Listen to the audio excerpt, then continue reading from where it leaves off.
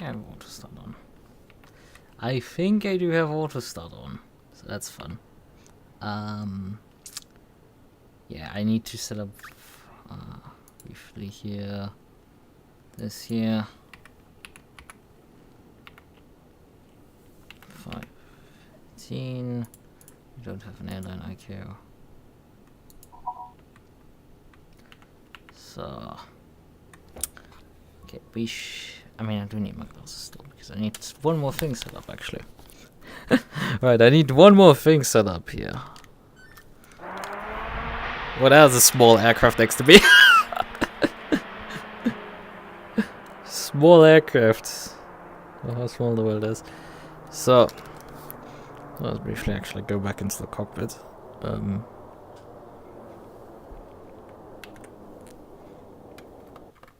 This is my cockpit button. Occasionally get those wrong.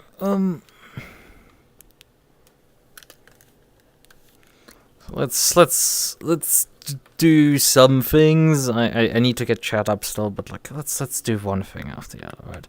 Let's get first the aircraft to have some power. Batteries on. Floodlight on. And the logo light can come on. Okay, so we have the basics, right? And then move a bit backwards, because in this aircraft, for some reason, you sit basically on top of the yoke for some reason. That's kind of uncomfortable, right? So, next problem. Move this window and shrink it into position. Shrink. Move. Closer. Right. We're gonna need it roughly there, maybe with some bit transparency. Although it makes stuff harder to read if you make it transparent. So, it's stuck now on the ceiling. We can see things still out of the window. All good. Although it is slightly uncomfortable and I need to lean back to actually read stuff up there, which is not ideal, so I have to position it a bit down. So I have a chance of, especially when I lean forward, to still read stuff. Task system test. Okay. Okay, now we need one more thing, and this is to spawn an additional window. Right, so mirrors, show and hide. Right. Now I need to do this on the desktop because, while this pop-up window pops up, you cannot see anything. Oh great, it's decided to overlay itself onto the main desktop. Hello, can I please get my mouse cursor out of it? So, where is now the thing I want to capture, which is... It's one of the instances of Mozilla Firefox, and you need to guess now which one it is. It probably is this one. Let's hope I got the correct one.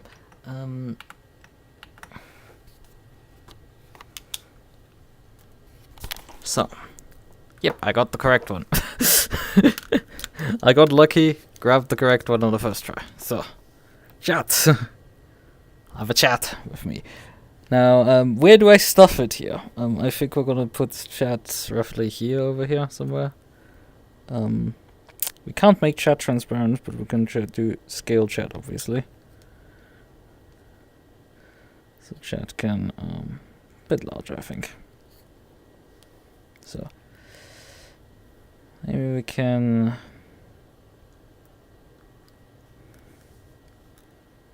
tell it here to scroll. We can't do inputs, right? We can't do inputs on mirrored windows, that's why.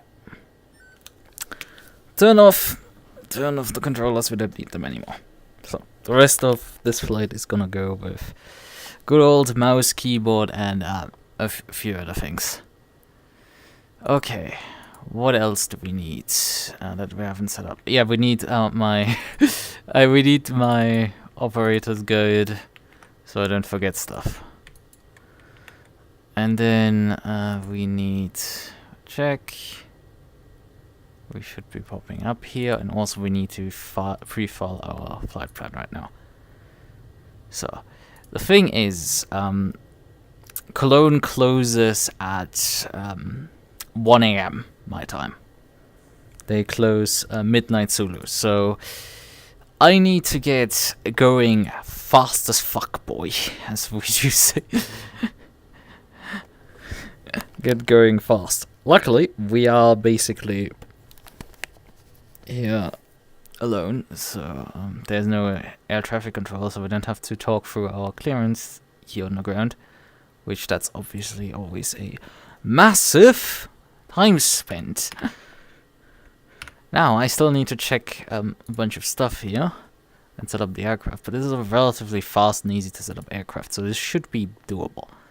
Right, so we need the parking chart, and we need our, because we're standing here on this stand here, I think. Wait, we're standing here on a taxiway, basically? Because, yeah, there's a taxiway and B, basically, through stand 80. Okay, sure, that's... Make it make sense, okay? Sure, okay, departures are probably 23 right still. We can grab the meter in-game, so we don't need to ask it for that. How do you do this again on this aircraft? It's been a minute since I've dealt with this aircraft. So... Oh yeah, right, we should probably go to a perf. What do we have on board? We have some fuel. FOB sync. Okay, so takeoff delta, weather, load meter. We don't have a temperature, but it's, you can just ask it for the rat. Or we can check the meter here. 130 at 3 knots. This makes taking off. Which runway do we have again here? Runway 23. Well, that's a slight bit of tailwind if I... Runway...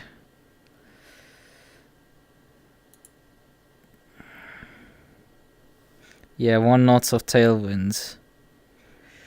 With, what is this? Crosswinds, yeah. 3 knots. So we probably want to do a departure the other end around. Which is fun. We will also swap the runway here. Briefly. That's fine. Procedures. EGCC. Listo to R. We want to swap to... I think Listo... Let's check it. Which one was again the correct one? Wrong thing.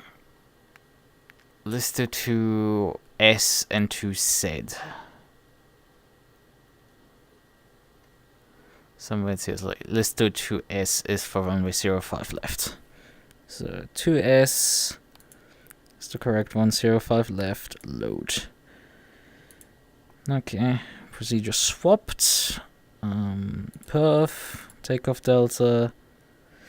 Weather loaded in.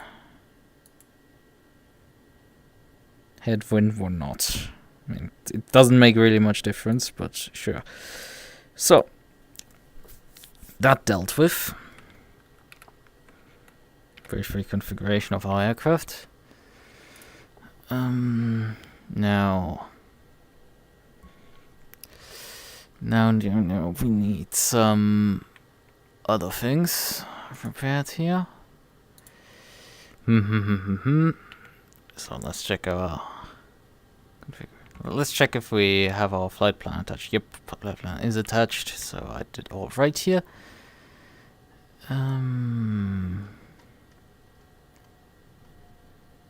Inspections. Oh, I forgot. I immediately forgot something while we quickly set up, and that is to check the standby battery. Yeah, seems to have energy, and switch it to on. And then we need to switch also the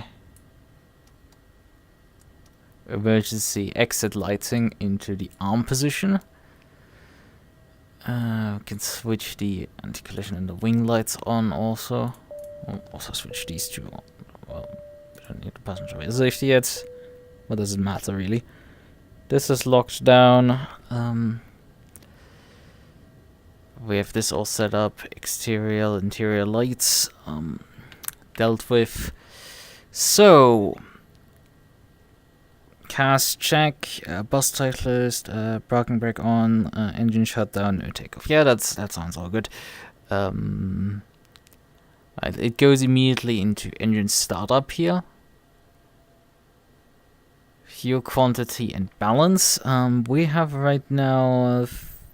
Well, we can actually does it show us in perf here? Our fuel in kilograms. Yes, 1849 kilograms. Let's cross-check that onto our plan here. That is slightly less. Not great, but we'll live with it. It's about 50 kilograms less. Worse things have happened. But the bigger problem is if there's a traffic jam over there, we might run into relatively quickly into problems. Right. No takeoff.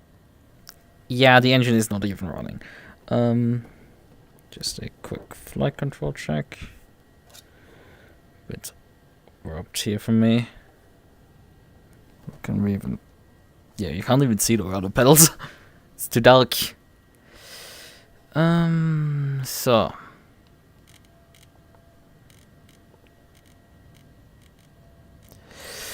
We have, I think, everything ready for an engine startup. We need to tune our frequency here. So we're on Unicom, because there's no ETC online right now. So I can check here.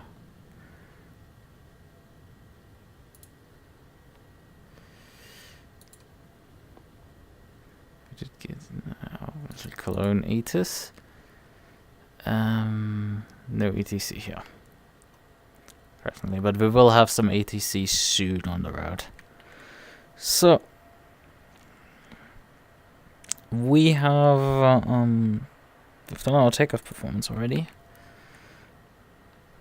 APU knob, dry motor trims, weight and fuel, takeoff data, V-speed, pressurization.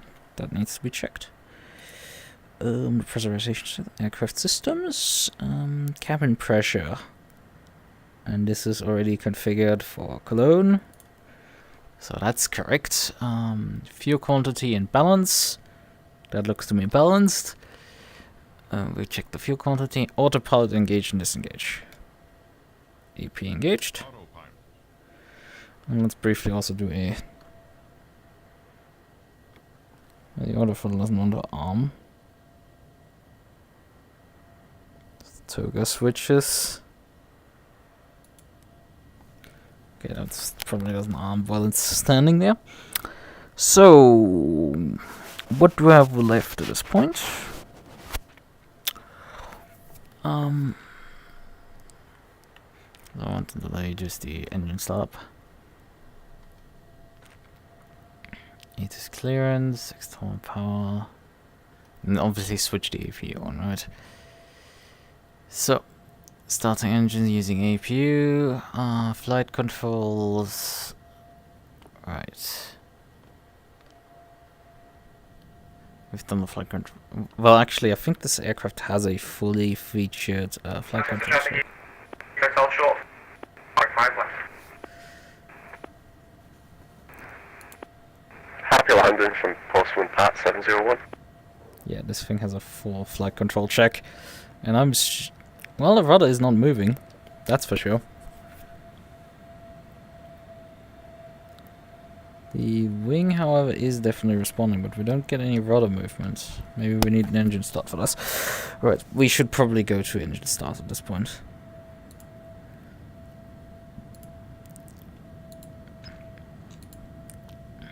Oh yeah, this here is fuel system. What is air conditioning settings? So let's just briefly start the APU, so we can get stuff rolling.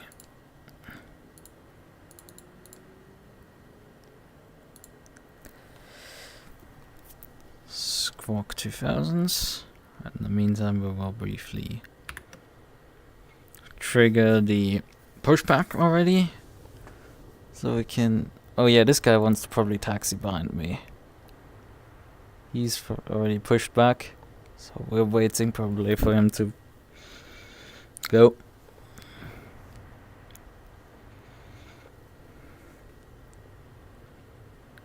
Oh, I didn't update my flight number on here. That's gonna be fun, because it's still the wrong one. We still have the wrong number there.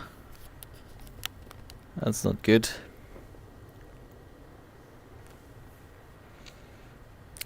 Because I will get it wrong, likely. We have checked the procedures. We've gone through these steps here. We have a running APU as well. Here's on. Matches up EG3 Kilo Hotel vacated runway 05 left, taxi to Sun 22.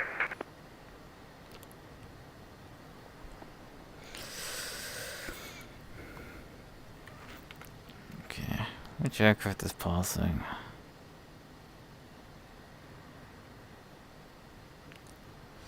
Vil? What is that airline? Virgin. Okay, Virgin.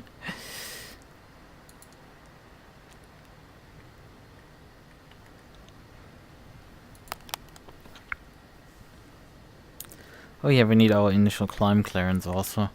That needs to be taken off the chart.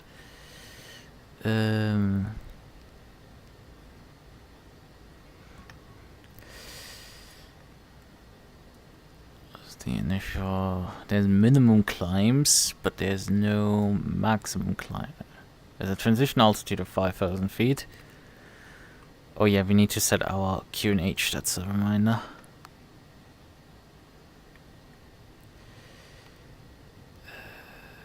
Yeah, do not climb above 5,000 feet until instructed by ETC. Right, so we will have to set this briefly up. Push this in so we can swap into single digit mode to fix stuff, and we need to now fix the barometric pressure. We can check this again from the departure ATIS here. Not ATIS, meta. Yeah, QNH. Is that 1000? That's low. Let's verify that. Yeah, 1000. Right, 1000.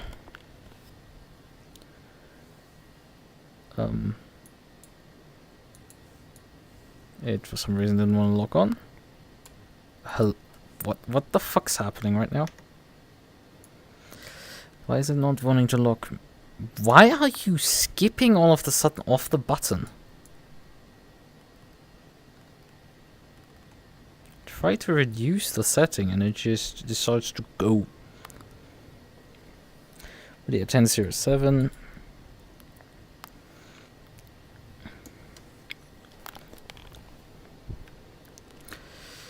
So.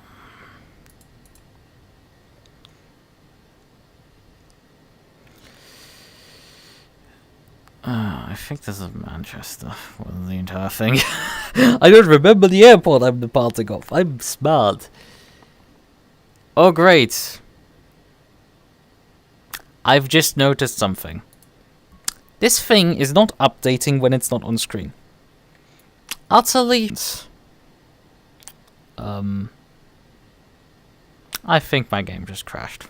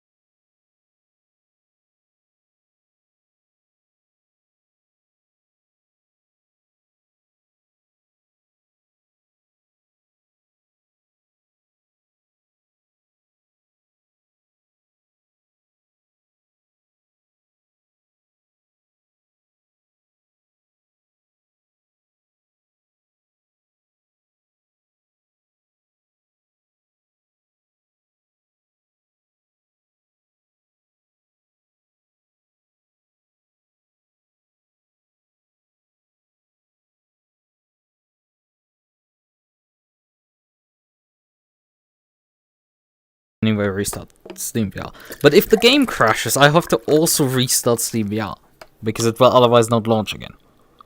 At least not into VR mode anymore, right?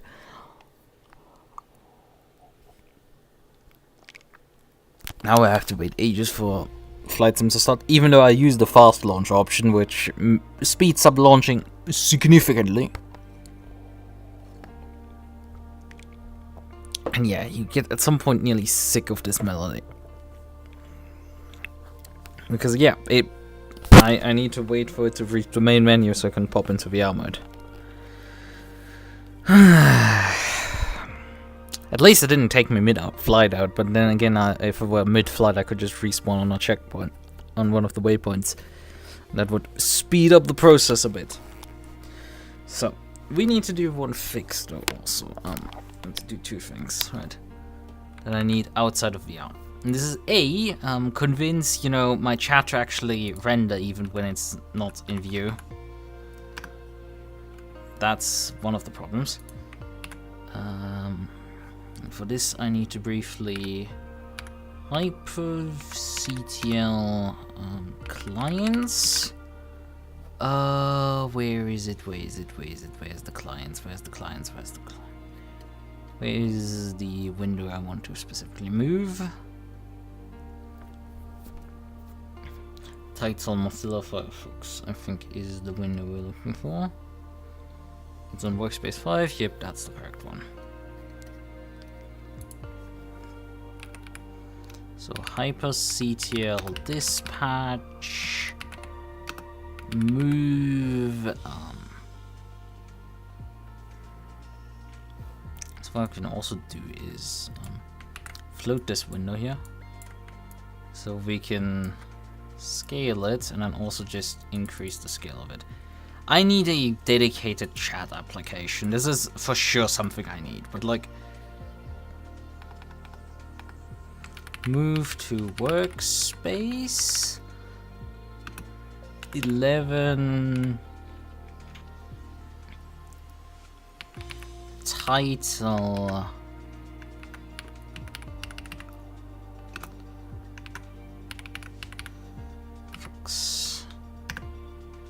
bingo. Hit it first try. Got it first try. Okay. Now it is stuffed into a different screen, so we shouldn't run into problems. Right. Now, we can launch the game also in VR mode. So, we can reload our flight plan here. Although, weights and balances, briefly check this, because for some reason it does otherwise not load. Did I say flight simming is a lot more jank than Sim Racing, but like miles? And it's not even the Linux part that makes it this level of jank. Like, it adds to it, sure, but not this much actually. Right, like, not even close. Okay. Now, at least I don't need to pre-file the flight plan again. But we need to be actually careful on our spawn and location, because... hello, can I submit more? Because we did spawn next to another aircraft there, so... I think we're gonna use this spawn point. We hopefully don't spawn inside of him. Let's hope that. Right. Press fly. We'll load in, then replace the windows. Then we should have everything working.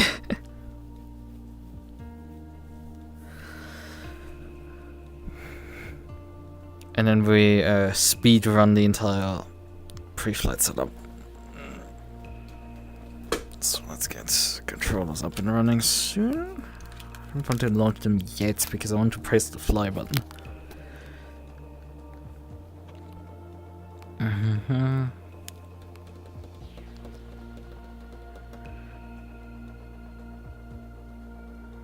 Come on. You're worse than Alpha 2 with the last 20%.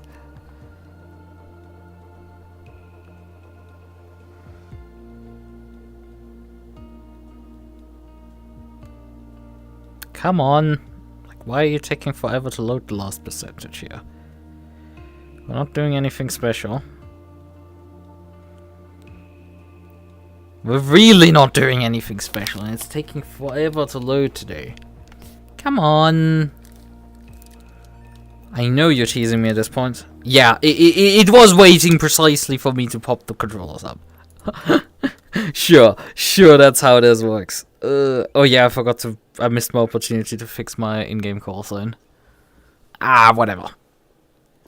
To fix the call sign that Microsoft Flight Sim thinks I'm using. Also, this has finally actually spawned in the correct location this time around. I mean, it's not well placed, but like, you know, it... Earlier, before I started stream, loaded in, it had moved this window again. It's like it didn't launch the window and I had to replace it again. So that's fun. Right, we want this roughly placed here, so I can... Well, actually, we need to move backwards again. The seat. This should be... There was my cursor here, so we want to slightly make it more transparent. And then do this again here. Show height, check desktop. So, oh yeah, right, this is the problem always. Hello, give me my mouse cursor. Thank you. The problem is I'm sitting too far away from my desktop to actually see this properly without putting my glasses on. Right, we need... Where's my Firefox window? Yeah, Mozilla Firefox. Okay, so that should do the trick. And move this back to the correct screen. Okay, so there is now my chat again. Hooray, we have a chat. It's really fun when, you know, nobody is when I can read the chat, nobody is here, but when I can't read the chat, everybody is here. I like how that always works. So, we should be now able to have a functioning chat. So, I probably made this a bit too transparent. Right, so let's go through the steps here again. Standby battery. Seems to be working. Flick it on. External power. Switch this on. Emergency lighting. Switch this on. Seatbelt sign. Anti-collision lights and logo lights. So, then I need my Swift pilot plant.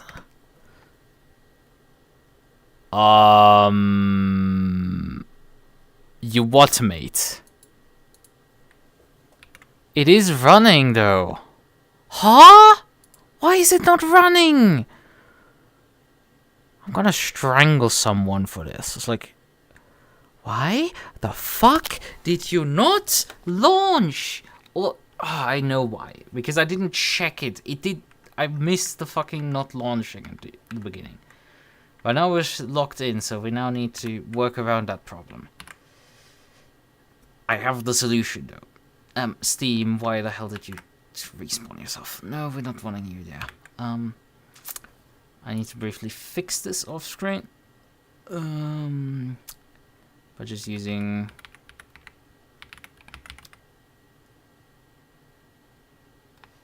Well, actually, we need to briefly do first software... Flight Sim. We can actually run it this way. Test. Okay. Swift Launcher MSF run.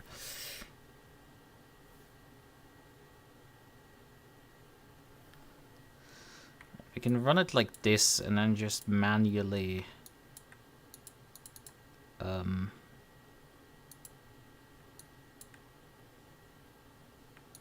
why can't I not interact with it?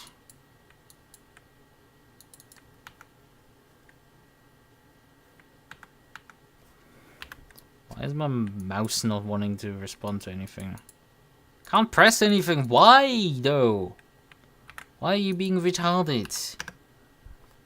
This usually works fine. Why is it now not even wanting to, you know, respond to mouse inputs? Basic questions like that. Okay, now it finally responded to mouse inputs. Oh, I'm gonna kill you someday, you piece of shit. Okay, this is the correct side. Now we... why does it not want to run on this... Like, genuinely, I can't press anything when I send it to my Workspace 10 for some reason. Fun! Anyway, we just need to run the core. With these props here, this is...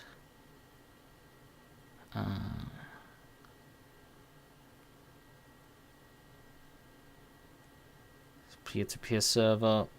Yep. Core. So that's fine. We can close this, I think. It's also frees up this command line here. So can we now connect to it via this thing? Yep. Do I have my connection working to it? No. Or yes. But also no, because I'm not logged in somehow. Hoi? Why was I not logged in? Like, it both recognizes my aircraft? Okay, now I'm logged in again. Huh? Like... Hoi? Sure. Whatever, connect. I should have probably double checked that nobody's on my parking spot, but well, we don't care at this point anymore. Too much.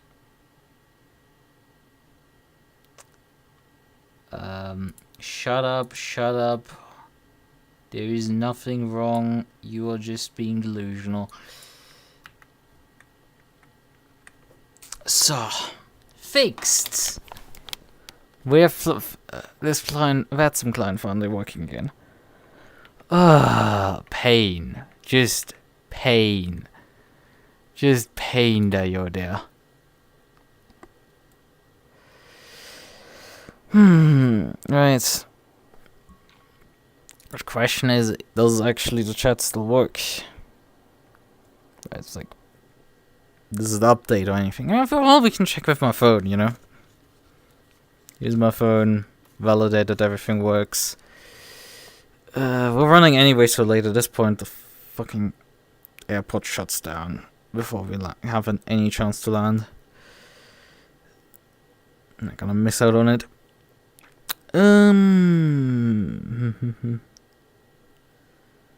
So, where am I? There am I. Yep, let's just test. Test. Send. Yes. It does finally work. Brilliant! We have achieved nothing and just lost a bunch of time for nothing. So, back to here. Can I have a mouse cursor in game? Okay, I decided to just hide it. That's also nice. So, tune into Unicom 122.8. Double check nobody is in. Hello, am I connected actually? I am, but like oh yeah, there I am. Standing miles back on taxi pad. On this pad. Alright, let's go through the checklist again. Checklists. So we have standby power landing gear. Nothing critical. External power source is on. Exterior lights on. I probably want some floodlight in here, and then cockpit preparations. Right. We need to, because we did discover this earlier, we need to change the procedure again to S. Because this gives us... Well, S actually gives us left. Yeah, left is correct. 05 left is the correct runway. Okay. Performance. Weights. Passengers are loaded. FOB sync. Done.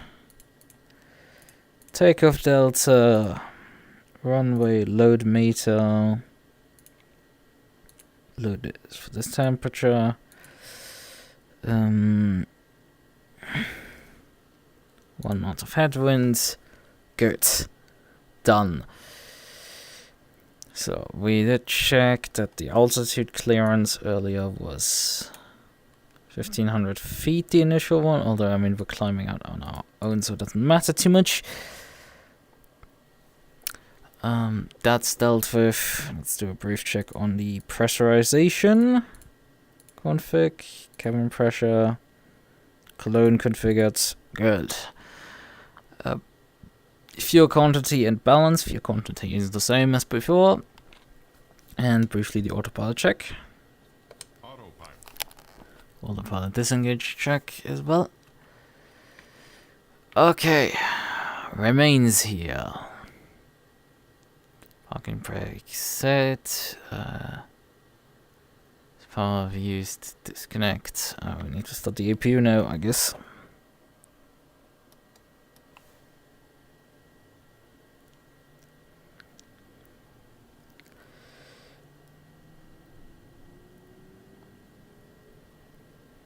APU is coming up here. Disconnect external power. And then begin performing in the startup. Right, we've done the APU. We're supposed to trim the aircraft depending on the center of gravity of the airplane, which I have not really a clue because there's no chart for it or anything. So we just guess, right? But you whack it roughly here or so, it should be fine on takeoff.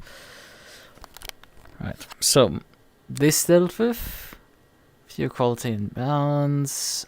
We've launched the APU, we've disconnected the ground power, we've trimmed even the aircraft in. And now we can perform pushback and start. We're doing a pushback start. So we're starting the engines while we're pushing back. I want to verify here briefly that I have actually the correct airport here. This is the Manchester airport. And I'm not some... Yeah, it is.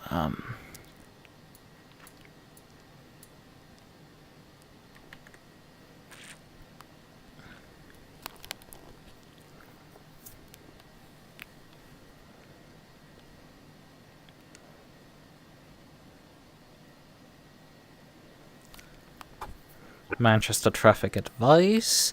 Arch 518 is starting up and pushing back.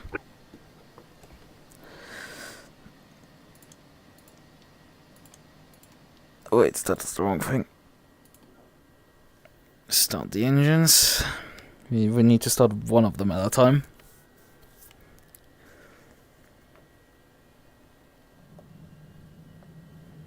Right, we need to also change our squawk code here to enter. Okay, so we need also my taxi lighting and the wing lights, recognition lights, I guess. We don't need landing lights though. Okay, so we need to figure out where our taxiway is here. Because yeah, I'm just going for a straight push here. That makes my life a bit easier. So now disconnect the tuck and start up the second engine. So the pressure is there. Run, start.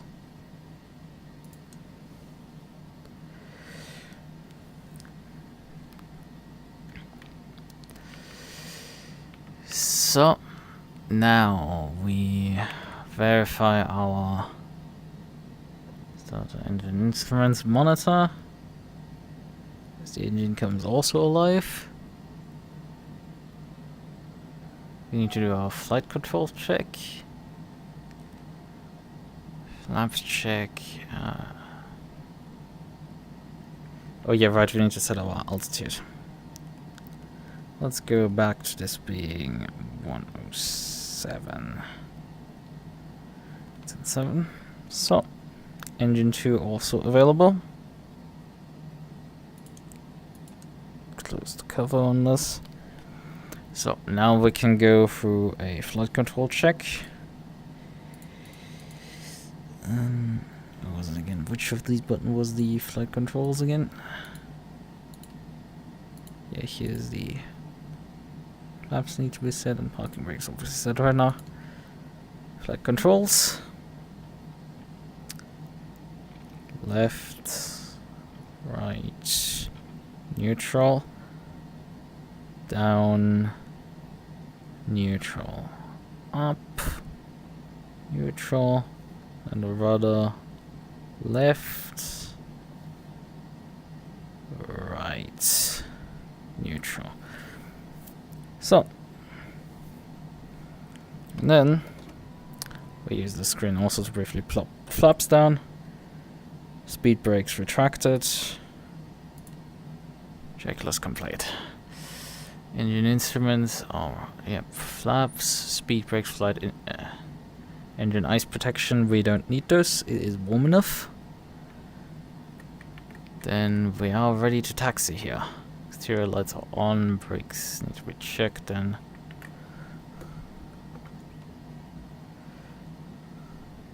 I need also a taxi chart.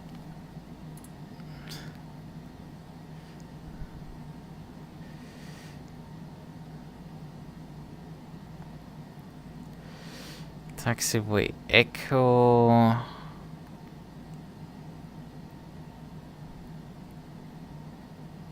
The thing is, I need to taxi.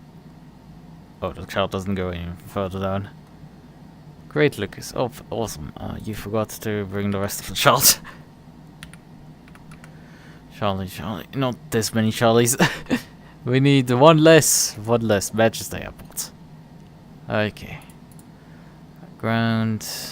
Aerodrome chart. Let's take this one. Okay, so. This is a bit of a mess to read this one. Because you can just faintly see here. Taxiway Echo, which we're standing on right now. Delta. And then we want to probably taxi on whatever taxiway. This is probably Alpha. Yeah, this is Alpha.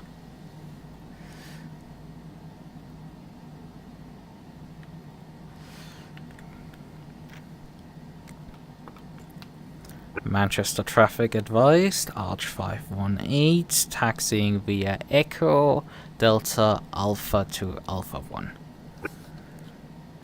No takeoff. No takeoff. No takeoff. No takeoff. Thanks that you're warning me for no takeoff, but like I'm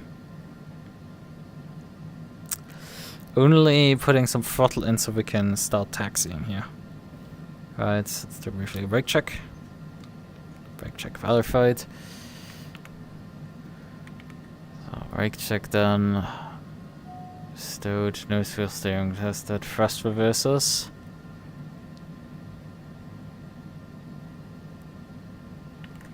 Oh yeah, you need to verify that the thrust reversers actually work. Never really doesn't do that. Let's swiftly. That's the wrong button actually. This is the thrust reversers. Deployed.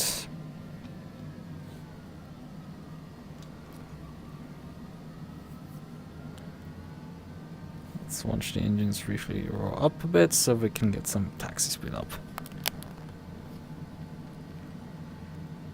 So, that's working. Alright.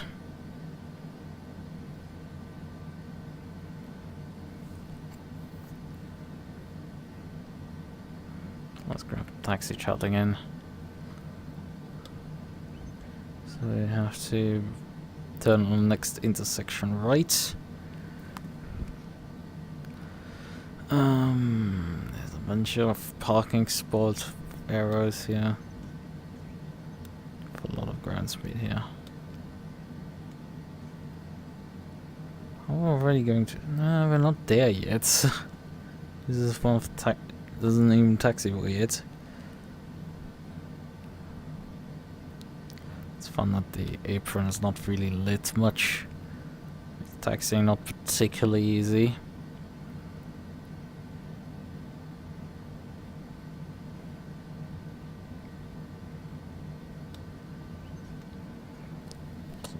Slam this thing back into idle.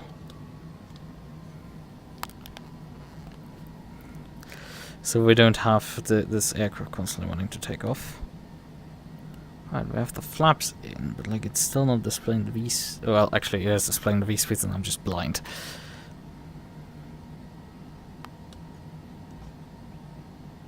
I'm just blind occasionally.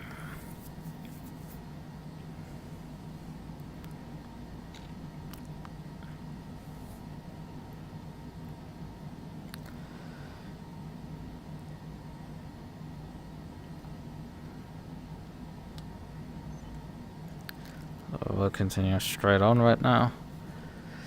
Past, yeah, we're on Delta here, and we're seeing here this is the Paxaway Bravo that we're crossing here. From this sign. So we're continuing taxi straight on. But this is Alpha now, so we will be turning here now onto Alpha.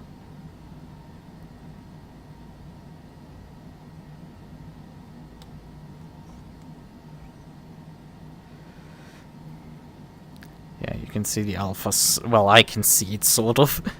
It's not easy to read. The readability of these signs is not great. Sure as hell exists, though.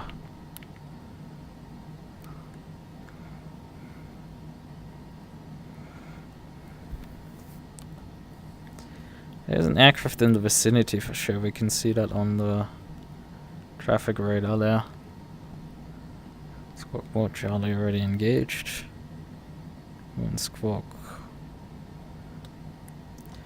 2000 as usual for an IFR flight without ATC clearance. You can't get an ATC clearance for departure. Let's verify briefly we still don't have ATC. So yep. Just checking the area here. Taxiing out here.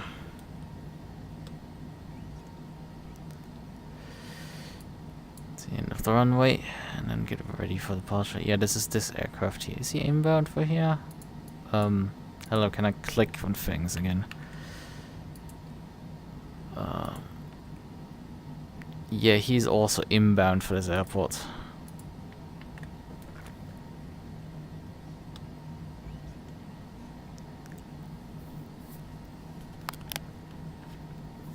So we need to do a no delay takeoff. We're gonna turn here on Alpha 2 just to get it quicker over here.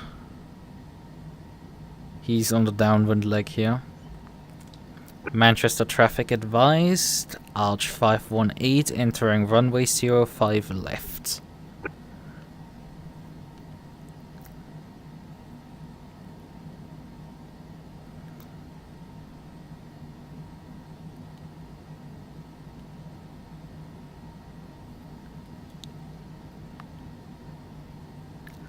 Right, we need to now do relatively quickly our takeoff, pre-takeoff stuff, because we don't have much time before he comes around here.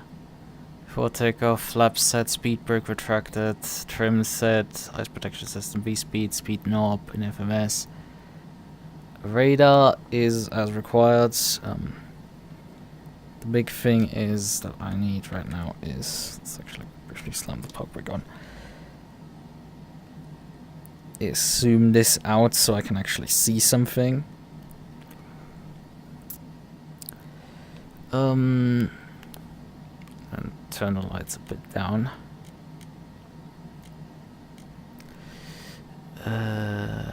Radar. Detection as required. Flight control free. Right, so. No takeoff.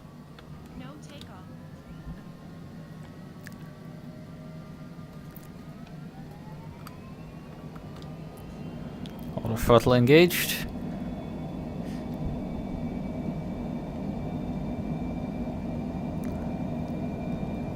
Manchester traffic advised, Arch 518 taking off, runway 05 left.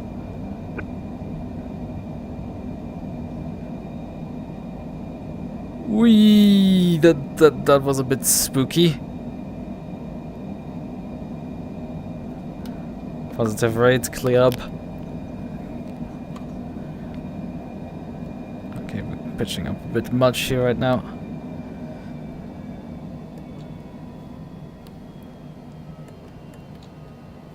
And I did the classic mistake of me of extending the flaps instead of retracting them. Fun stuff! Right, we're sitting at 200 knots right now.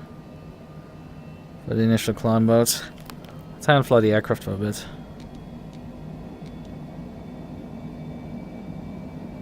Gonna have to pitch in a bit here.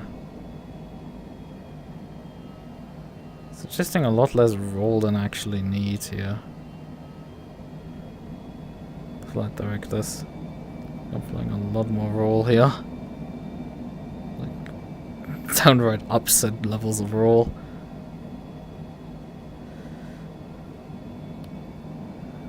Flaps up. Yep, verified.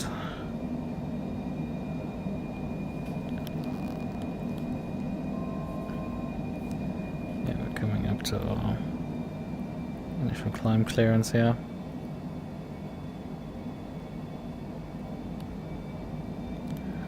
Arch 518, climbing flight level 120. Manchester traffic easy 96 room, you're landing 05 right, on final 7.5 miles. Right, he knows that I'm gone a while already.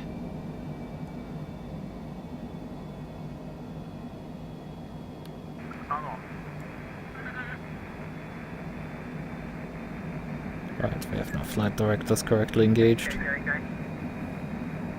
So a bit left of our course here. Involving also stupid amounts of climb radials. I should probably trim a bit. Because I'm pushing down the yoke to like stop the aircraft from climbing right now. Because it's doing silly levels of climb rate.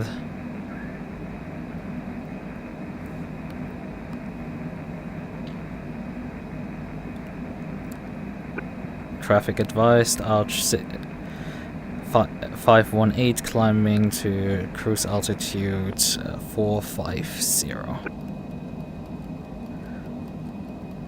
Okay. Yeah, we're just skipping straight up to cruise altitude here. Yeah, you're right, Lucas. You love me. Vicious back shots on a daily.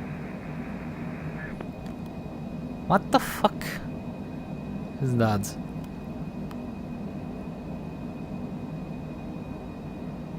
Also, why the heck did it just pitch itself down?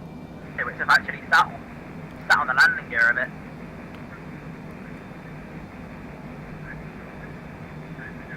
Yep, you should be. And you know what else? I've also refueled heli telly. Unbelievable stuff. The helicopter that puts the So somebody is talking on comm frequency 124.850, which is oftentimes the default. Also, why the heck did you decide to not climb anymore? Because I definitely put you back into FLC mode. It's just it forgot that sort of once we switched the autopilot on. We need to also switch nav mode on because I think I hadn't switched that on yet.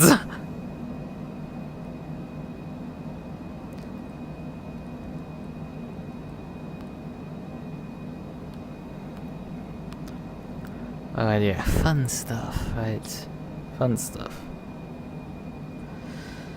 Let's just, you know, engage VS mode, switch the climb down a bit. Oh yeah, I forgot to switch the start light, the takeoff lights on.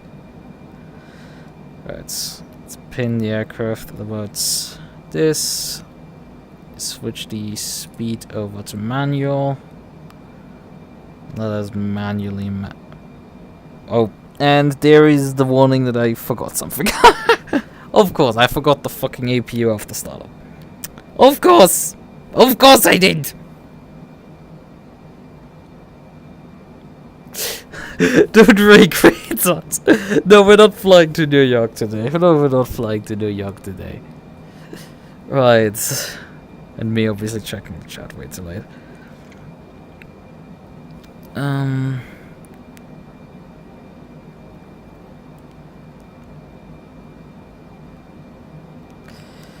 Right, let me switch to Mac number here.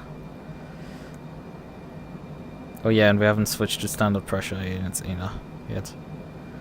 Where's my barometric pressure element? Yep, so switch to standard units. Increase the Mach number to our cruise max, so it will just keep we're letting the aircraft just climb up.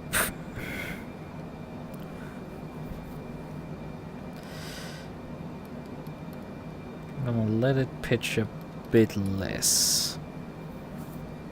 So right, we need to now ensure we have yeah, there's no ATC online in these sectors anymore. EDF is obviously still online, but they have only about half an hour until the event's ends, so they will likely... No, EDDK is actually the one that we're flying towards. Right, there is some controllers actually up in... Here, that's Langen Radar. That's Langen Radar extending the control reach over here. So we'll hit Langen Radar relatively soon-ish. We have some few hours left. We have a good time left here. Alright. And there goes my audio. Yeah, I mean, I wasn't even transmitting on the second frequency. I was just listening. We could now actually do something sensible on this tune guard on that one. I'll switch it back on.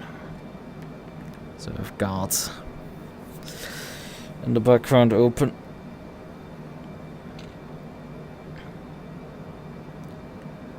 Right, we're holding roughly our indicated airspeed, which means we're climbing pretty well.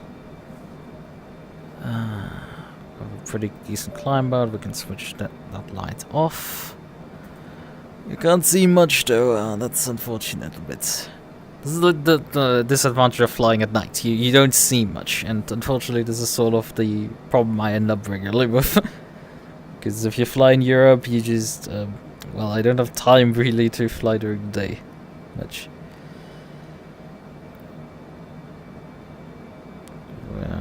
Oh, we're starting to lose some indicated airspeed, but the Mach number that I've programmed is starting to creep towards us, so we should be fine.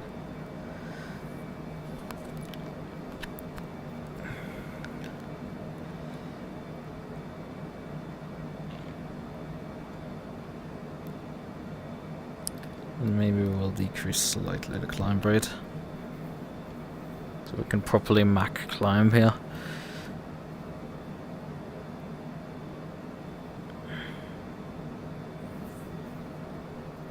And at this altitude, you have to fly with autopilot anyway, so... Go figure! We have to do this anyway. How is the audio balancing and everything? I think it's probably gonna be fine. I did trimmed in for the DC3 that we're gonna fly later. That event starts at 0:30 Zulu time, so... You know, in an hour. And what did I say about my aircraft being right now doing climb boats needing about an hour? Yeah, about that. So we don't have right now an arrival programmed in. Our last waypoint is, I think... let's flight plan. We're flying right now from Lister to Mon. Or Hon, I think? Yeah, Hon. Honolulu. Which is our main endpoint of our departure. Still climbing. Yeah, our climb rate is still too high. Still losing Mac. So we will reduce that to 2000 feet per minute. Right, yeah, Depok is our final waypoint. So let's program this briefly. Procedures. Arrival. Depok to Charlie for runway 06, but runway 06 is I think not in use.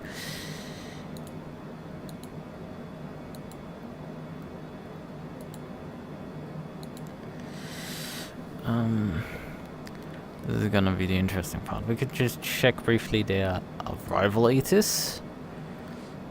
Oh no, that's Frankfurt. Of course I misinputted and opened Frankfurt. Cologne here. Runway 14 and 14 have been renamed to 13 and 13. Which we can verify here. Do we have the new ones? Nope, we still have the old ones. I thought I had installed a mod specifically to fix this, but it's still named incorrectly. Runways in use, 13 left, 13 right, and 24.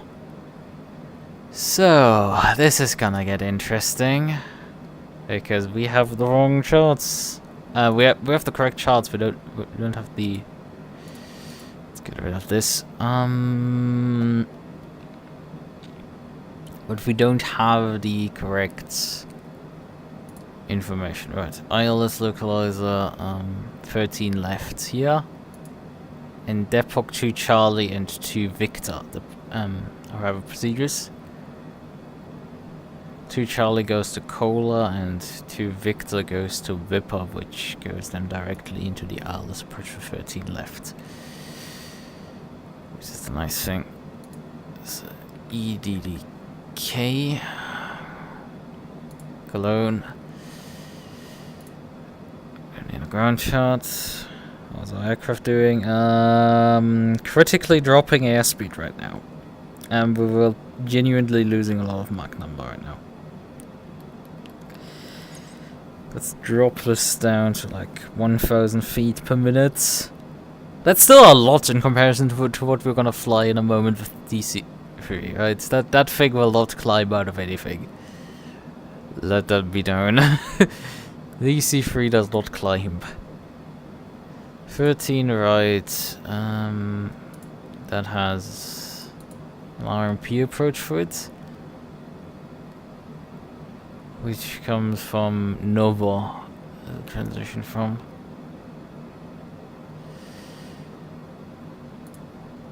But yeah, I seem to have the correct procedures. The runways, however, still named incorrectly on my end. Yeah, we're running the engines full bore. We have the gear up, because that's a popular thing for me to forget. Gears up, flaps up.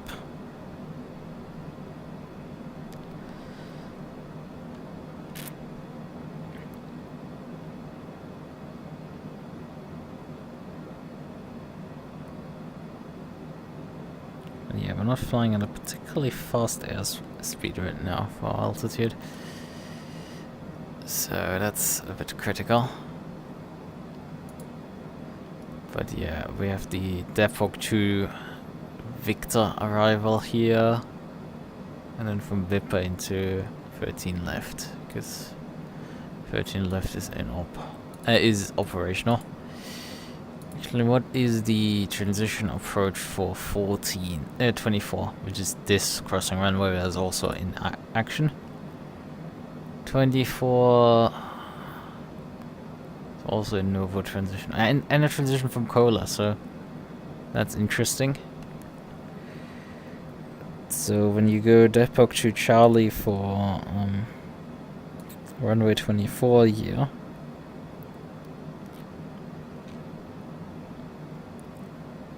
you can load this. Yeah, we're barely holding our Mach number right now at our climb speed. I didn't time this particularly well. We might have a bit of a problem here on our hands in a moment. But yeah, ILS 45. That would use the coal transition.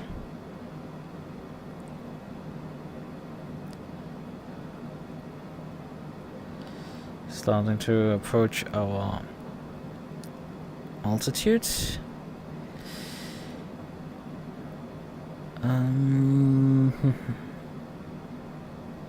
We need to fill in our minimums. Load. Yes, I know. Now.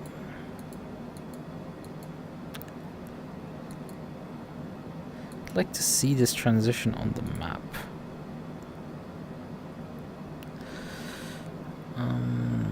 We're hitting now our altitude, so altitude hold will engage. Move waypoint. We can't show, however, on map. It's a bit the annoying part. Or at least I can't figure out how to do it.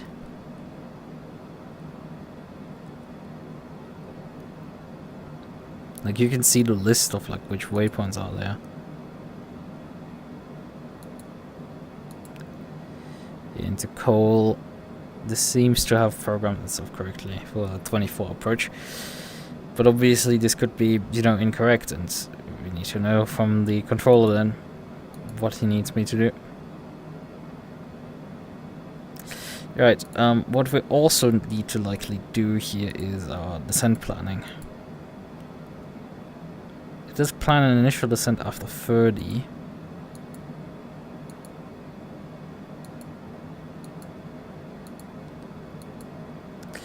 So we can get the descent path down. This aircraft is quite capable of having fast descents.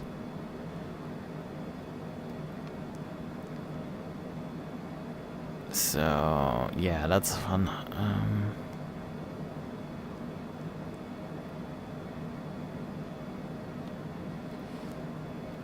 There's an oval over here. This is used occasionally in some procedures. Yeah, and we're starting to climb up to our cruise speed, so that's working fine. There's an aircraft over there, a few kilometers below me. 3,000 feet below me. So we can just visualize that briefly on the map. Where the aircraft is, I can see there. Because it's... has to probably be this one, yeah. Even though that heading would be incorrect, it's heading the same direction as me. So it must be this one? Yeah, it is this one. 36.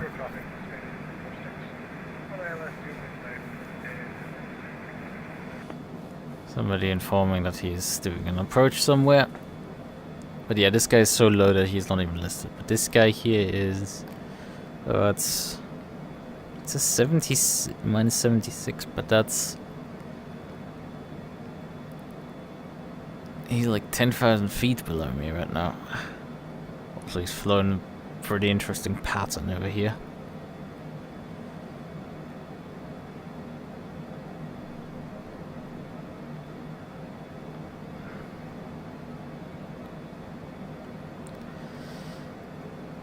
Yeah, thank you, Aurora Store, for informing me that my phone can update. How useful are you? Not to disconnect you so you don't send me any more notifications. But yeah, I'm trying to figure out who this is on my radar. It's to the left of me for sure.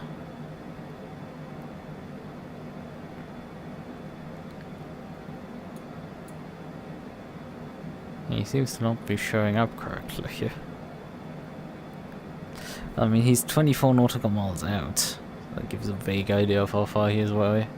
Which very much could be him, I think. Just the minus 76, whatever that supposed to mean. Right. So we wanted to check flight plan here. Flight plan. Where does it decide where we need to descend? Right. It starts to descend after 30. Before Bhopal. So we're probably descending. Yep. After 30, it starts descending, which it also does here in the flight plan. So let's just add this as a constraint, so we're having that marked correctly as the beginning of the descent.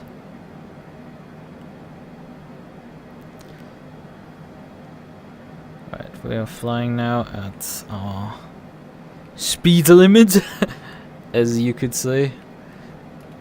We're flying as fast as this aircraft can and as high as this aircraft can. Neat part about private jets, they climb fast because they don't weigh much.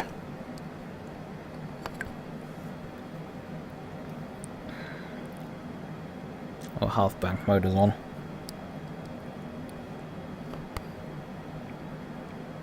For more comfortable ride for the passengers. Wait, there is no way to switch the taxi lights off.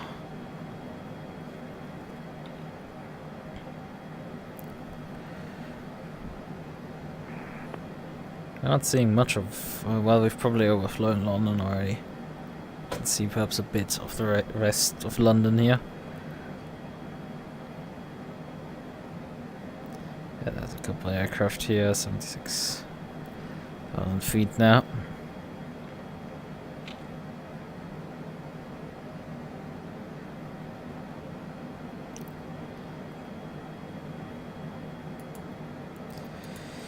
So, let's show where we are right now on the flight plan. So that's up to date. Insert.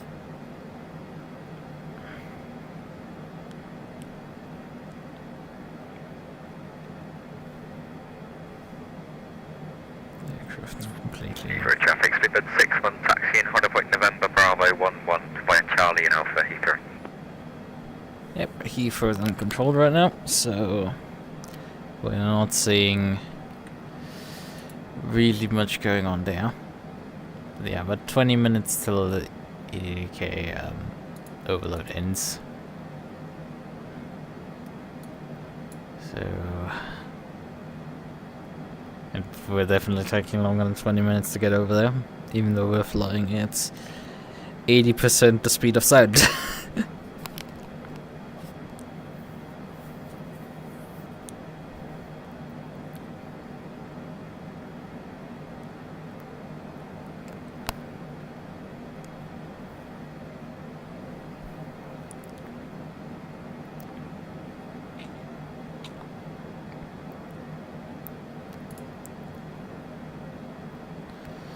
Where does my routing actually take me here?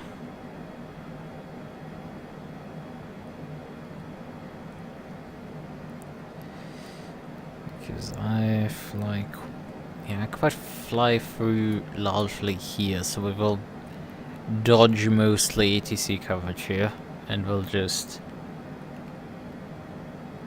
fly 4500 through the entire area here into... very late into his control sector, effectively.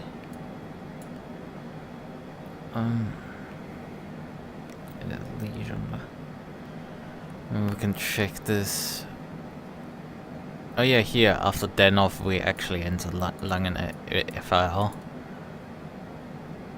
So after we've already started descending.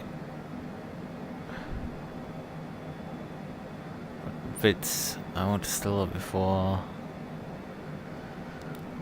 So we should take our opportunity to, the autopilot is having a fun time here in Halfbank because it's just jumped up 100 feet there.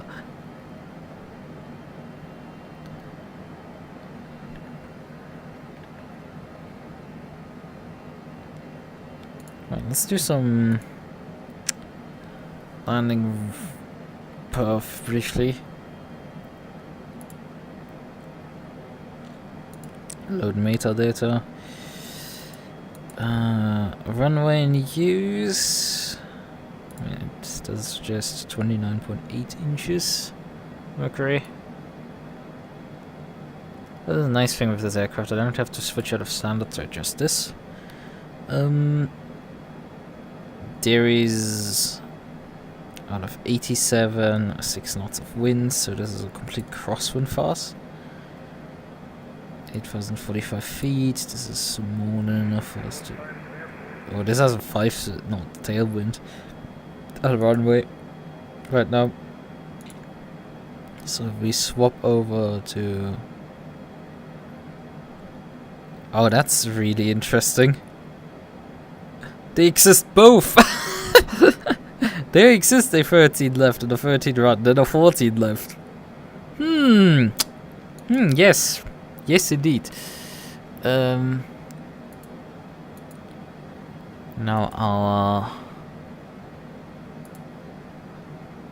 Yeah, 13 left is the correct one. Alright, I keep getting mixed up with my directions. This is correct still. We have then a landing of 4 knots headwind, 4 knots crosswind.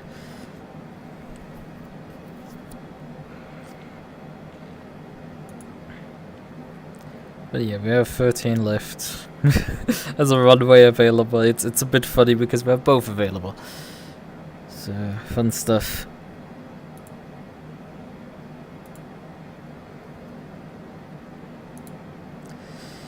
So we can have obviously ILS approaches. Yeah, there is everything in the list. It throws. There's a bunch of visual approaches for some reason. The list right now. It's probably because of our transition here. Let's remove this briefly. And swap our arrival over to the Victor arrival.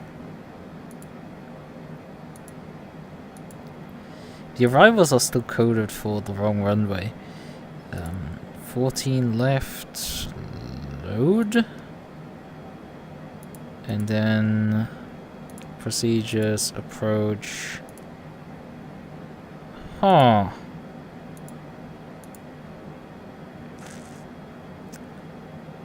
We're missing the ILS approach. Now that's an interesting one. My ILS approach for the these two runways has gone missing. It's just not there. But there was an ILS approach for the... Huh. That's really strange. Let's remove briefly the entire arrival procedure and just... have only visual approaches somehow. That's not good. It's not good at all.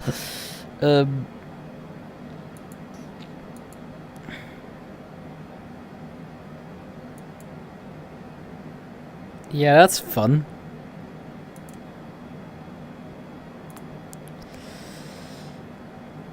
What is the weather conditions right now? Is it good enough for visual approaches right now into this airport? Expect vectoring for ILS approach. 10 left and or 24. QNH 10:00. So yeah, that's what I have. Okay, 10:00. Yep. Contact Langen radar.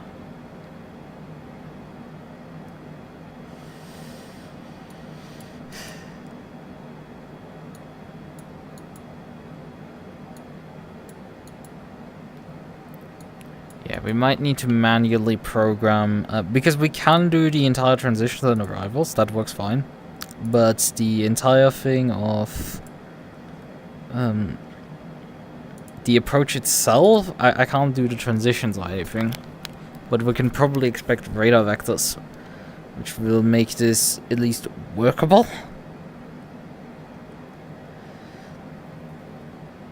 So we don't have to fight this too much.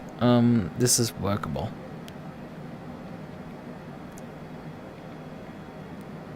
Yeah. Alright, we have most things here. Depot to Victor. Let's program it briefly for the runway 24. Load. Although let's be real, probably Victor you're in for.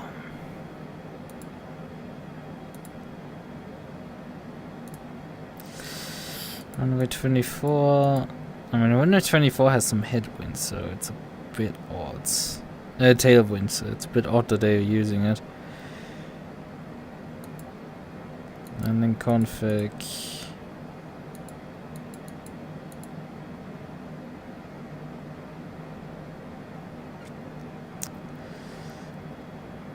Reference is 3,000 feet needed, so like this thing just stops at like nothing. We don't have to think too much about our link performance here. Yeah, they have only 180s, so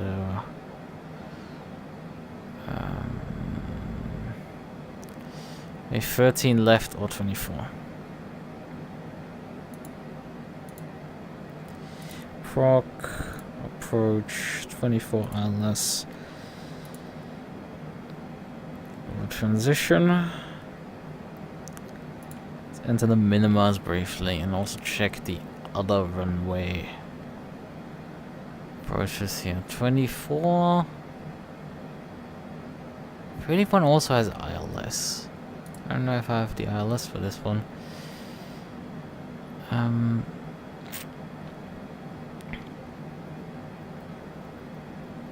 this is the ILS for 24 via Cola. Minimize given here for Cat 1 is. Well, I'm not even sure what the category my aircraft falls into. Well, let's just go on the safe side and program 600 feet. Probably good enough. No, not 6,600 feet. Parametric pressure. Let's just check. Do we have a... We have RNAV GPS for 06. Okay. Yeah, we have an RNAV for 06 in Alpha. And the RNAV GPS for... yeah, that is also a cool transition.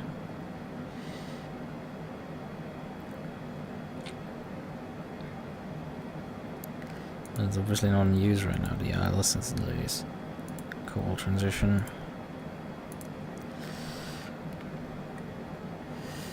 Call or Nova. Okay, so.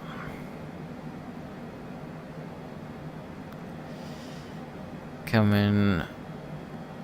Spin this one briefly here for 24 as well. Here we are, pre-approach procedures for this here. And we can probably expect vectors.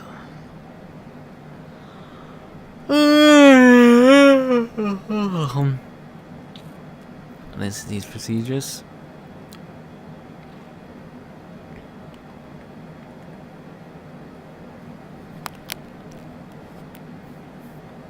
So here, nope. We have one more waypoint 30, and then we are going in for our start. We have also an aircraft sequenced in front of us right now, so we need to make sure that we don't run the aircraft accidentally down. Oh yeah, leg ETA here is listed on display, which is the estimated time of completion for each leg, but like the problem is it doesn't add them up, so you don't know how long anything takes here.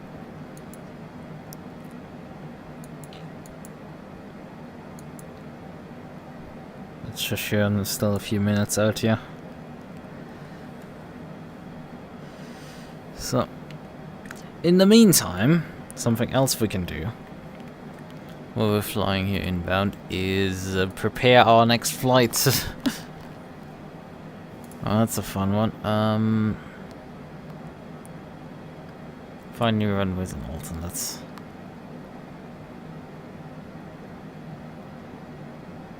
Oh, I did think. No, I didn't actually do any of the.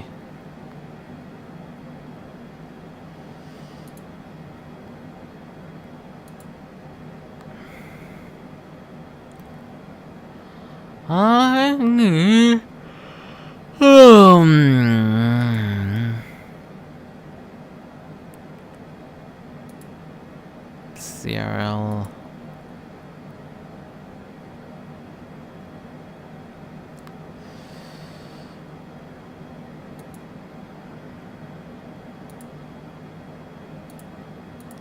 Number bet from here. Taz.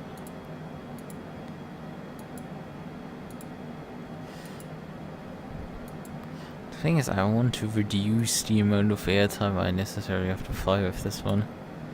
So having a route that is like massively increases the track distance is probably not preferable. Even if it may look scenic and something. No.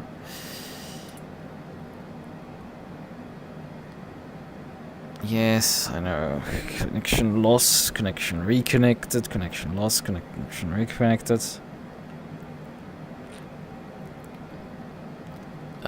Oh wait, I was the wrong window to send inputs. So let's look out of the window a bit while we are. So we can begin to prepare for descent soon. Oh great, Manchester Tower has just come online. Right? Yeah, 22 minutes ago. So, and we've been airborne for... I mean, we've been online here for 55 minutes, and that is after my disconnect. Hello there, Andrina. How are you doing? Yeah, no kitty cat. That's unfortunate. That's unfortunate. So, we wanted to do some... Yeah, after this waypoint we need to start descending. How long are we out from this waypoint right now? 4 minutes, I think, as far as I can see. Yeah, 4 minutes out from the waypoint. So, I want to prep here for the next flight. So we'll swoosh over here to... Well, there's no controller online in Chicago, so we just have the metadata, but there is an ATIS up for Detroit, which means we have a simultaneous LS Zulu runway 22 right and 21 left. Approaches in use.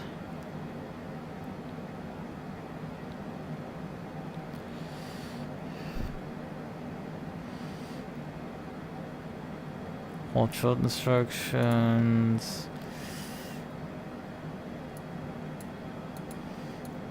You have information whiskey. Okay, so we're right now not writing too many things down. But this will need probably some writing down. So they are operating right now.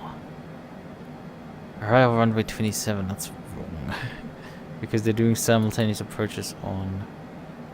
Yes.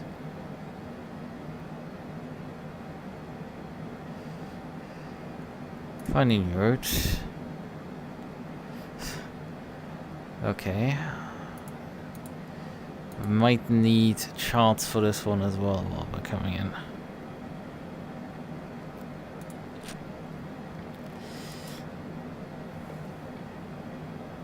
What is the name again of the airport? That is KDTW. KDTW. Detroit Metropolitan Airport chart here. Oh hey, yeah, that's gonna work with this. Me being at the other end of the world, basically.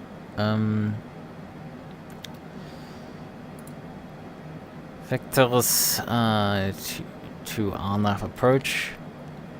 Arrival, sorry. Arrival procedure here. Transition routes.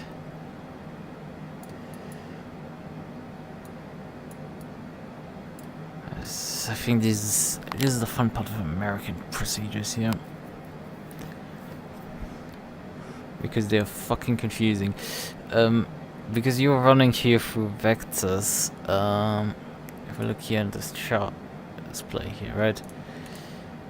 Seeger, trips, U-form. Yeah, there's vectors. So it leads you upwards into here, into trips. And if we check here the arrival procedure here, you see vector Faceman U from into Seeger, so we can reach 22 left and right. Okay, when we check here the information here again, here 22 right and 21 left are in use.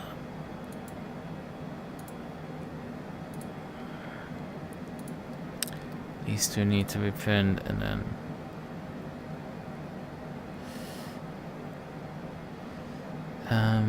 ILS Zulu it was. 21 left. Don't seem to have a chart for Zulu approach.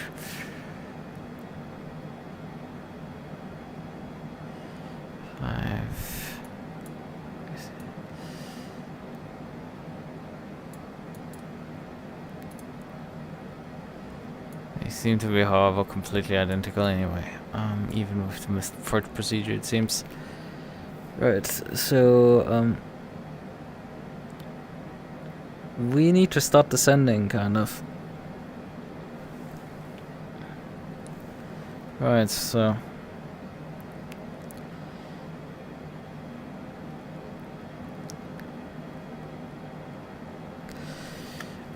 I've lost track of my time here, so let's deal with one problem at a time. So 30 and then Bulpla was 3,500, so let's just go down to 3,500. 3,500, so wrong one.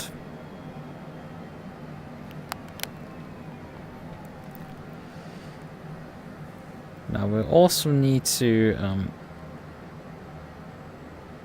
pull the speed back.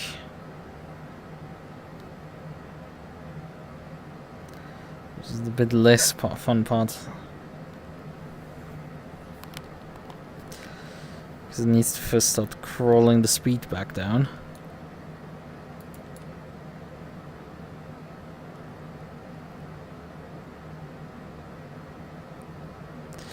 But if we just let it in knots, that might actually solve my problem, because we can just let it... We can just constantly increase it slightly and let it pitch massively down. Although I think I would prefer vertical speed mode. This. Pull my vertical speed out of this massive dive here.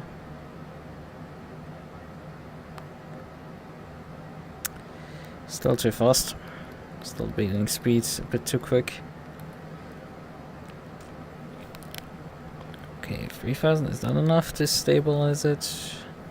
Rolling up slowly, but like we're also gaining... We're losing altitude fast enough for this to not be a problem. So... Let's fix this. Traffic in the area, definitely some.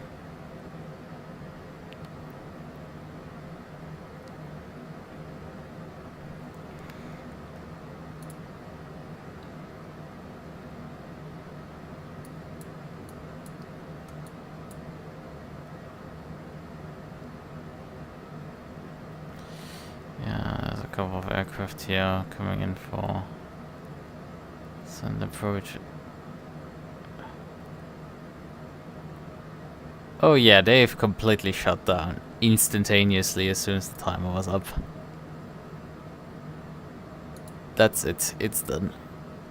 I'm too late, even though I was very fast, I must say, in the end, getting here. But I got a bit too delayed. Yeah. Controller here in the area is still online, so that's 135. Aircraft flying the other direction. It's a bit not particularly great spacing here. 35650. But we're not tuning it yet, we're just putting it into backup. I'll assume he probably will go offline soon as well. At which point we are on our own.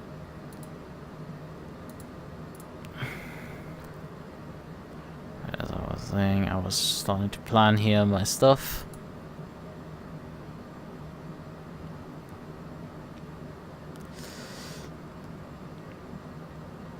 Oh yeah, we've hit our altitude that we requested. But our next waypoint... Oh, actually, our next waypoint.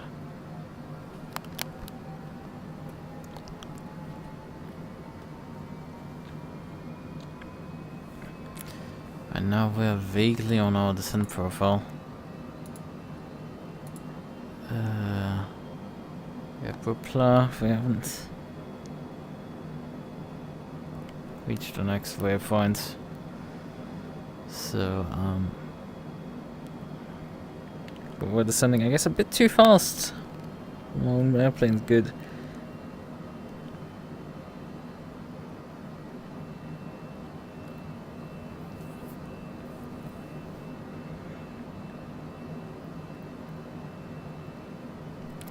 And when is the handover to Langen? After Den off. So we have a few more waypoints. Where we continue our...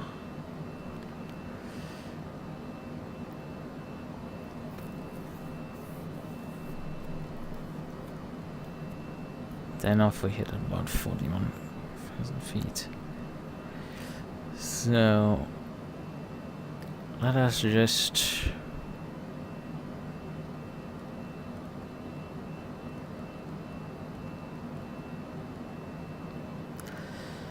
continue our descent here.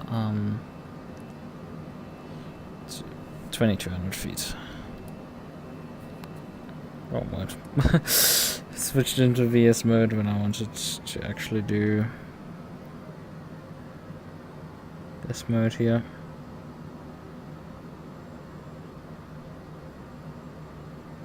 Is this playing the glide slope already here? I briefly displayed it at least. Let now build a bit of airspeed here. While descending here. I mean, that's a slightly terrifying pitch of like 10 degrees.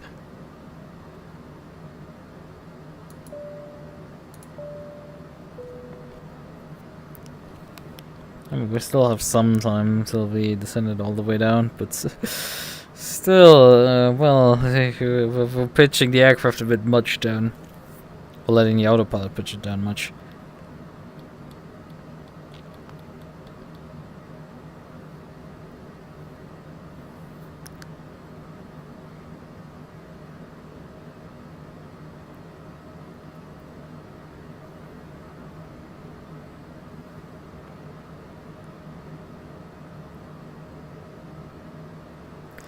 Hitting the next waypoints. Yeah, we're under 3,000 again. But it's per month we need to be at 2017 altitude. We have a few minutes there. How many minutes are we out? About 4 minutes, and we're descending at about nearly 4,000 feet right now per minute. So yeah, we will reach easily that level. We'll level off more like there for a bit. I love how it constantly blinks in and out. 11 never going to be the same again. That's unfortunate. Fortunately, I have not much I can say to that. Also, I have to vaguely focus right now on doing this here.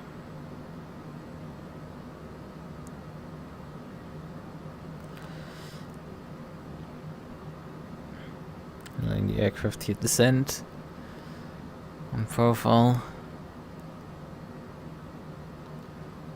Oh yeah, even the area controller's also gone offline, so it's just Unicom completely all the way.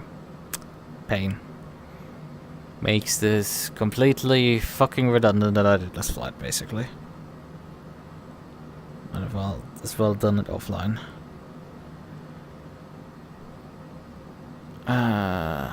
It's just, I hate it. Like, I'm not blaming the people, I'm hating myself more, like, because I just constantly cause my own delays.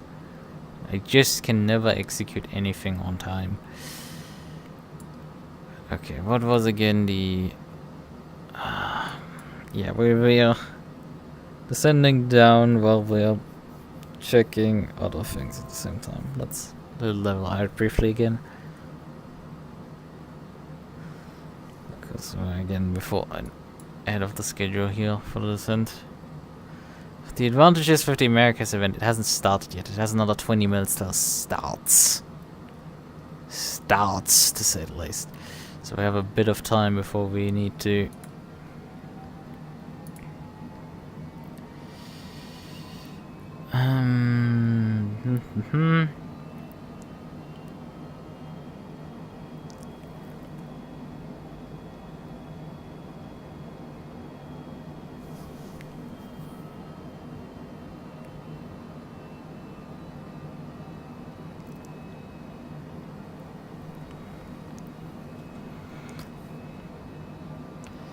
So we have yeah, 22 right and 21 left. Oh, that was an entire thing with this chart here. The 22 left is this track here, and then 22 left. If we check the airport diagram for how slightly involved this airport is, 22 right here is this strip, and 21 left is this one. So now as we're coming in from that side here, I think it is more sensible to plan with 22 right now. I think that's probably what we're gonna get then. And yeah, Microsoft Flight Sim loves to disconnect itself. There's a good reason why I don't play with 2021, because, 2024, because it will just, boot you out because you get a disconnect. This one just complains to you ad nauseum that you're being a bad boy for, I don't know, something.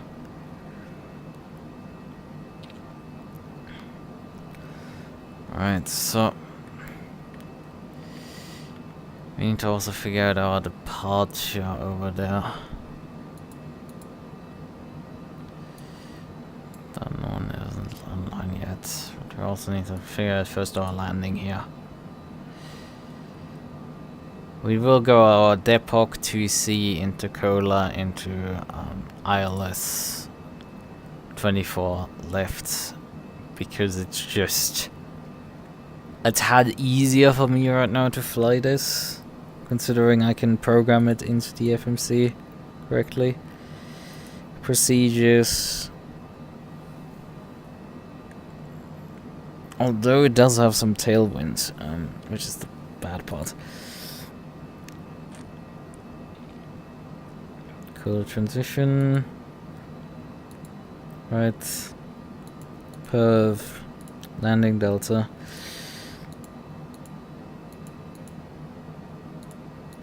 Let's actually load metadata again. Wind has calmed down by a knot. So that's 5 knots of tailwind into an ILS approach. Fun, I say. Fun for sure.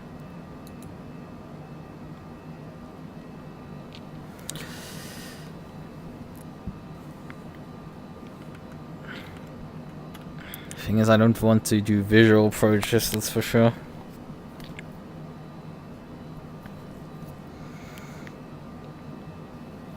if you radar vectors into a visual approach, that's pretty nice. They are relatively easy to do then. But yeah, we can descend a bit further, I think.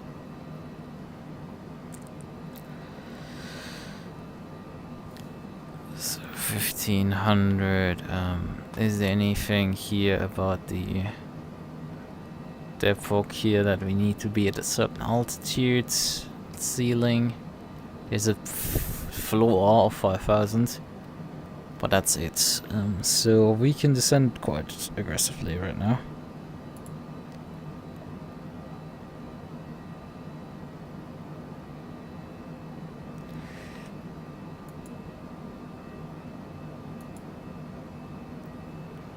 Oh, wait. This vectors me into Y up? And then this here doesn't assume we're coming from Y up. That's a bit of a problem.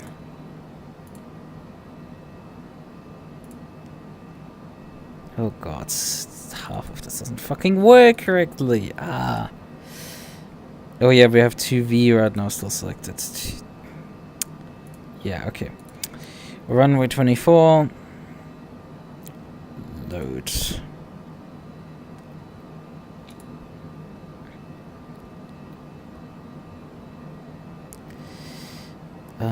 Yeah, it's called intercept. There's nrep.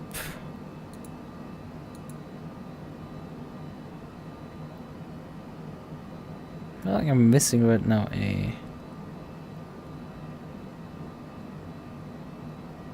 Oh yeah, that's the wrong fucking procedure again.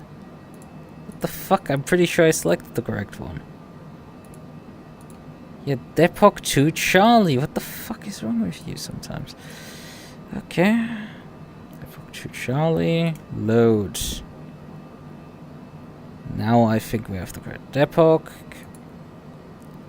KVO into call. Yep. Okay, so we need to now get our descent further. To advance our descent because otherwise it's gonna be way high.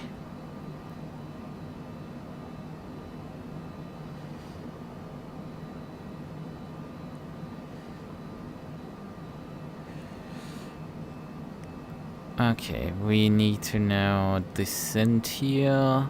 Which waypoint did we just pass? Enough. We just passed Denoff. So we need to descend down to... Let's just descend to this altitude here.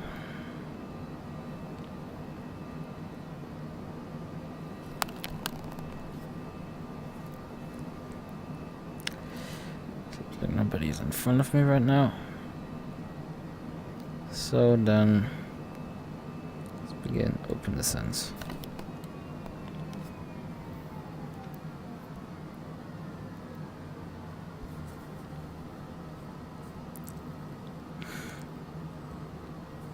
It loves to just right now fly off the connection, then reconnect, disconnect, reconnect, disconnect, reconnect, disconnect, reconnect.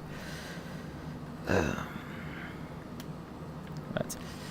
Yeah, are there speed limits enforced in this section? Because probably there are, and I'm flying pretty damn fast right now. There's no help sheet right now supplied for it. Or anything. Although, below I think 10,000 you need to slow down. So let's pull the speed back a bit.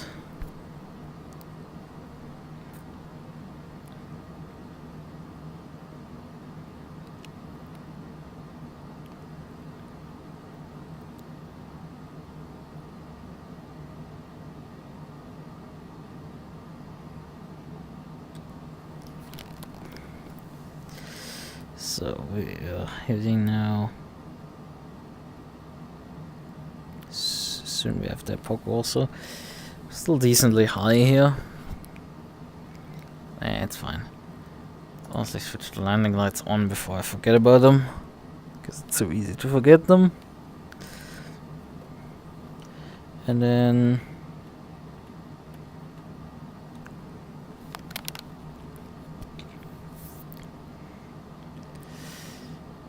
transfer.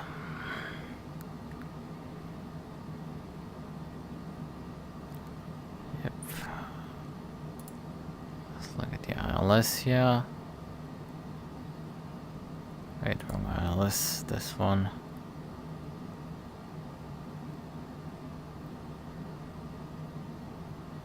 Because I just don't want to manually vector myself into an approach that's just gonna end in its own disaster.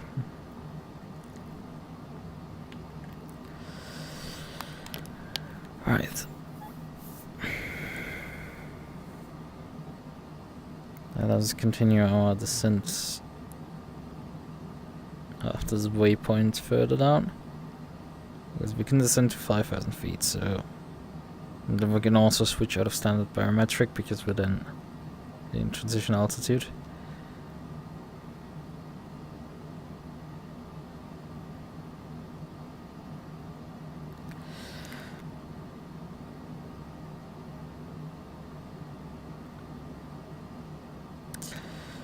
Transitioning into the next leg.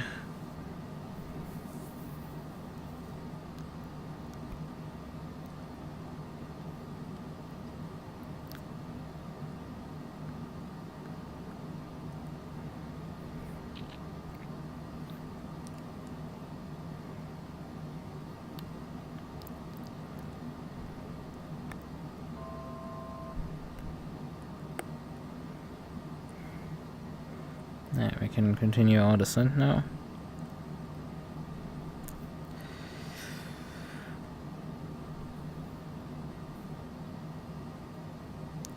Feet is as low as we can go here for this.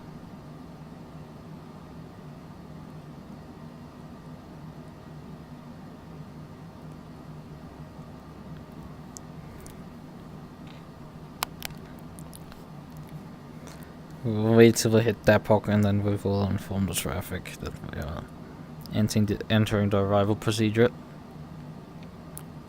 Lufthansa 4051 lining up 13 right, continue traffic.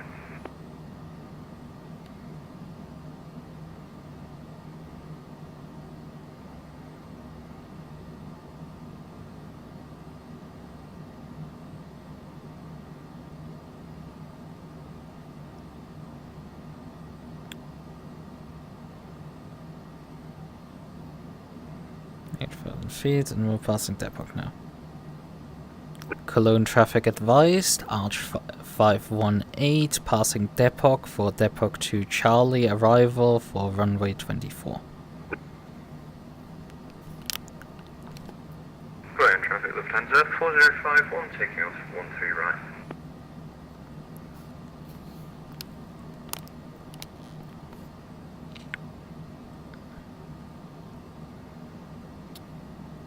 Ground traffic Lufthansa Nana Mike November lining up and waiting runway 13 right.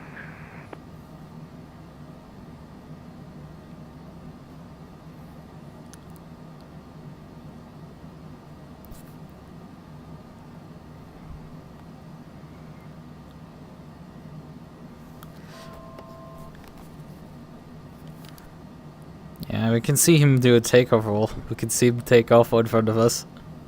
That's neat. You can see it. He'll climb out there. Is he coming towards me or? Slightly spooked by that. Cologne traffic Lufthansa 4051 passing through flight level 2000. Oh yeah, right, we need to change our... He's looking like he's coming towards me to do anything else.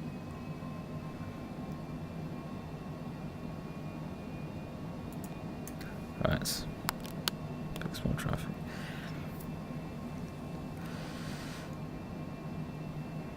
Yeah, this is obviously the field down there.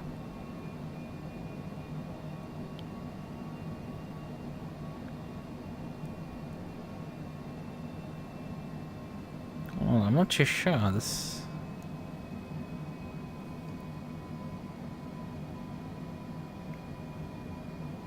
Pretty sure there was the aircraft taking off on the runway. But also it could be just crossing traffic here.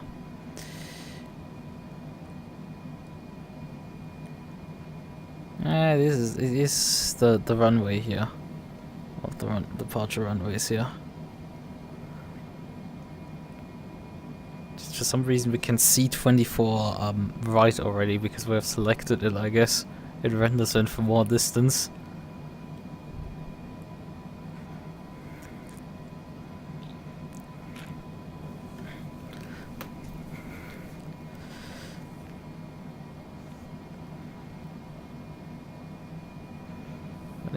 We're flying the airport at about 5,000 feet here. So let's start. From traffic, Lufthansa 9 Mike November, taking off runway 13 right.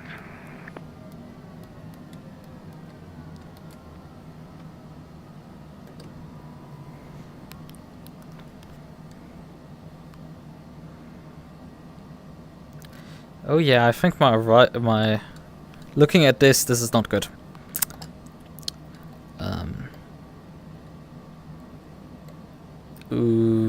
Yeah, this is turning a bit much, but we're needing to slightly do some evasive maneuvers here. Because these guys are departing effectively below me, and my path here to swing out for the approach is effectively right into their departure path. So we need to fly straight heading for a bit to just clear the area. So they don't so I don't fly into their sit constantly. Because you can see here that this is right next to where he's flying right now. So that would cause massive carnage right now. So we're giving spacing to them departing right now. And then probably going on to a shorter taking a shortcut here soon. Moment. Where is the waypoint I want here? It's the missed approach procedure. We have call 10, so we'll likely just shortcut to call 10. Because we're right now flying runway track for 24. So I can get more spacing here. Okay. We need to also arm the approach mode soon, but like I will fly a bit more runway track. So I have some lateral separation here.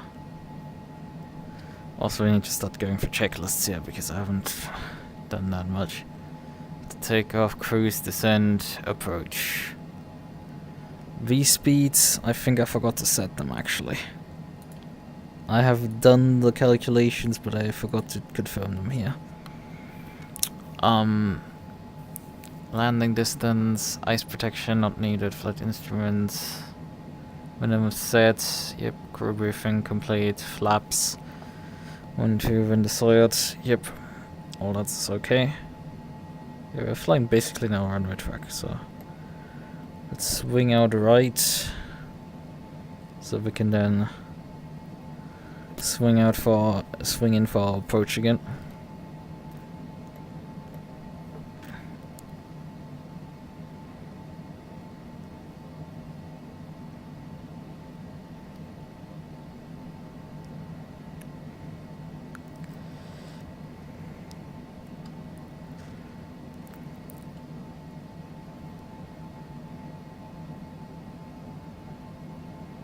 He's out climbing me now, the second aircraft. What they hadn't done is if we would have followed their parallel effectively, this would have definitely triggered the TCAS. And let's just not have to deal with that. It would be probably a good idea to not have to deal with that. Alright. Full speed down, pop another stage of flaps.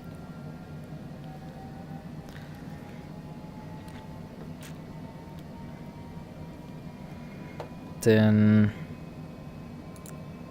take direct navigation to this waypoint, direct, and switch back to nav mode.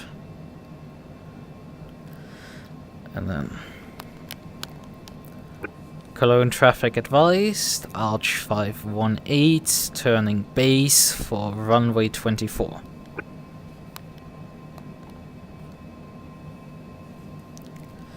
Yeah, we're seeing our ILS also be displayed here for the localizer. We will arm the approach mode now. Where is it? Approach mode, there it is. Approach mode. So, this is a relatively tight circle that we're here flying to get this aircraft in.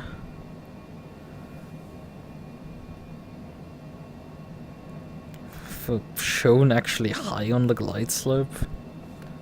Oi, are we too high for this? Oh yeah, we need to descend to 3,000 feet. Shit.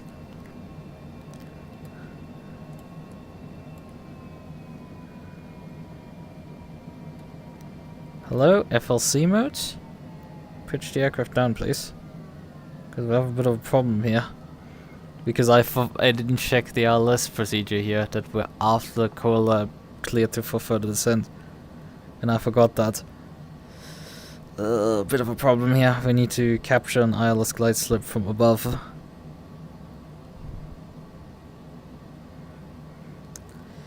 We're descending at 2,000 feet per minute. That should be capturable from above at that rate. Yep, there's the ILS glide slope coming back in to view. And it has switched into ILS mode as well. So it should disengage the virtual speed mode in a moment. It'll be at 3,000. So we got back onto approach, back onto the ILS immediately. Good! I realized it just in time that something wasn't right. Just in time, right? Cologne traffic advised. Arch 518. Established localizer runway 24.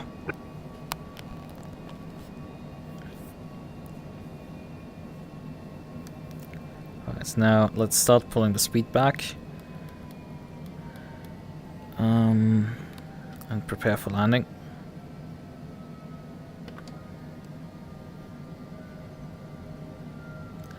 I want to pop this, because the next stage of flap is says flaps full. And as soon as you pop flaps full, if the landing gear isn't locked down, it will immediately give you a landing gear oral alert that is obnoxious to say the least. Right. So let's switch into VMS mode and let's let the aircraft decrease speed here. Because we have all the V-speeds calculated, so let's let the aircraft just configure itself. Fully configured. I think we're at the landing gate right now. We're on barometric pressure and everything. Everything is, as far as I know, configured. Approach. Flaps. Speed brakes, retracted exterior lights. Because nothing. Airspeed at VREF. No, we're above VREF. Quite a bit above VREF right now. Yeah, it doesn't want to clock down to VREF right now. It is in FMS mode, so it should be able to do that, but it doesn't want to.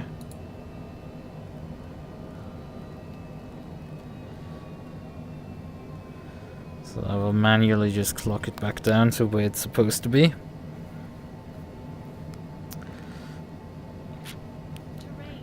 Terrain.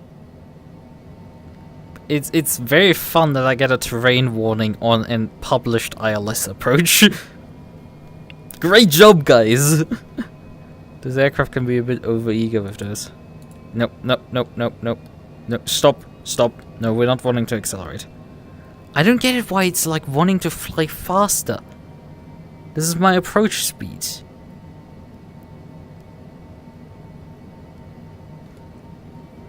Right. This is the approach speed, so... let's disconnect the autopilot. Immediately gets up one poppy.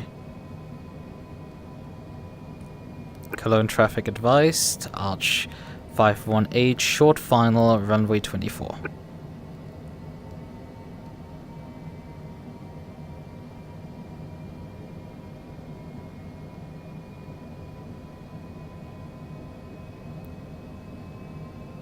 have soon minimizers here. Terrain. Terrain. Alvik deviates up not immediately. Yeah, we have 4 white poppies, and somehow I'm on the glide slope. Minimums. Yep, continuing. No problem. 200.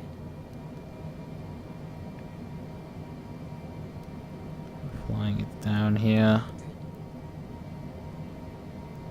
50. 40. 30. And I'm overshooting completely.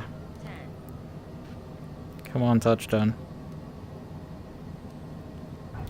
Now, finally.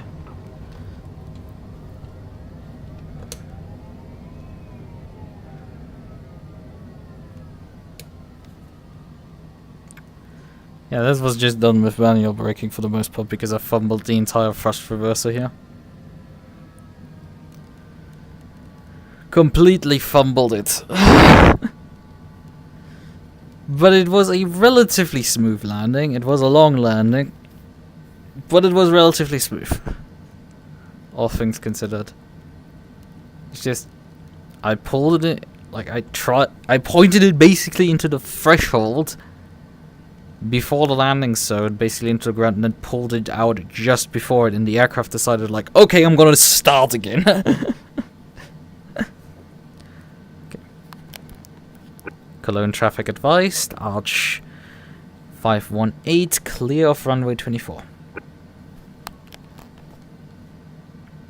So, now we need to taxi in. No takeoff. No takeoff. Thank you for informing me of no takeoff while I have my fucking throttle just cracked. It's cracked. It's like it's not even open, really. Okay, alright, we touch down. We are, I think, here, as far as I can tell. On the chart here. We're starting to turn onto this taxiway here. Where do we have some sort of parking spots? I mean, let's just take the first ones we can get here. Because there are technically ones right here. Oh well, it wants to crack the throttle a bit before it starts rolling.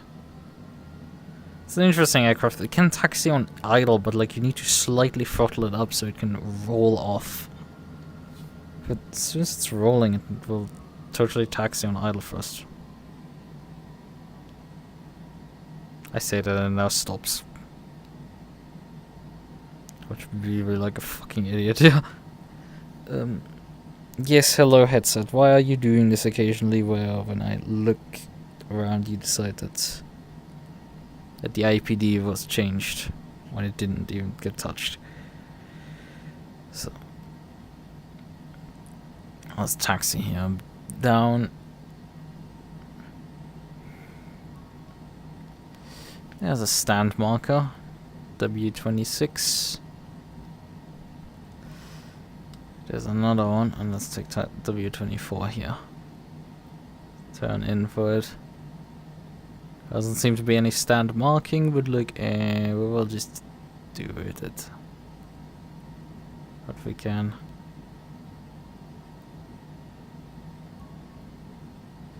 We're also using the landing lights for taxiing, which is a bit of an odd choice. Yeah, I think this is the bay here that we're looking for too. This is perfect for my little aircraft. Well, I mean, a bit oversized, but you know, not too bad. We're gonna get to something that is gonna be a bit oversized, right? Let's just shut down here on spot. Right. Important, pop the flaps up before we shut down the engines.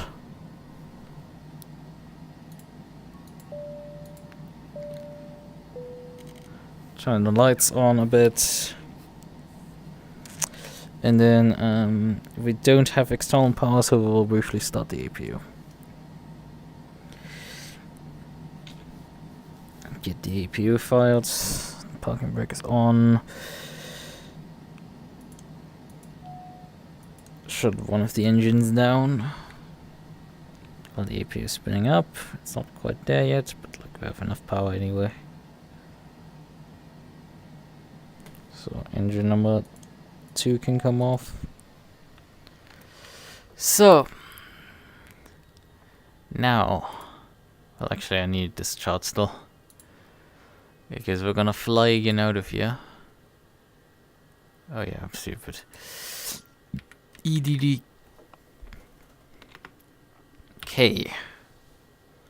Cologne, because we're gonna fly out of this airport again, and we need a chart for the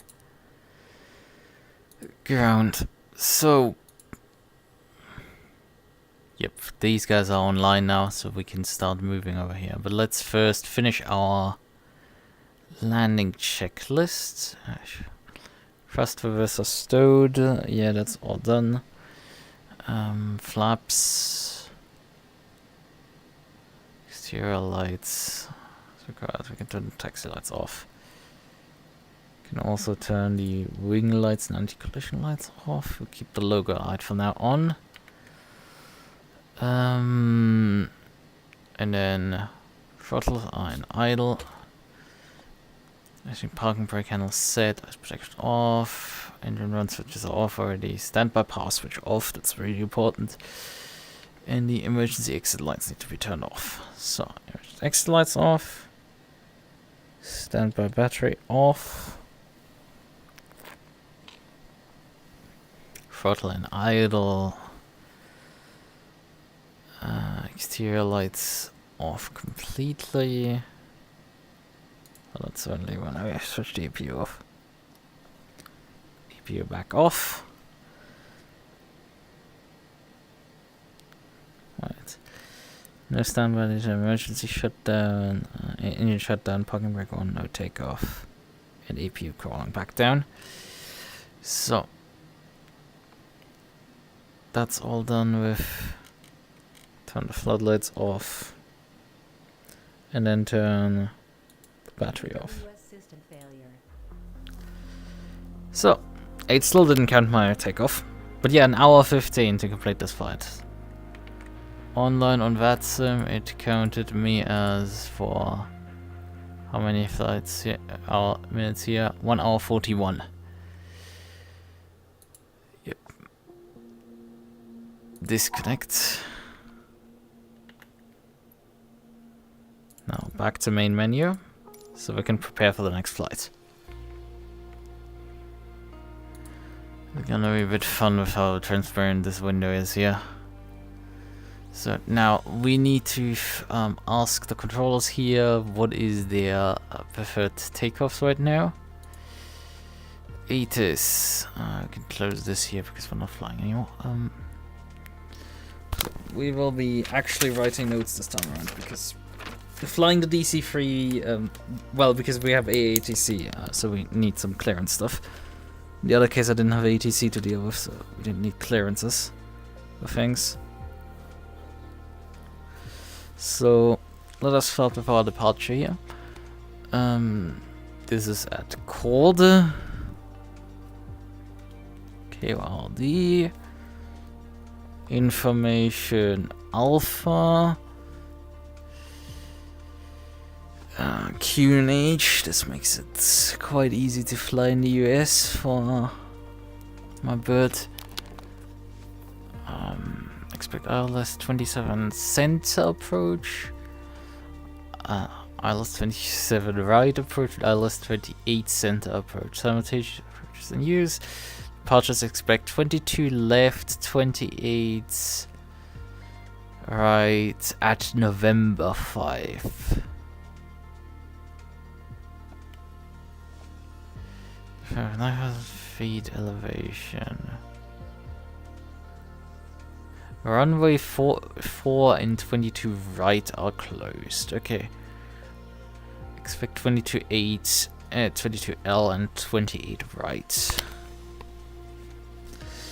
22L and 28 right. November 4. No, 5. It was November 5. 5.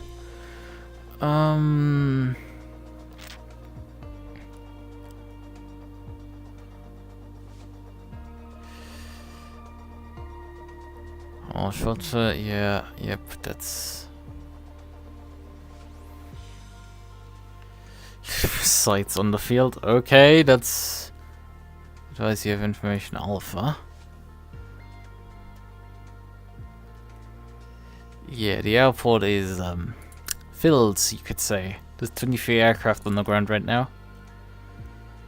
And we're gonna have to find a spot for ours in a moment. Plop into, but first we know our departure can be either 22L, which it is currently listing. Let's briefly check out the airport shots for... No, that's the wrong airport, that's the landing airport. For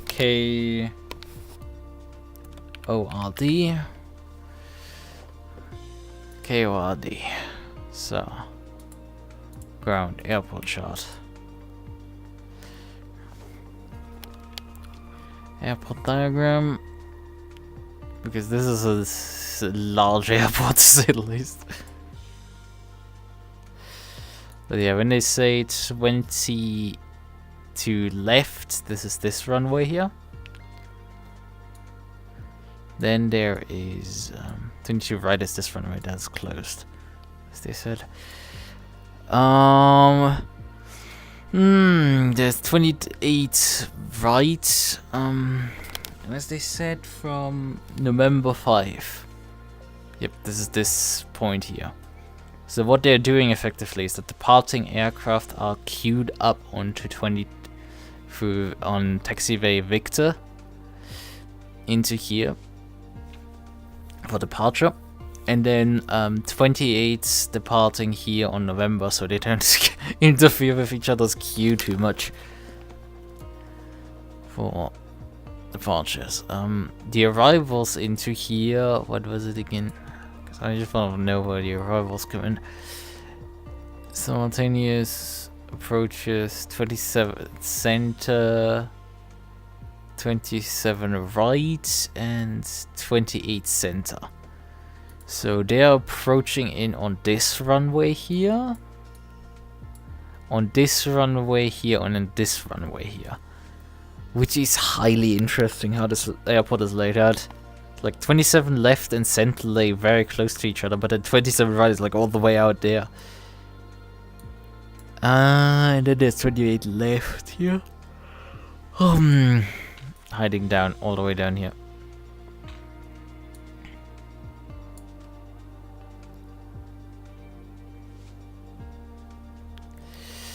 So, standard instrument departures. Oh, there is one. There is quite literally one, and that is just the O'Hare 8 departure. Because welcome to America, we just I don't know, figured it out. Just fly runway heading or something. I don't know. All departures use the same SID, but they're all different departures. It's really fun.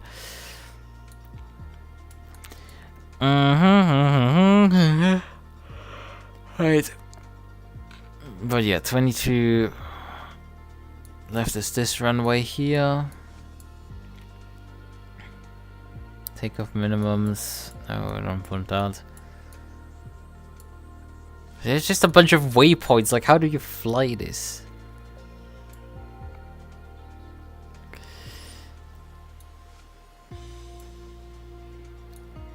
It's like there's just a bunch of waypoints dotted around here. It's like I don't know. Figure the one you want.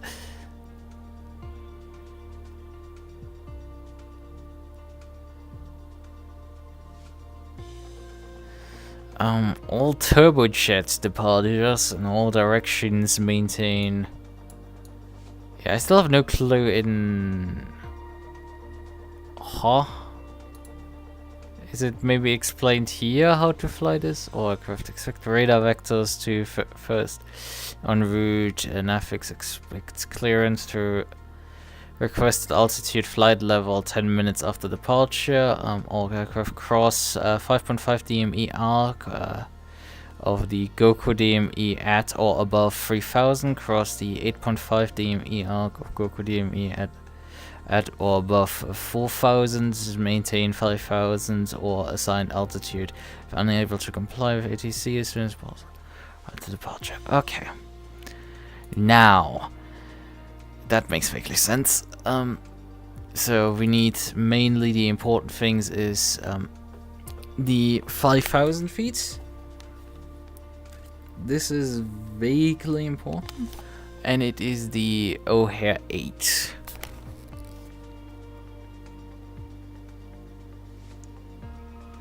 Departure that we have here. So now we need to briefly figure out where our first en route waypoint is for this. This is Golf India Julia. Right, so we don't have any waypoint that I think lies in there.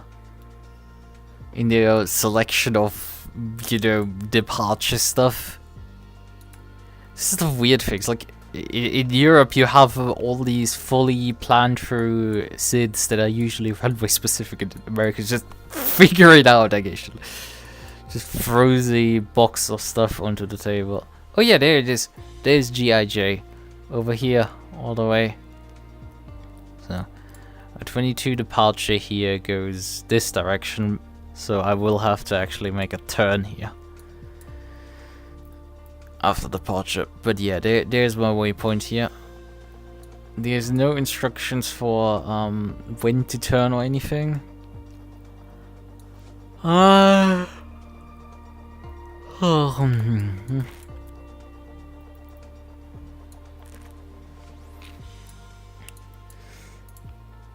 yeah, O'Hare here.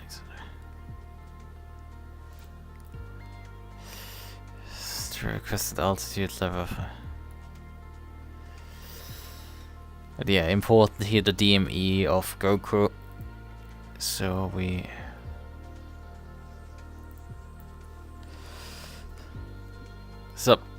what this means, we have a, I think as far as I can judge, a perfectly functioning flight plan here.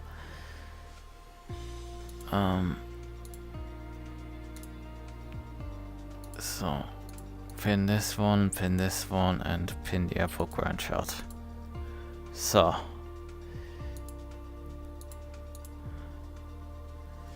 okay, this one here for landing, our arrival here as well, and then quad here is the departure. So this is all kosher here now. The departure time is it's the 9th of March, alright, but like we are a bit wrong timing right now, so let's just apply this. Nope. We keep these. This is good enough. And that's all we need. Generate flight.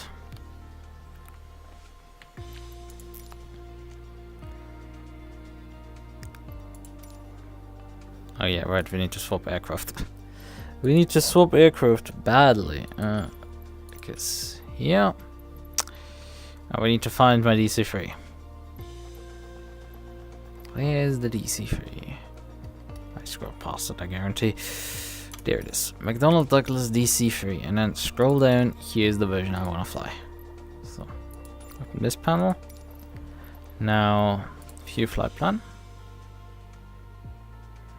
Import route.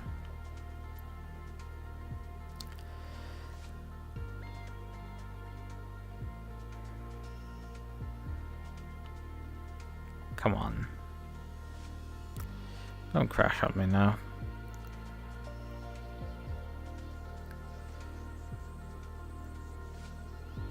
It is taking its time very much on this one. So, fuel distribution. This is something I always do with the DC-3. We stuff all the fuel into one fuel tank. Also, we're gonna take a bit extra. Not a lot, but some. Of course, let's set it to this value. Right. So, now we need to find a parking slot for our aircraft.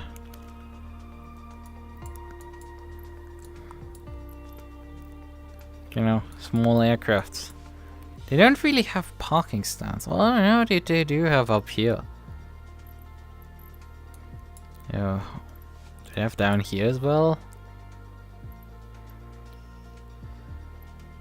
Like taxi outs.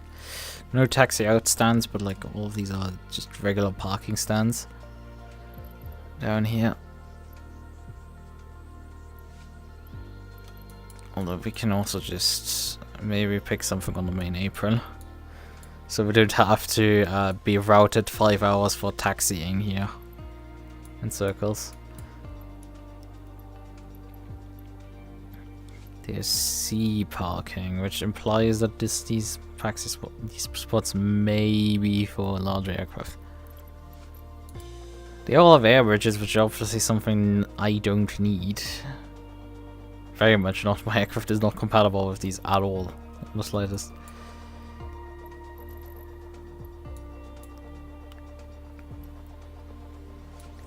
This is the general aviation parking spots. This is, I think, the freight portal. Yeah, any RAMs here, up here, freight. These are more parking spots, I think also general aviation up here. And this might be maintenance down here. And maybe more freight even. I mean, we can check actually their chart, so that might tell us what is in terms of spots. Well, we need to figure out where we can, you know, stand. Let me switch this to light mode because it might make it a bit more readable for me right now. Where what is in this airport?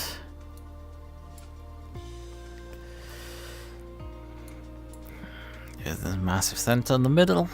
Yeah, right. So, let's check the airport chart again. Yeah, up there's a fire station. Not really any layout. Yeah, northeast cargo ramp. South central cargo ramps. Southwest cargo ramp. South cargo ramp. So that's all cargo ramps down there. Those are two hotspots here for taxiing.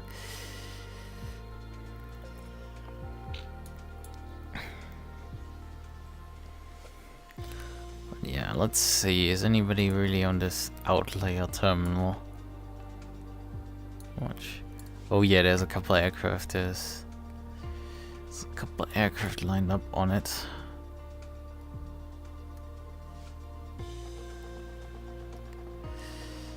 So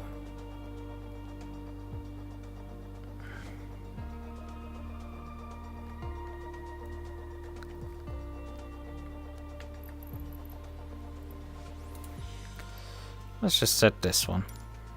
We'll use this spot here. And then select fly. For a second flight of the night. But with DC-3 this time around.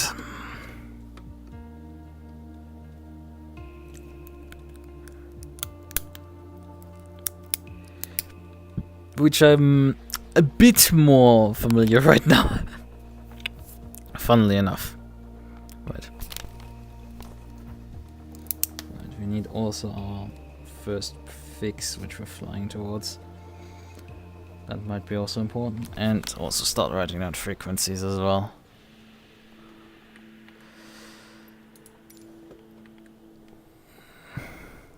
Yeah, we're sort of not supposed to be here.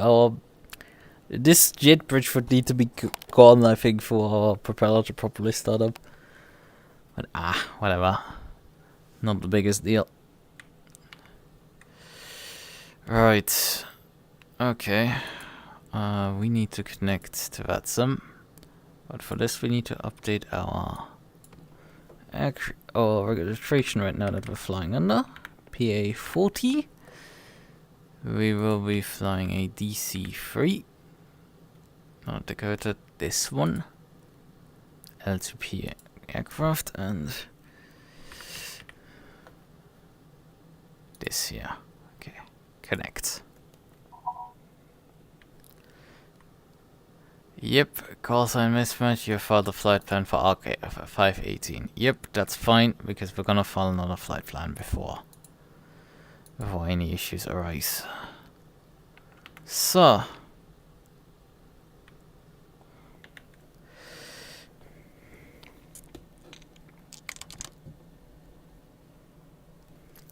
We're getting some decent lighting into the cockpit from just some outside sources. So, let us start our setup here. First and foremost, get the external power ring. You can see it by the gear indicator. And then switch the pedestal light on. Then turn around and notice that somehow the cabin door is actually open for once. Wouldn't have to open it. Switch the light on in the cabin, close the door.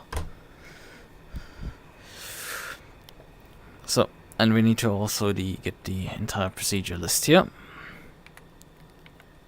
Checklists and everything. Even though I'm at this point can do these blind nearly. So,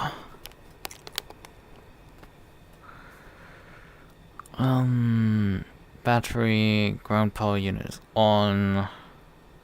Radios off. Magneto is not off. Master ignition was pulled in. Magnetic compass is there. We want to have the compass lighting here. You know, I don't use it much for flying. The flaps neutral. Trims neutral. Autopilot obviously off because you know everything is off right now. Cowl flaps closed. Hydraulic reservoir. Yep, there is hydraulic fluid in there. What else do we need right now? What else do we need to set up? So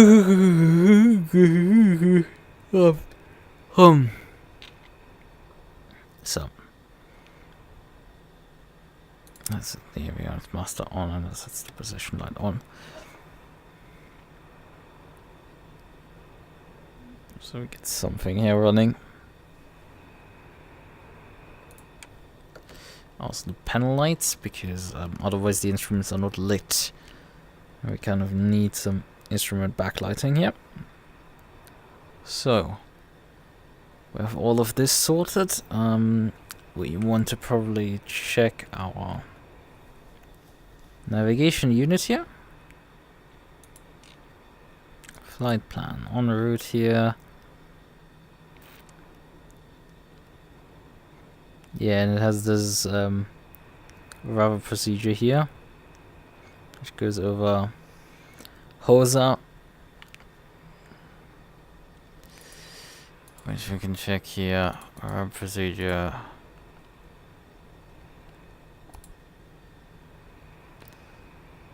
Well, hail sort of starts here for me. Yeah, Moza is. This is the odd thing. You have the. It seems how. From the like 3 times I've flown now in America, it seems what they have with their chart layout is. Well, 4 times I've actually flown. For the stars, they have the first chart is. You have a couple waypoints to which you can route directly to, like Hosal, for example. Right directly to Hosal here. And then we go down the path here to Hale. So from Hosal over Krabben, then Oban into Hale. And then from Hale, you go into this chart here. Although I have seen in other cases where like it wouldn't iterate through these. It would just skip from... It's not making much sense, but it seems rather consistently done this way. You go then from Hale into this waypoint, into this, and then you're split up for the different runways. And then you obviously have the approach procedures. But this is also a thing. The Americans, after their last fix here, they fly a heading, and then they wait for you to get your radar vectors from your ATC controller. So you need to program your approach manual, so you get manually vectored onto your approach. Simultaneous 22 right and 21 left approaches are used. 22 right. 22 right. There's one approach plate for this. 22 rights here, because this has an heading here. Although there's technically intersections from the VOR beacon Northbrook. That's a bit more advanced, you could say, than usual. I pinned this just now, so where did this? Oh wait, no, yeah, that was a mistake. We were in the correct airport. KDTW. We're not looking at the Detroit. The thing is, both airports have a 22 right, so that's what got mad. Yeah. ILS Prim Sulu. This is the Sulu arrival here. Sulu approach, not arrival. Wait, how does this connect to this? No, the continuation here. Because we're going from Segal into this procedure here. There's Salem here. All the other ones have direct entries into the approach procedure here. Fun, to say the least.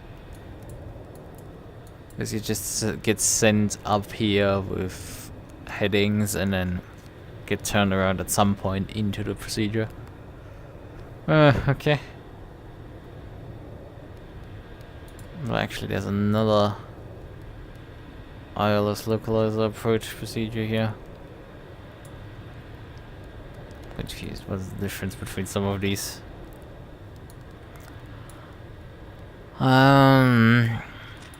They're all 22 right. So.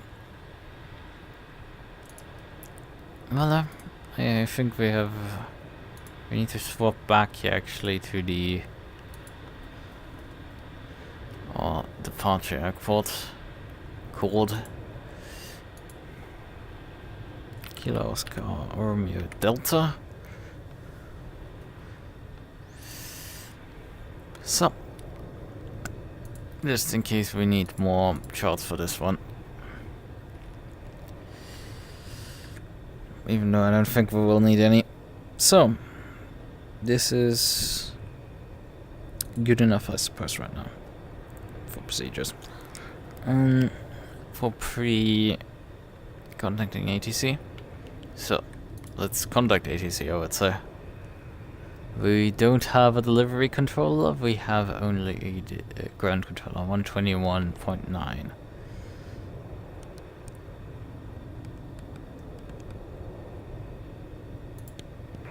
Confirm, we take 27 Center, Tango Tango. Register. Over here, ground. Hello there from United 441. Charlie 26, requesting startup and pushback onto uniform. United 441, let's just say discretion, copy taxi. Hey, ground, 441, taxi, Bravo, ready for taxi, information Alpha.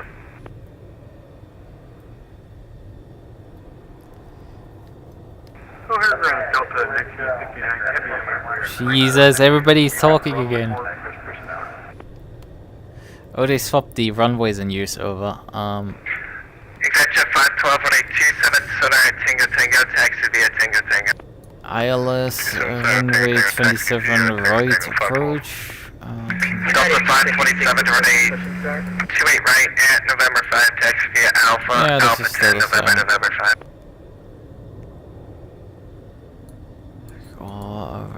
foot instruction. Delta 5247. Affirmative. Jesus, there's so much chaos right now.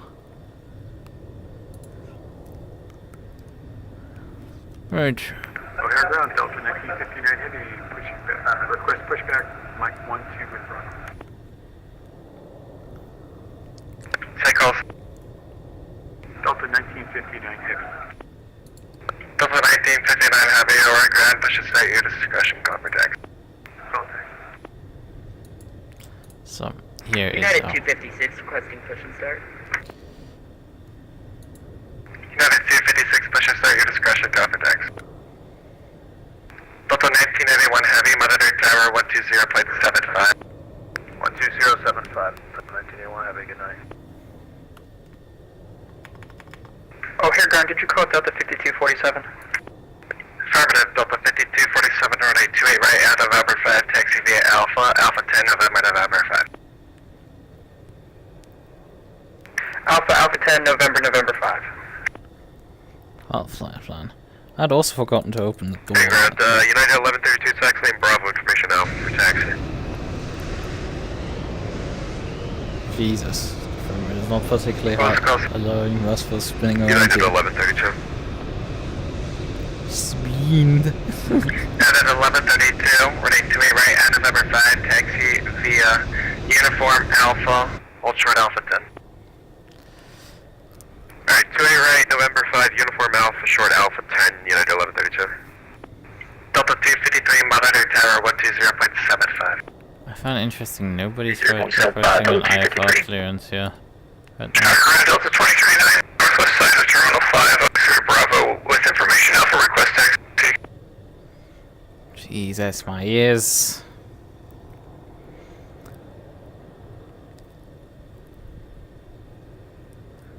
There's so many. Take call sending in. Delta 2039. This guy's also flying to Detroit. Delta 2039. So many are flying to Detroit. Taxi via Alpha 10, But like November, with most November 5. aircraft, this is like just a short hop. With mine, this is like an actually halfway decently sized journey. Okay, taxi to your right at November 5 via Alpha 10, November 5, Delta 2039. Ground United 396, just cross 28 right, golf call, looking for Echo 10. Wait, did I not put any fuel into the main tanks? Was that American 703? Negative, United 396, just cross 28 right, golf call, looking for Echo 10. Did I put accidentally all the fuel to the aux tanks?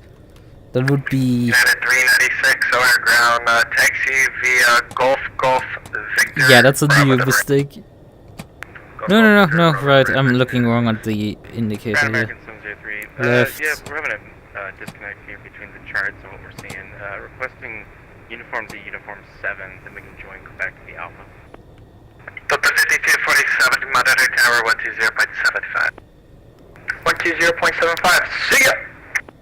703, what is your request? Yeah, but we're just having an issue with the charts, and we tried to stay on Quebec, but we don't have a Quebec that we're seeing, so requesting the uniform to uniform 7, and then we can join the Alpha from there. American 703 approved as requested. Great, thanks. Over here ground, hello again from United 441, pushed and started from Charlie 26 facing east, requesting taxi. United 441, running 28 right at November 5, taxi via Uniform 7, Alpha 10, November 5. United 441's going to 28 right, November 5. We're going to go Uniform 7, Alpha 10, November and November 5. Quebec Air 447, information Bravo, ready to touch. Alpha 10 with Bravo taxi, please. Stepped on. Quebec Air 447. Oh god! With information Bravo taxi, please. We're short of it. Okay, whoever's short of the taxi, we got black to get one so close in. Yeah, American 3296 short of Alpha 10. American 3296, stand by. Quebec Air 447, information Bravo, ready to taxi also.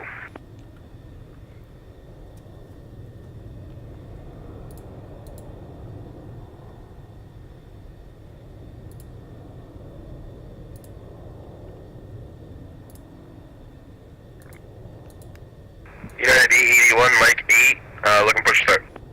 Yeah, 396, continue tags via Bravo. I'll have you more instructions in a second.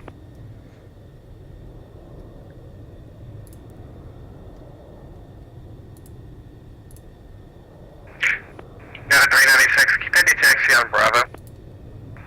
Continue taxi on Bravo, 396. 396, you'll taxi via Bravo, Quebec, uniform 7, uniform to the ramp. Bravo, Quebec, uniform 7 to the ramp. Yeah, multiple. Wings 237, continue taxi via Alpha 10, November 5. Very chicks, $10 each. Alpha 10, November 5, forward 237. United 256 requesting taxi to 22 left. Why is nobody requesting an IFR? That's a bit confusing there. 447, runway 28 right, and November 5. Are they making digital submissions? Right to left on uniform. I'm not doing this. We'll follow the A319 passing left on uniform for 28 right at November 5, Quebec 447. Delta 2039, you should be continuing. Turn left at Alpha 10. Facing the Spirit Wings A320. Yeah, they're going to be following you. Okay, I'll continue on Alpha 10. Thank you, Delta 2039. Oh, my ears. Delta 1959 City, request taxi. San Carlson. Delta 1959 Heavy.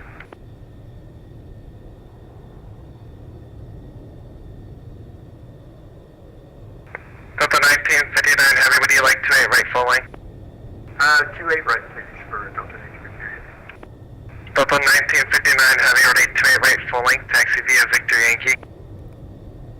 28 right full lane, Victor Yankee, Delta 1959. Ground, good evening, Swisser 9er Golf Heavy. Prospect from the international terminal with information Alpha ready for taxi. Swiss 9 Golf Heavy, standby. Delta 2039, monitor tower 120.75. Monitor tower 2075, Delta 29, see you later. Spirit Winds 237, monitor tower 120.75. 120.75, monitor tower 4237, thanks. United 1132 on November, monitor tower 120.75. United 1132, I'm still holding short Alpha 10. United 1132, continue via Alpha 10, November 5. Alpha 10, November 5. It's like I'm missing something. Tower, Like they, November, American 703, follow the United off your nose. Following the United for American 703. American 3296, 28 right, and November 5, follow the United 73 at the back of the line. Follow the copy, 28 right, November 5, United, for American 3296. Swiss 9 Golf Heavy, would you like 28 right full length? Swiss 9er Golf Heavy, we can take November 5. Swiss 9 Golf Heavy, ready 28 right, and November 5, taxi via Victor Alpha 10, November 5. Runway 28 right at November 5, Victor Alpha 10, November 5, Swiss 9er Golf. United 881 Heavy, gate Mike 8, look push start. Aircraft calling, push start, your discretion, copy deck. Look up. American 703, monitor tower 120.75. Monitor tower from American 703, thanks, you. United 1441, verifying, holding short Alpha 10. United 441, holding short of Alpha 10. United 441, follow the American 73, left to right on Alpha 10. United 441 has the American 737, will follow that plane. Delta 1959, monitor tower 120.75. 120.75, monitor. United 3360, monitor tower 120.75. 2075 tower, United 3360. there's named the 80! 8 over there. Oh, that's cool. 120.75. That's really cool. 3296. And the United 88. 441 at November, monitor tower 120.75. There's a 120.75, A380. way to shuffle planes with crazy taxiways. Oh, damn right.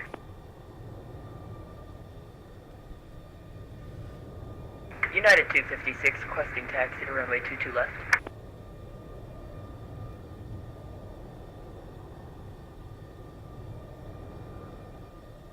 United 256, runway 28, would you like 27 left? It'll be faster. There's a big line. 27 left works for me. United, are you able to make a U-turn right there? Yeah, plenty of space. United 256, runway 27 left at Tango Tango, taxi via Uniform Golf. Tango Tango via Uniform Golf, United 256.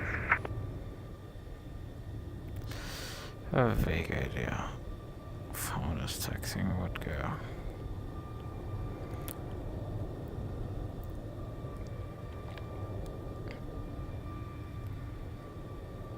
Yeah, I'm completely perplexed by nobody requesting an IFR clearance. Nobody. I've not seen this before. Oh, there's a ping it to me.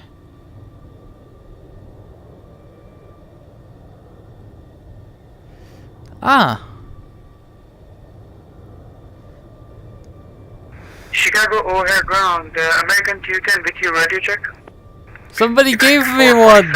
Yay! Tower 120.75. 8 calls just Tower killed me. 120.75, monitor, KDTW 447, thank you, bye-bye. Driver is calling for a radio check, I hear you.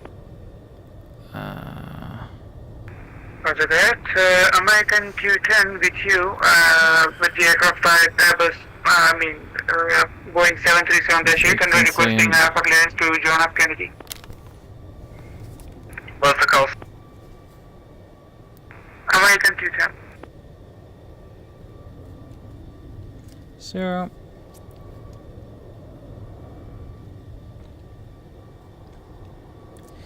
This is the departure frequency. Back at 210, we have no flight plan on file, please resubmit. Ground United 81, ready taxi.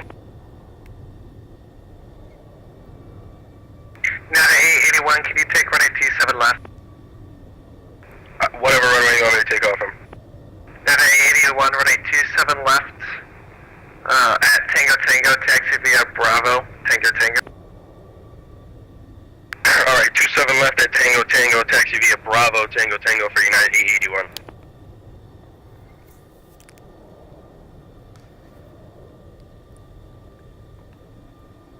Ground good evening, Pacific 1385 on Golf, call for Charlie 17, actually Charlie 15. Alright, let us set our squawk right now. Pacific 1385, O'Hare ground, runway, taxi to the ramp via Golf, November, Lima, Lima, Alpha. Golf, November, Lima, Lima, Alpha, Pacific 1385.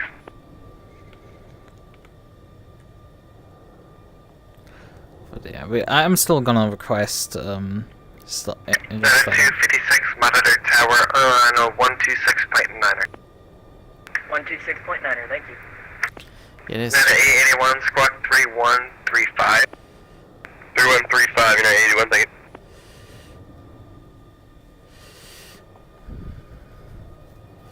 There's the 2 tower controllers online. American 210 has now filed the flight plan and is now requesting for clearance to John F. Kennedy.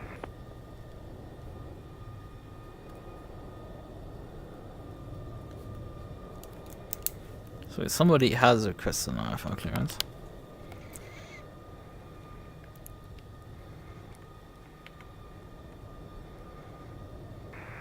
Got the PDC, thank you so much, American 210.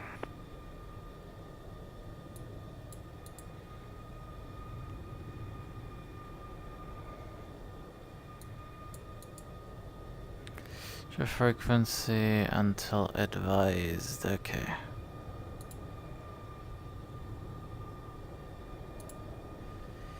Yep, so we have I think copied everything that we need. And all of that got copied. So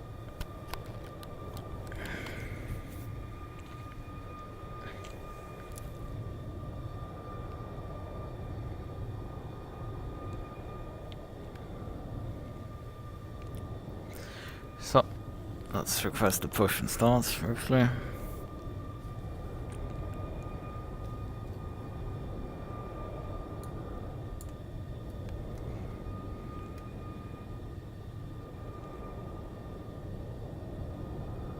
Because the frequency suddenly got very quiet.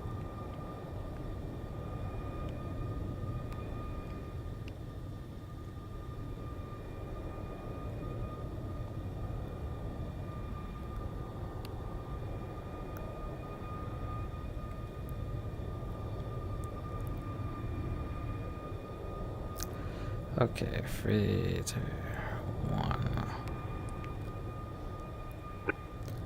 Clipper 40, request push and start.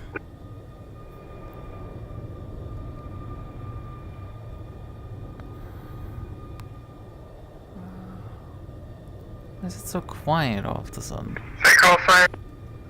Clipper 40.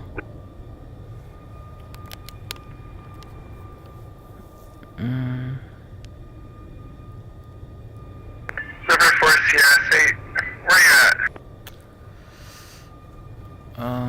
Give me a moment.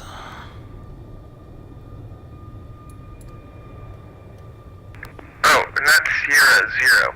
Clipper 40, push us down your discretion, call for text. Call push and start on own discretion. Call for taxi. Clipper 40. So. Right. Okay then. Then let's go for the engine startup because we can do it now. We are allowed. So. Start off with. Oh yeah, right. I forgot one step in the preparation stage. Let's get that out. Important before you do the chocks off. Now. Pump. 881 Heavy, monitor tower on 126.9. Come on. Pump. Over tower Pump. 126.9, if you're 881 Heavy, then supposed to see it.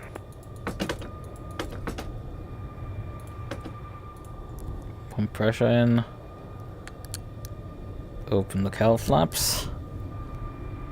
This is an aft position as needed. We have flight control check. Let's do that. And then we can also, we can do this here, which is a really good thing. Roll the window open, even though this window is a pain in the ass to manage. Oh, yeah, ground. Good evening, Delta 418. Stand mic 2, ready for push and start on to Bravo. We have Bravo. Delta 418, oh, air ground, push on a Bravo is approved. Tail right, expect running 27 left for departure. Roll this briefly shut. Roger that. Push tail left on the Bravo, Delta 418. We set the Delta 418, tail right, please. flight controls Correction, tail right, copied. nose left. Blower is off. Hello, O'Hare Ground. American 33 request radio check. Landing clear. Interior lights are on. Fuel gauges. We've checked that already. Fuel selector valves are already set. Okay. So now we need to crack this. Set these to lean. Crack the throttle. And yeah, I do quite a bit of cracking the throttle. Set the booster pumps on. Hello, O'Hare Ground. This is American 33 at gate Kilo 10. Aircraft type Boeing 737-800. Request IFR clearance to JFK. You could ask in a longer way. With information Bravo, sorry. Delta 33, I will have amendment to your route, advise ready, copy. So, wait as the engine spins. 2, 3, 4, 5. It's not spinning. Hello, O'Hare Ground. Would it be possible if you could send it to me through the VatSim chat? Engine spinning.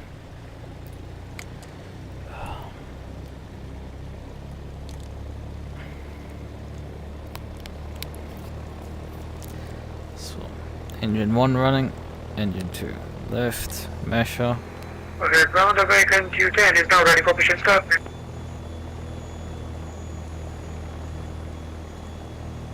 American 210, pushes down your discretion, call for taxi, expect running 27 left at Tango Tango for departure. Oh, could you stop fucking unpriming it? Push and start about at discretion, expecting Q7 left for departure. American 210. So, now, the engines have to hit about 40 Celsius before we can do the engine run-up. I like it. But because we are technically allowed to push it on discretion, I'm going to be the asshole here and just push my aircraft back and park on this taxiway while we do the engine run-up.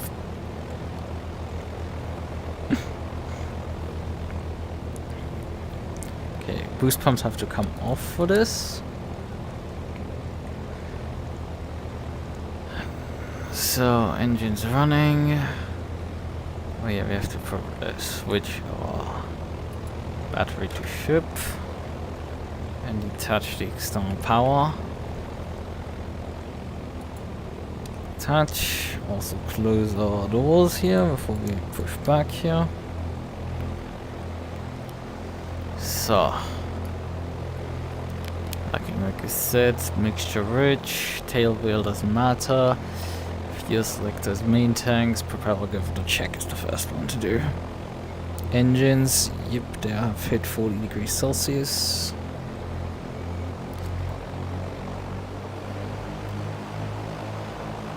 It's a bit too much throttle actually.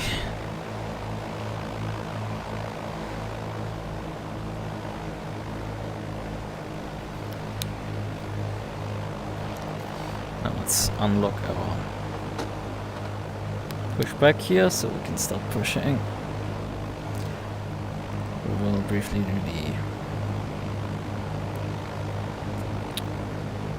propeller governor check here. Coming back here.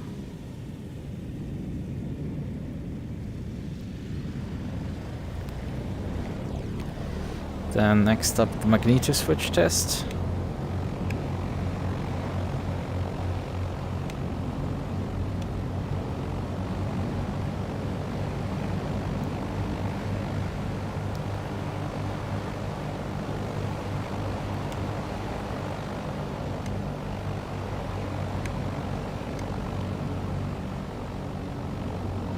Same all fine.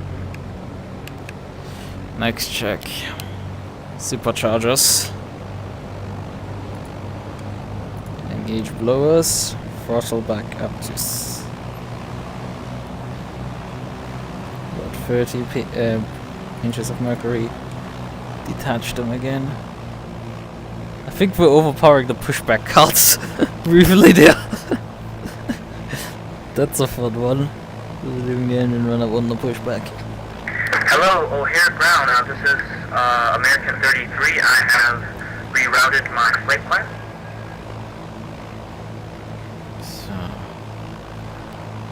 So that's the barometric Roger, American pressure. 33, expect turning 27 left at Tingo for departure. Bushes start your discretion, cover to exit. Yeah, we're overpowering the American pushback 33. cards, yeah. You cleared a JFK as filed. Actually, I'll send you a piece.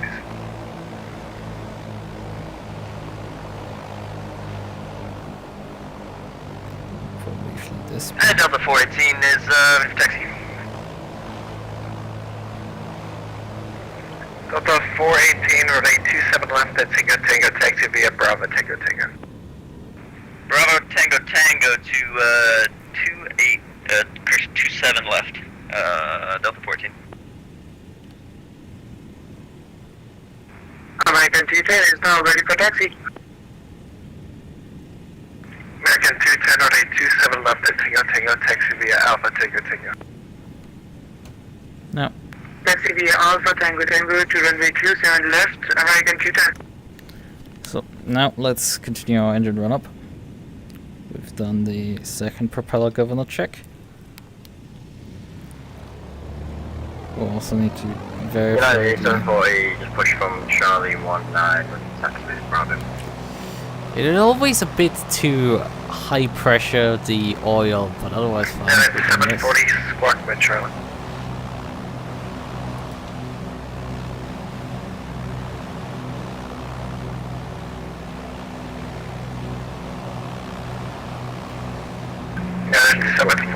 27 left at Tango Tango, taxi via Golf Tango Tango.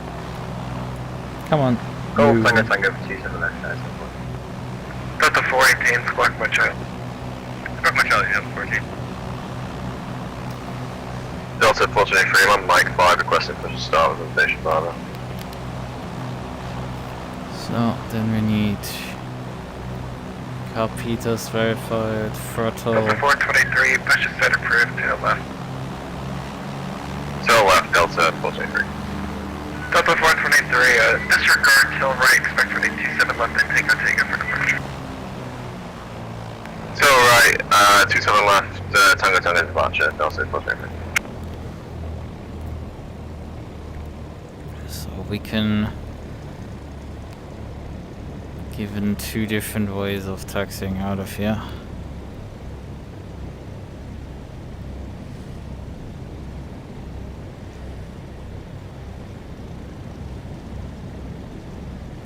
Oh yeah, there's departures now runway 27 left and 28 right.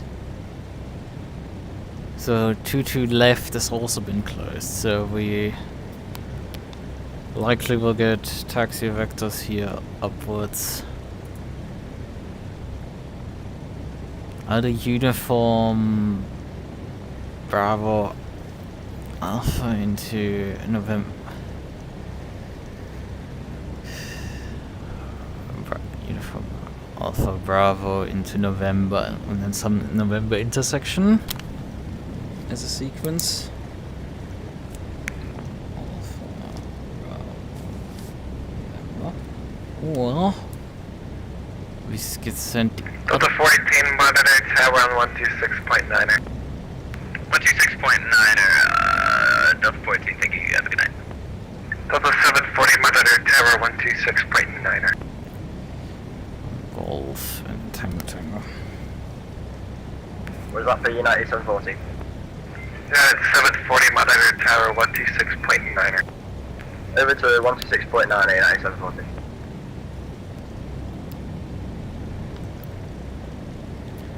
Clipper 40 ready for taxi. Swiss 9 Golf Heavy, monitor tower 120.75.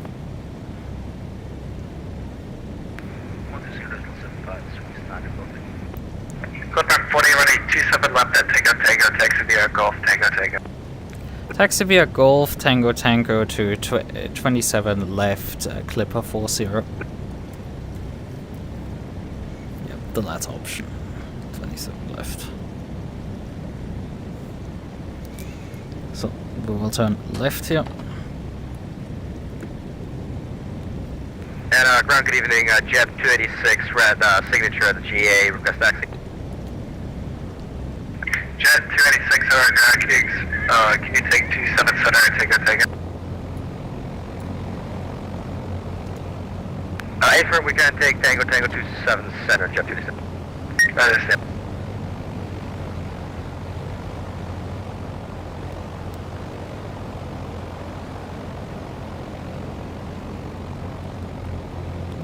Jet 286, 27 center, Tango taxi via Bravo, Delta Tango Tango. Request push and start.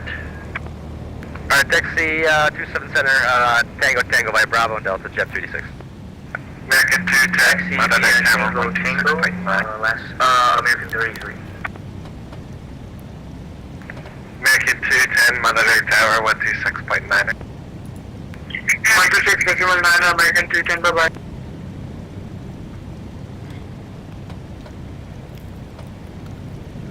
So we right into Golf.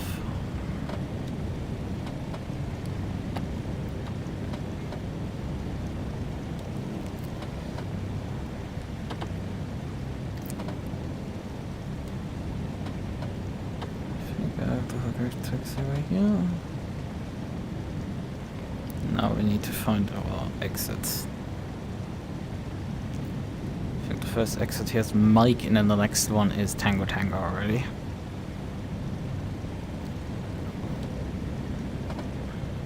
Huh? Markings are for sure not right. Because it's not alpha yet I'm taxing past. Yeah, Golf 2 is labeled here. That's not Mike. We're sure a bit irritated here. Well, it might be the case that these are correctly labeled. Clipper 40, Monitor Tower 126.9. 126.9 Clipper 40. Draft 286, Monitor Tower 126.9. Monitor 126.9er, Jeb 286, take care. Yeah, that's Mike. Good, got it. I need to just verify I'm not passing the incorrect point. Delta 418 on the right turn, contact departure 125.0. So, 125.0 on the turn, Delta 14.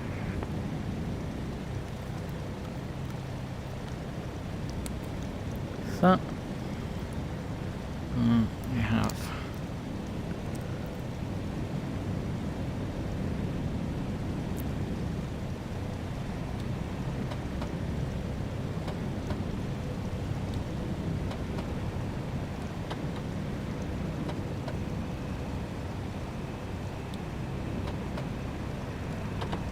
one break.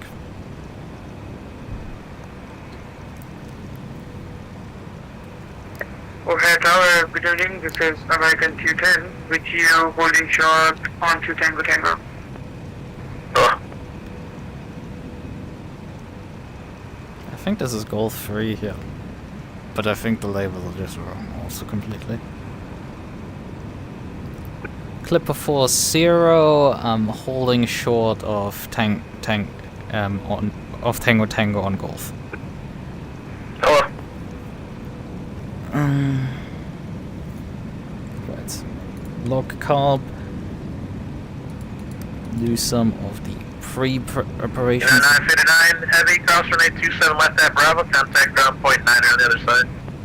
27 left at Bravo and ground point 9 on the other side. United 959, have you doing a great job? Thanks for the coverage. Yeah. See you later. Any of you guys on my frequency going to the East Coast, just expect around 10 minutes just for separation. They got MITs right now.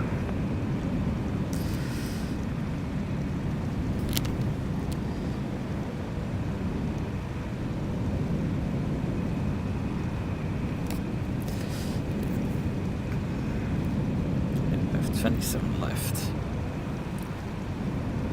Right, so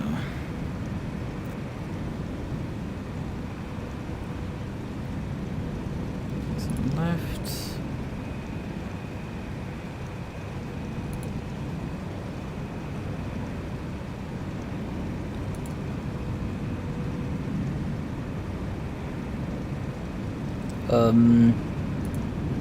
I think that wiped out my entire flight plan there.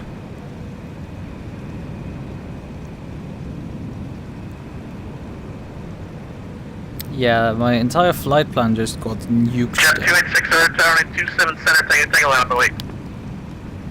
27 center, line up and wait, Jet 286. Jet 286 actually cancel, it's gonna be about a couple minutes. You can just hold short 27 center. Sure, we'll hold position, hold short, 286.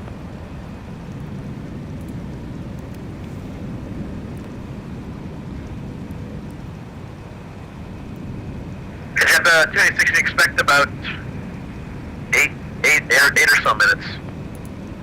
Right. Yeah, my entire flight plan is gone. Brilliant! Really nice, I say. So we need mainly just Golf. Luckily this is not a long flight plan to manually program, but holy fuck, that's annoying. It's like, hey, I've got to program this briefly in, you know, that's not gonna backfire spectacularly, right? Golf. Foxtrot is India. Is it India Charlie or is it... Yeah, it's India Charlie.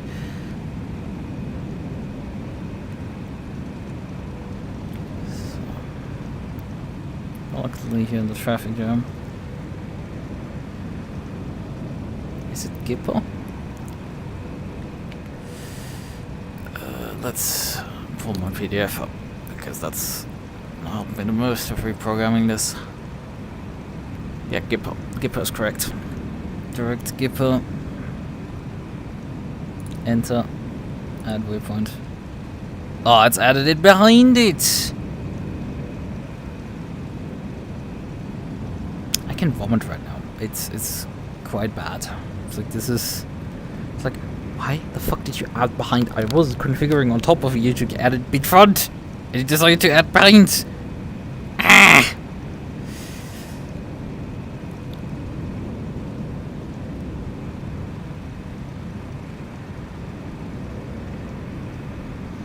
Next one after that is Hossa.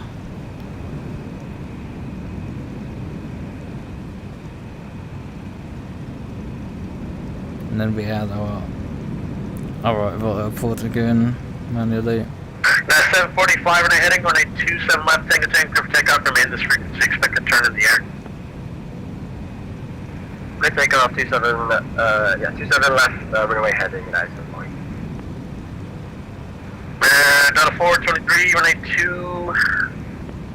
Data 423, hold position. American 210, runway 27 left, tango tango, line up and wait. Line up and wait, 27 left, American 210. American 210, is that Delta in front of you going to be in the way at all?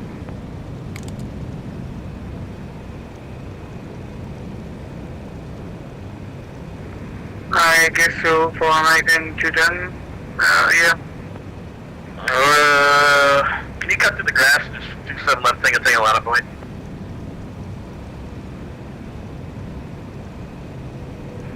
Yeah, lining up and wait, 27 left, American 210. Yeah, we're actually holding short of G3 right now in that Tango Tango. 740, maintain 5,000, run ahead again, got to turn a couple miles free. Yeah, no worries. Maintain 5,000 runway heading.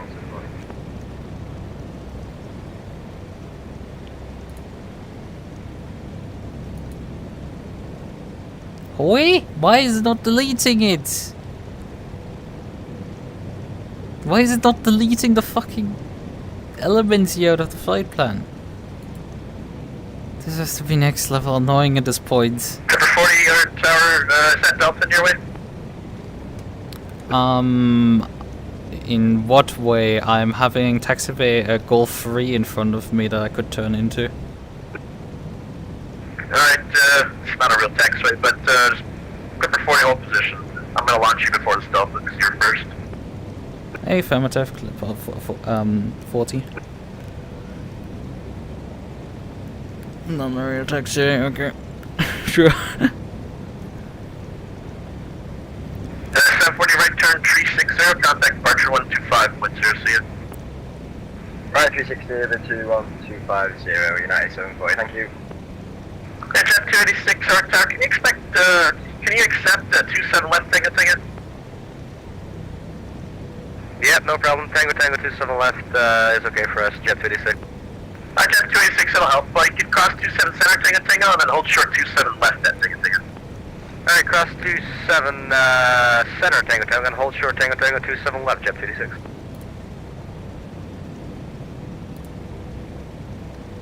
Departure, good evening, United 740, heading 360 off 27 left. Check your frequency. 1250.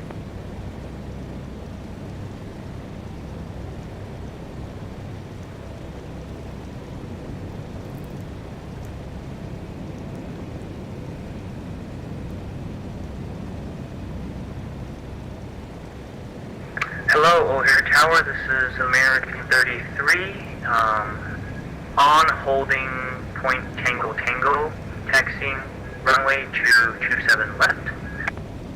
Hello.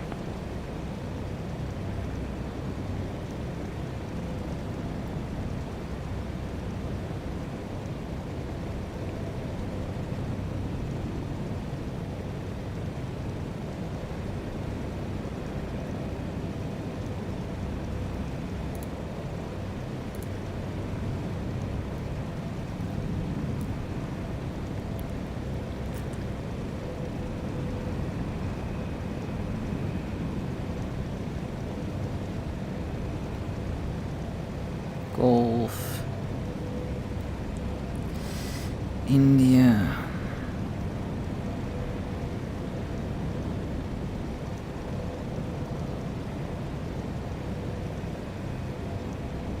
Not very long waits here right now.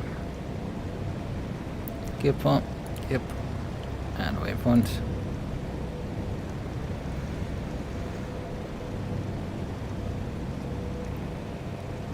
And now we have to program Hossa. Sequencing is going to be Jeb, you're going to be first. Clipper, you're second. Delta third. American fourth.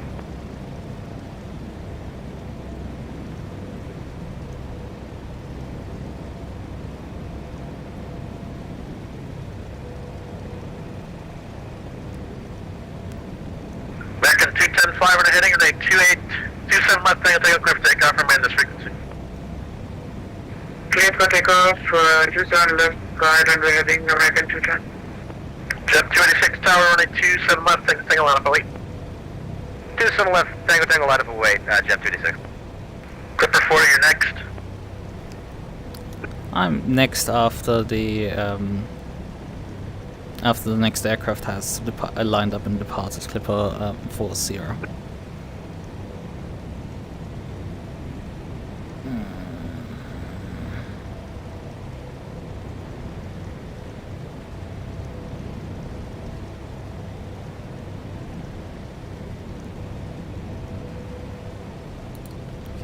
Yes, and waypoint. So now we need to program an airport. Okay.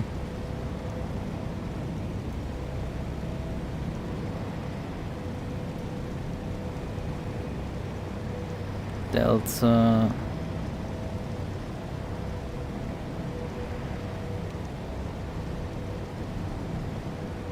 Back in 210, you can fly over the heading and maintain 5,000, expected turn in a couple miles. Flying runway heading, we're climbing 5,000 American 210.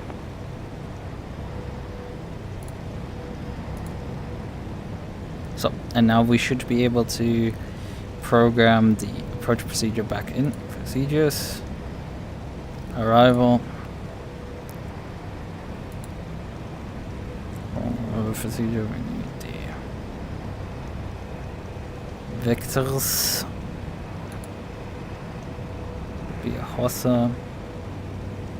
Back in 210, right turn, heading 040, please. Right turn 040 American 210. What runway are we expecting here for Detroit? Again. What we're programming with. Back in 210 on that right turn, contact departure 125.0.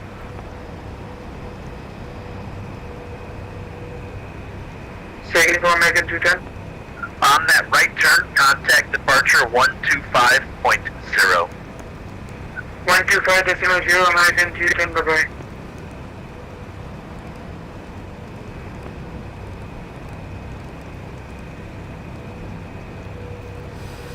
So, I mean, we can briefly check the ATIS right now on these, ATIS frequency here briefly from Detroit. ATIS Detroit. So 22 right and 21 left approaches in use. And I think we wanted to go 22 right because it gave us... wanted to take 22 right as a pre-programmed route because it's the one on the sides.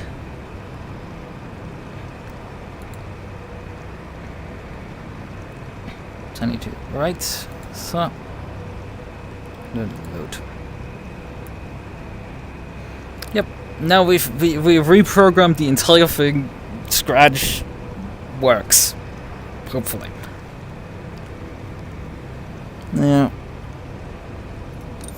Let's switch this forward. This is off. Flying with no flaps departure. Set these to trail while added. Close this window. This should be most of the departure checklist done. We were given a different departure frequency, but like it could be that these guys Changing the stuff up very quickly. Yeah, 125.000 is a departure frequency, but 119.000 is also a departure frequency. It's an approach frequency, and I was given that one specifically.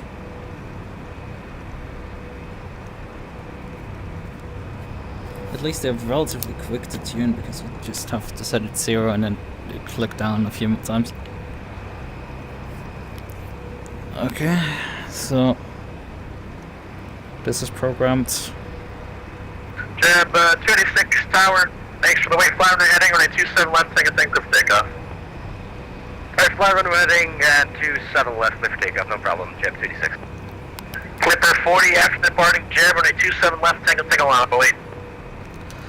Line up and wait behind the departing aircraft, Clipper 40. Delta 420 tower, yep. Delta 423 tower, yep. Delta 423. Thank you. Pacific 1385, pull up to the, should be an American on Tango, pull up on Gulf, short of Tango. Pull up forward, hold short to Tango 35, we got it.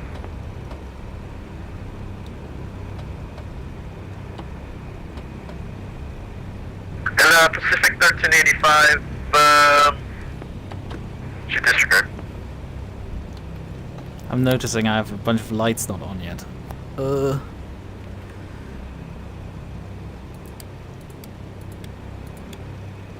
Lights bright, Peter Hood on.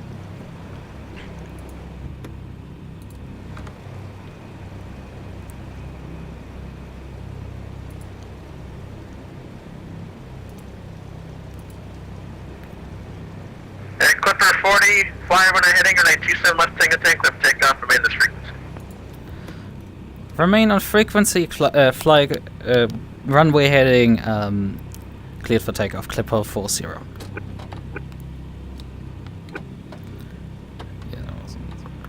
Delta 423 tower, runway 27 left, take a line up and wait.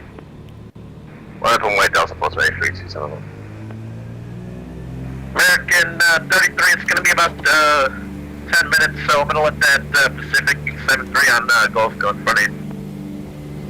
Sounds good, Roger. Pacific, you're next, and then American. Come on, aircraft. Sounds good. We'll have everything Jab configured. 286 left turn 140, contact departure 125.0.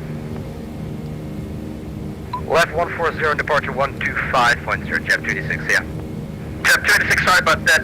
The right turn 360, contact departure 250. Alright, right 360 and departure 250, Jab 286. I see. Clipper 40, left turn 140, contact departure 125.0. Left turn 140, contact departure 125.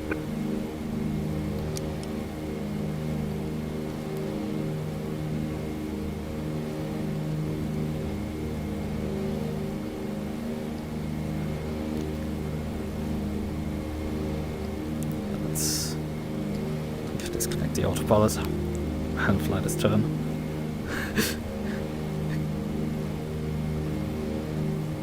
You know, you do need to know that, like, if you instruct me to do a fucking turn, I will do it.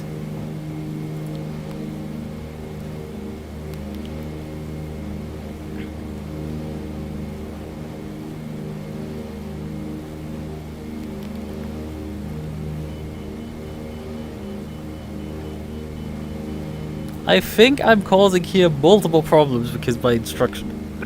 Clipper 40, climbing through 1,500 feet. Cleared for 5,000 feet.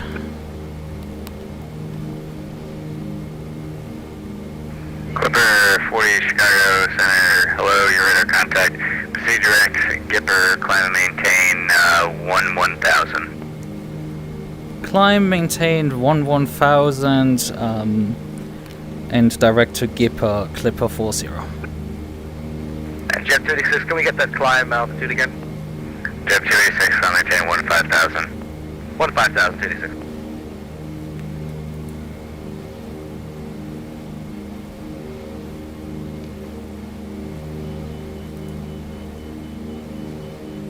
Direct.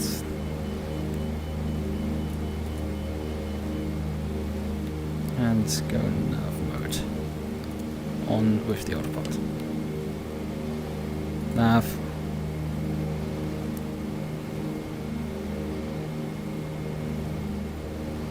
Can I climb, please? Pretty low still. The boost pump's on still, this is good.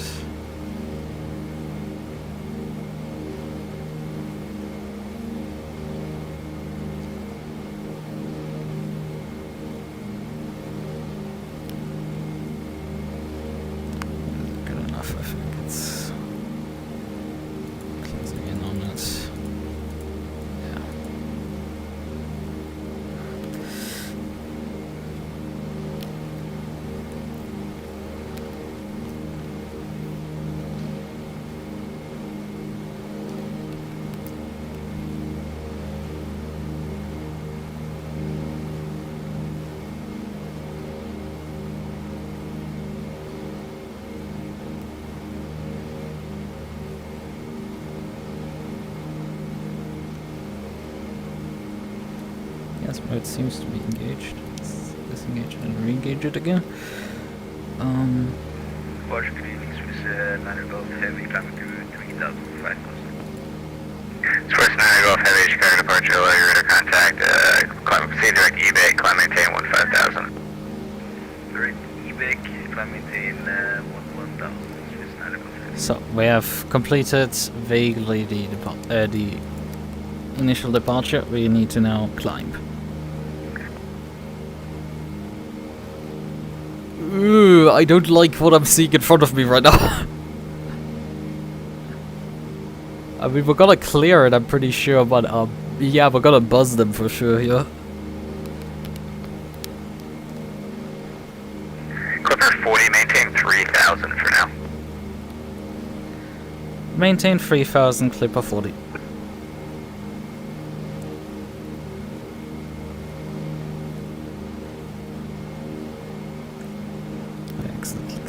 Clipper 40, sorry, actually climb maintain 3,500.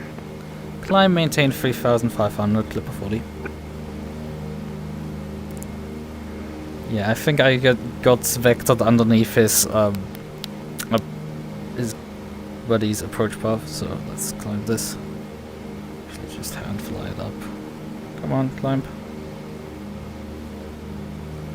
Should be there in a minute. We should be able to get a bit more climb rate out of it. Let's also throttle the engine back, because for some reason this aircraft has better climb performance when you have better engine performance when you have less throttle, less RPM going through the engine. Clipper 40, fly heading 120 for traffic. Fly heading 120 for traffic, Clipper 40.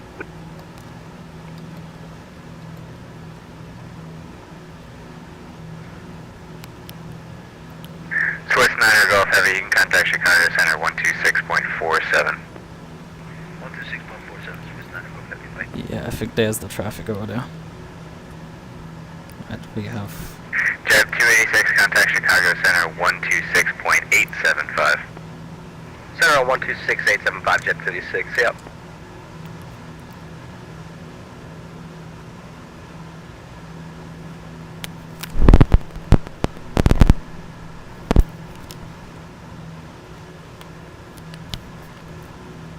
Good evening, Pacific 1385, passing 3,000 for 5,000.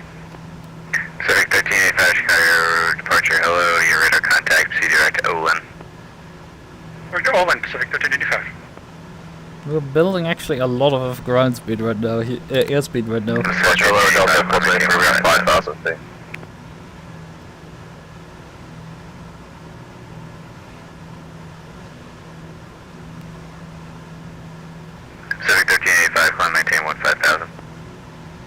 5000, Pacific 1385. Delta 423, Chicago departure, is that you? Delta 423. Delta 423, Chicago departure, radar contact, proceed direct to Rainier, climb maintain 15,000 and say altitude. Dr. Rainier, climb to 15,000, currently at 5,000 feet, Delta 423. Thanks.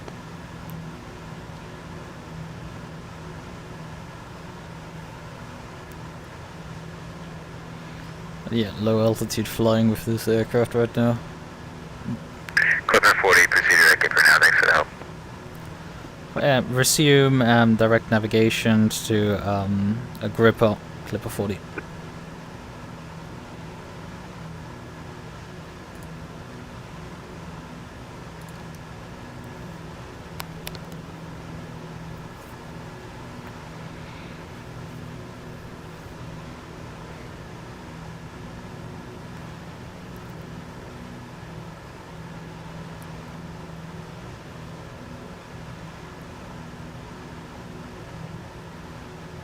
Clipper 40, am I also allowed to resume my climb to 11,000 feet? Clipper 40, the traffic that was above you just turned on a final, so you can climb and maintain 11,000 now. Climb maintain 11,000, Clipper 40. Delta 423, direct, proceed direct to Bergman. Direct Bergman, Delta 423.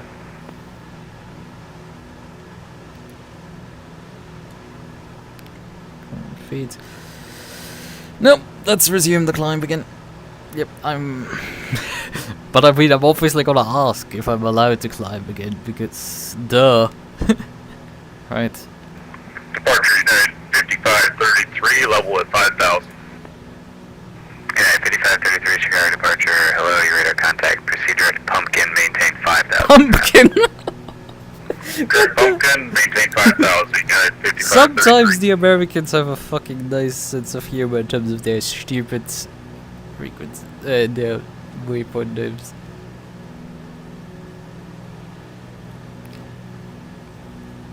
Alright, 550. O'Hare departure, low Boeing 0. Because I'm probably gonna be handed over to the next departure controller. Boeing 3 Heavy, Chicago Center. Hello, climb and maintain 1,500. So many Climb maintain 15,000 for Chicago center controllers here. Delta 423, contact Chicago Center 126.87. 126.87, Delta 423. Pacific 1385, contact Chicago Center 126.47. Leading airspeed quite badly, but we're sitting at 130 right now.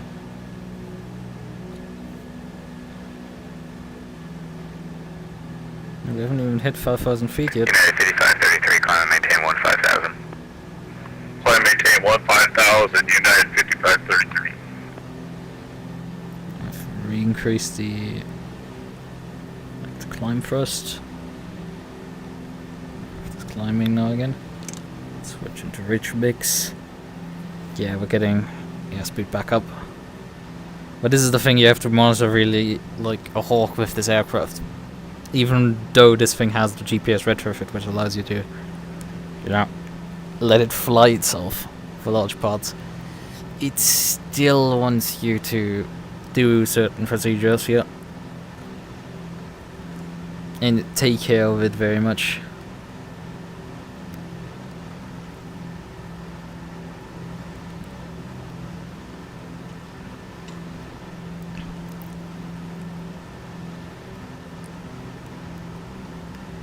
Right, we can put the next frequency on the box actually. This is 118.550. 118.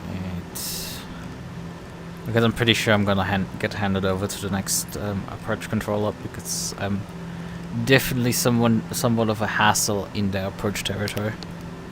So there's a decent chance I get an approach controller again. And yeah, we can fly over the lake here. We still slow down, and we will be climbing to 11,000 feet, which is technically higher than our, you know, cruise altitude for this flight. But I took it because, well, Boeing 3 Heavy, contact Chicago Center 126.47. 126.47, Boeing 003, getting. hello, November 95, Mike Juliet, 5000.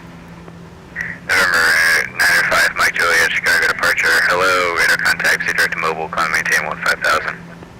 Direct mobile, climb maintain 15000, November 95, Mike Juliet.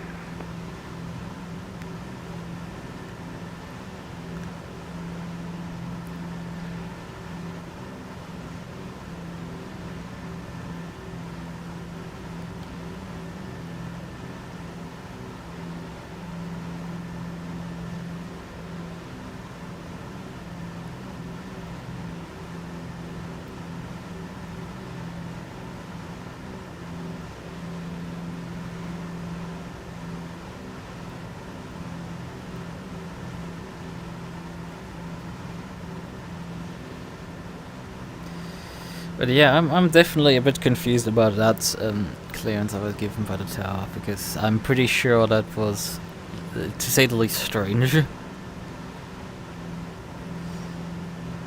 way I was cleared out of there. United 5533, you can contact Chicago Center 126.87. Oh no, the controller window was on. 26.87, United 5533. That's right, all of them there at this point. 26 475 134875 and 126. The one that's Clipper 40, you can contact a southbound approach 118.55.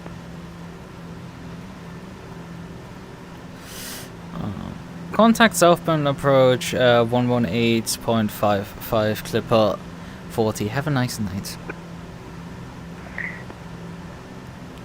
Yeah, apparently that one is back online or something. I don't know, as far as I can see.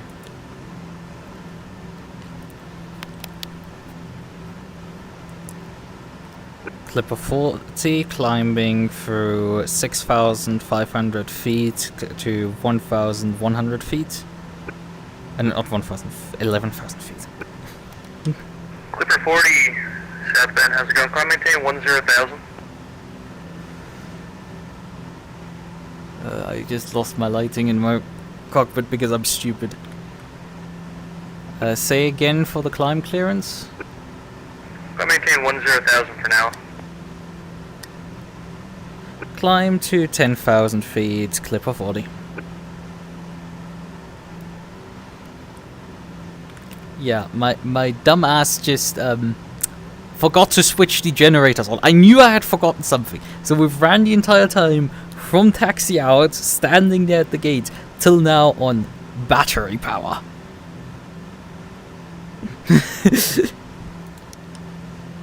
I was about to say, what the fuck are you doing here? It is still doing its thing. We need math mode back engaged. Oh, Clipper 40, I just realized, are you filed for 9,000? AFirm, I'm filed for 9,000, but the previous controller did give me 11,000. Oh, okay. I just noticed that you can climb.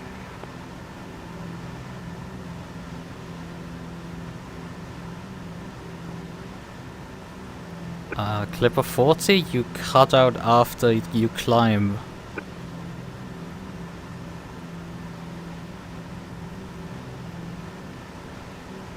Clipper 40 to approach. Yeah, sorry about that. My controller client just crashed. You can climb maintain 9,000. Climb maintain 9,000, Clipper 40, thank you.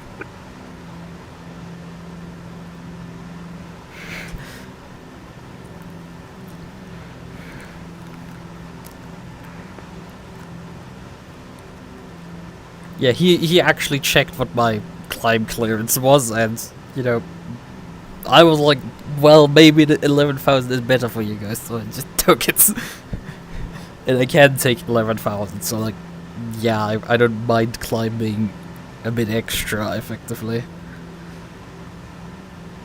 Clipper 40, you can contact Chicago Center at 126.475. We'll see you. Contact Chicago Center 126.475. Good night. So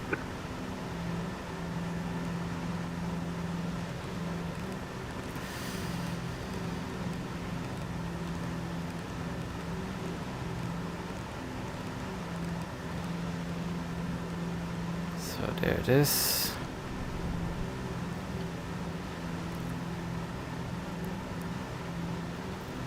Clipper 40 climbing through 8,000 feet to 9,000 feet. Clipper 40, Chicago Center, the southbound altimeter 299.7. Altimeter 2997, Clipper 40. Yeah,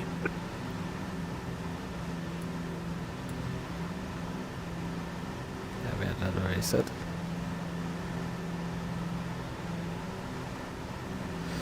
Going 002, you want us on course? Yeah, we have already sold the... I'll have that for you in about 30 seconds. Okay. Chicago Center, Southwest Center 561. Hello, level 220, inbound to Zach B. Southwest 7561, Chicago Center, Roger. And Boeing 003, cleared, direct pad.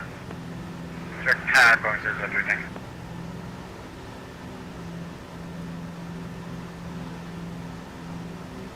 Chicago Center, Twin Cessna 414 Sierra Echo, flight level 180. Got over 414 Sierra Echo, Chicago Center, Roger.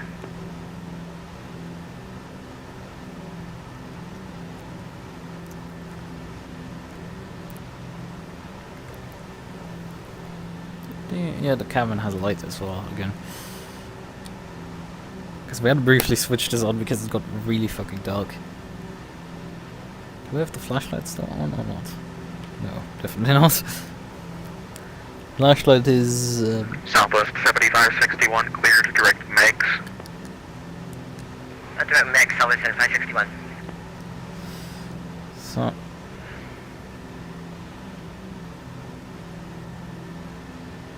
Throttles back. Cruise configuration. Because we are basically a cruise altitude. Over 905 Mike Juliet, I'm at altitude to maintain flight level 360. 360, 905 Mike Juliet. There's more Center airport final area, for 905 Mike Juliet. for which Negative, the... I've got traffic at 37. Once you clear the traffic, I'll have 39 for you. Roger, 905 Mike Juliet. Yeah, there's the 8 still. Information is Zulu. Southwest 7561, cross MEGS, and then maintain 1000, southwest altimeter 299.7. Cross MEGS, and maintain flight level 110 and... Oh, that's a fun person. 997, Southwest 7561.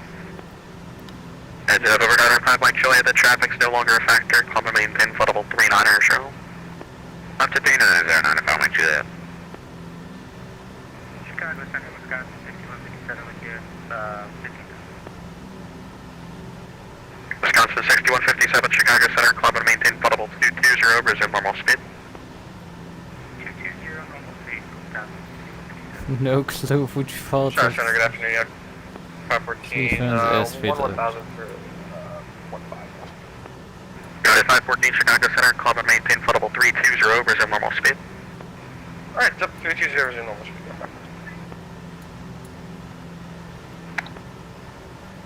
Chicago Center, good evening, XHF 375, what's your passing 139?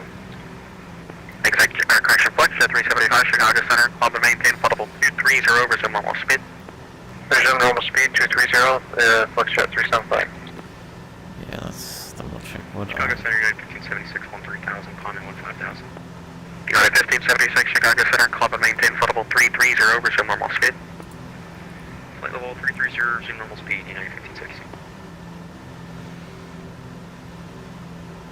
Let me briefly check the airport's meter, because that might be a bit more up to date than the... Swiss Matter Golf, contact Cleveland Center, 135.72. 135.72 Swiss Matter Golf, but... 12502. Oh, these are Cleveland's.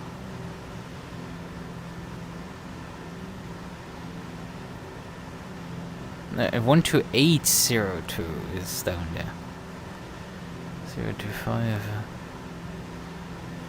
Charlotte Center, he had 10 heavy, directing to evade, climbing to 150, sorry, 15,000. My boy is... Chicago Center, climb and maintain floodable 330, resume normal speed.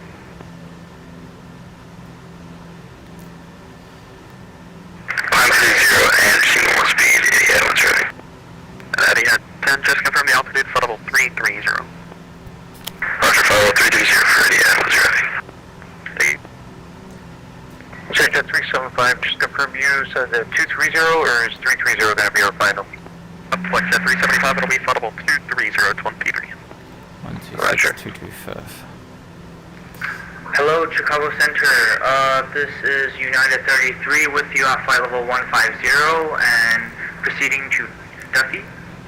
American 33, Chicago Center, climb and maintain floodable 310, resume normal speed. Resume normal speed and climb to cruise level 3, flight level 310, American 33.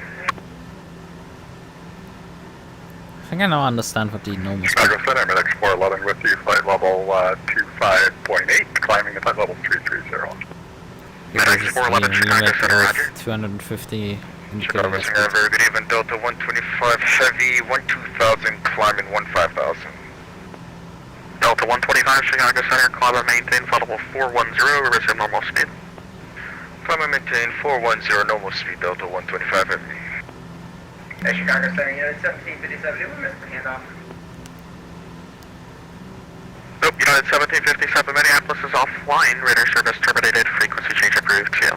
Alright, over the Darkins, United 1757, appreciate all tonight, see ya. Ship.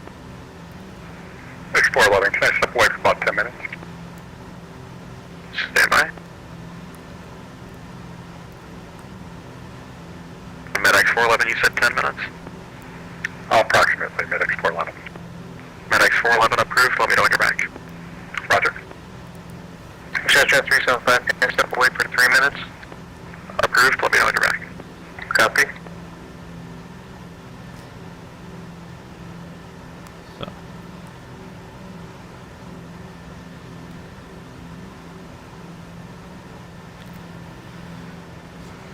Boeing 003, contact complete, 1 center, 135.72. Shot over me there. 135.72, Boeing 003. No, that's not in shot. This is an 8. Someone 7561, confirm your clear for descent. Who was calling for descent? Southwest 7561. Southwest 3561, you can descend and maintain 1000, the southbound altimeter 2997. Descend maintain 1000, southbound altimeter 2997, Southwest 7561.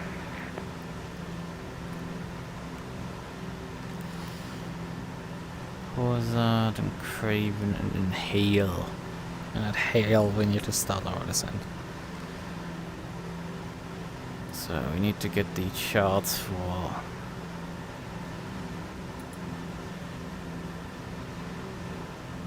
I think we're still in the wrong airport. Jet 375 is back. Jet 375, roger, break Wisconsin 6157, maintain floodable 200, that will be the final, we'll have to start you down shortly. I got the airport code again wrong. I hate it. KDTW. KDTW. Detroit, there it is. Ground, sit, star. Southwest 7561, cross Haley at to maintain 6000. Cross Haley at maintain 6000, Southwest 7561. Twin Cessna 40 Echo, contact Kansas City 125.72, see ya? 125.172, 40.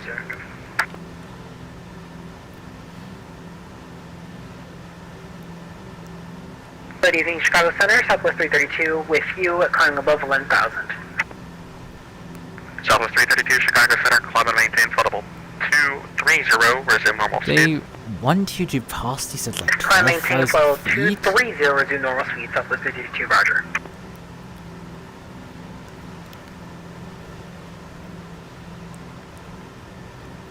It's higher than my fucking cruise altitude. That's hilarious. Alright, we will soon. Thing is, he might just dump me basically straight into the approach control over there.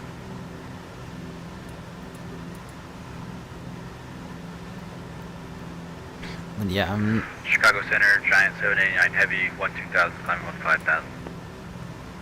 Giant 789, Chicago Center, climb and maintain flight level 330, resume normal speed. Climb and maintain flight level 330, resume normal speed, Giant 789 Heavy.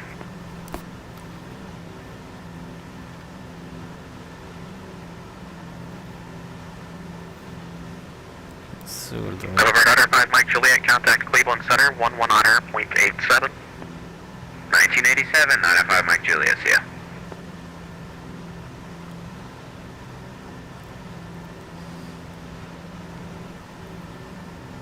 there is obviously Delta 661, descend at pilot's discretion, maintain flight level 240.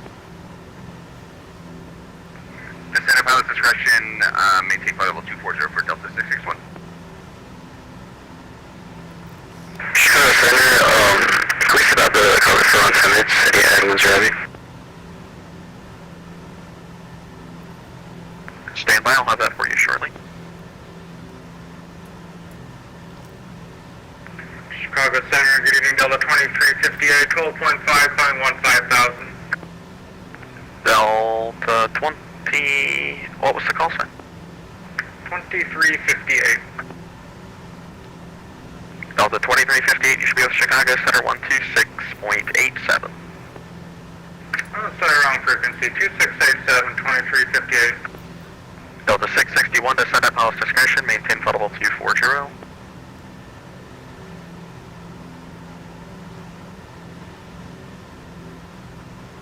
Descend at pilot's discretion, down to flight level 240 for Delta 661.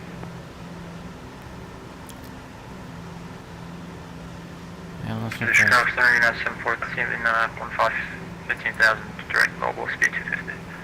9714, Chicago Center, climb and maintain flight level 350, resume normal speed. 350, normal speed, 715. 714. Chicago Center, American 2819, level 340. American 2819, Chicago Center. Chicago Center, good day, EPS 755, flight level 350. EPS 755, Chicago Center, roger, break, Wisconsin 6157, descend and maintain 1000, and I'll have an altimeter for you shortly. Down to 1000 for Wisconsin. things are over there. Chicago Center, hello, right here, 610, climbing out of 10,000, 15,000. American 696, Chicago Center, climb and maintain flight level 370, resume normal speed. Resume normal speed, I'm going to maintain 370. Flight jet 375, descend and maintain flight level 190. 190, flight jet 375.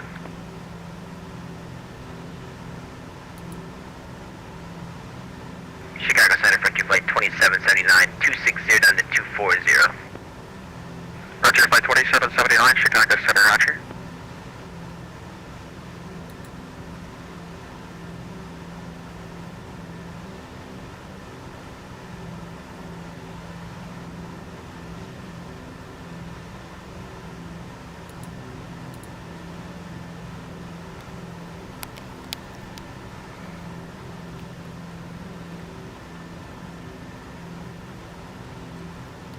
Delta 661, cross HOSA, add and maintain, flight level 190. HOSA at 190 for Delta 661. Okay, considering he just got a clearance for HOSA, Flight jet 375, contact Cleveland Center 126.75. 2675, see ya.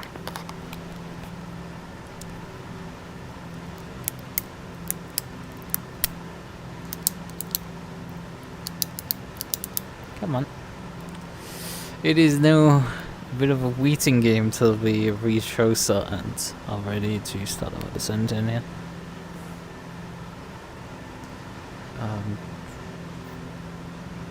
Start dealing with the approach procedure here. United 514, contact Indy Center 128.22. Right, 128.22, United 514, good night.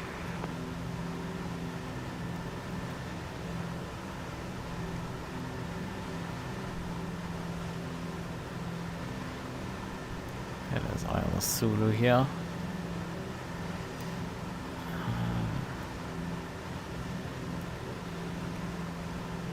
Wisconsin 6157, contact Kansas City 125.72.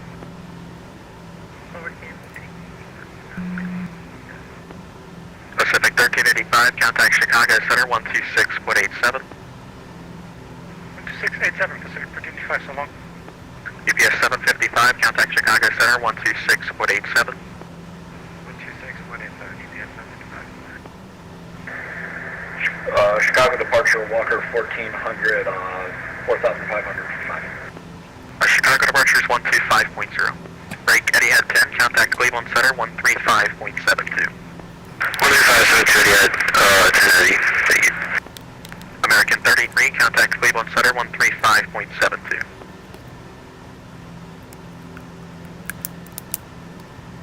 American 33, Cleveland Center now 135.72. MedX 411, are you back?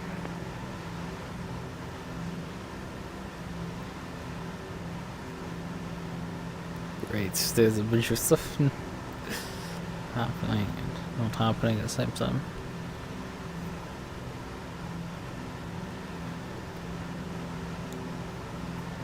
American 2819, cross holes at and maintain 12000, O'Hare altimeter 29.7. Holes at the 12000, United 1576, contact Cleveland Center 119.87. Cleveland Center 119.87, United 1576.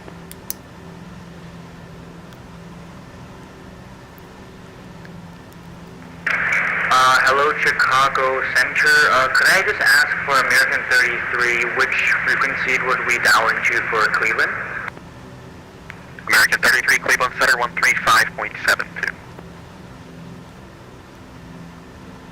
725 it is. Contact Cleveland Center at 135.72, American 33, thank you. Jackson 46 checking in with you, climbing to 15,000.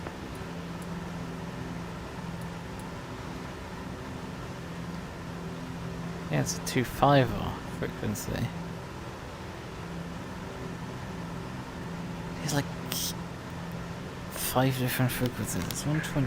Chicago Center, good evening. Quarter 205 Super with you passing 12,000 for 15,000. Cactus 1046, Chicago Center, climb and maintain floatable 290, that will be the final, resume normal speed. 290 for final, and we'll resume normal speeds, Cactus 1046. Chicago Center, Walker 1400, 8,000 for the final. Qantas 205, Chicago Center, climb and maintain floatable 410, resume normal speed. Level 410 and normal speed for Qantas 205, thank you. Walker 1400, Chicago Center, climb and maintain floatable 290, resume normal speed. 290, normal speed, Walker 1400.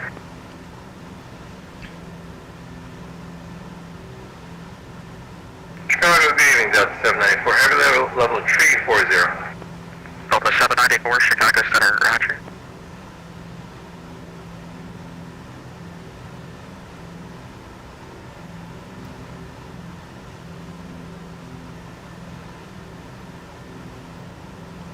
MedX 411, are you back? Frontier Flight 2779, cross Fisk and maintain 1000, southwest altimeter 2.7. Cross Fisk at or above, at or below 111,000, and copy altimeter Frontier Flight 2779.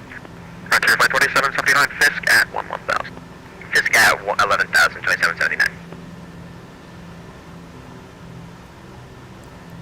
Southwest 332 to set a maintain floatable 190. To set a maintain for level 190, Southwest 332. Chicago Center, Delta 1172, file 340. Delta 1172, contact Chicago Center 126.87, good night. 126.87. Southwest 7561, contact Chicago approach 125.0. Contact Chicago approach 125.0, Southwest 7561, good night. Chicago Center, hello, Envoy 3656, level 330, 25 miles northwest of Airport 10. Envoy 3656, Chicago Center, roger. Descend via the Turtle 6 arrival, O'Hare altimeter 2.97. Descend via the Turtle 6 arrival, Envoy 3656. Yeah, we will likely be handed out. Let's see Chicago Center to control us. That lists here. Envoy 3656, contact Chicago Center now 126.87. 126.87, Envoy 3656. Delta 661, contact Cleveland Center 126.75. 2675 for Cleveland, Delta 661, thanks, we'll see you. Delta 125, contact Cleveland Center 135.72.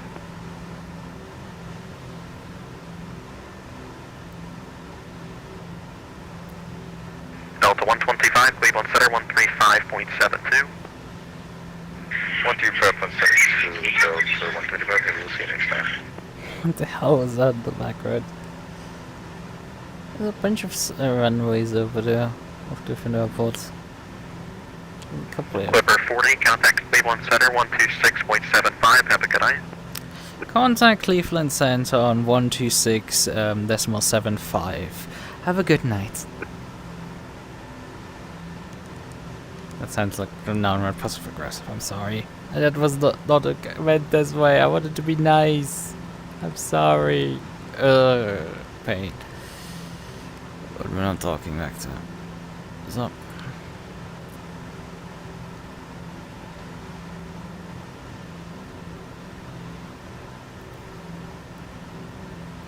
Clipper 40, maintaining 9,000 feet. Clipper 40, Cleveland Center, Lansing altimeter is 29902. Welcome. 29902, Clipper altimeter, Clipper 40. So we need to fix that briefly. The altimeter is slightly off.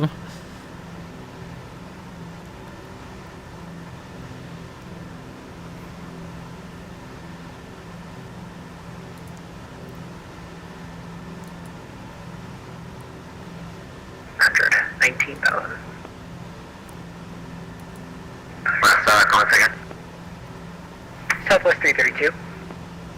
Southwest 332, Cleveland Center. Hello, descend via the Rock City, or correction, the Victor's 2 arrival, except, maintain the speed restriction, please. Descend via the Victor's 2 arrival, that's altimeter is 29907.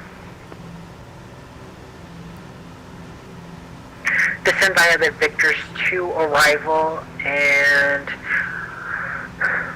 altimeter is 29905. What did you say about the speed, Southwest 332? Altimeter is 29907, and keep the speed restriction on the arrival, please. I was going to say delete them, but keep them, please. Roger that. Keep the speed restriction. Southwest 332, roger. Delta 423, contact Detroit approach on 126.22. 12622, Delta 423, thank you.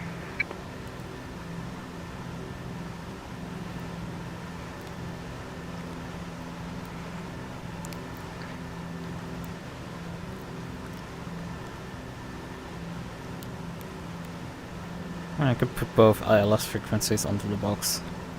That might be a good use for a moment. Flight plan. KDTW. Delta 661, Detroit approach now on 126.22. 2622 for Delta 661, thanks so much, we'll slip.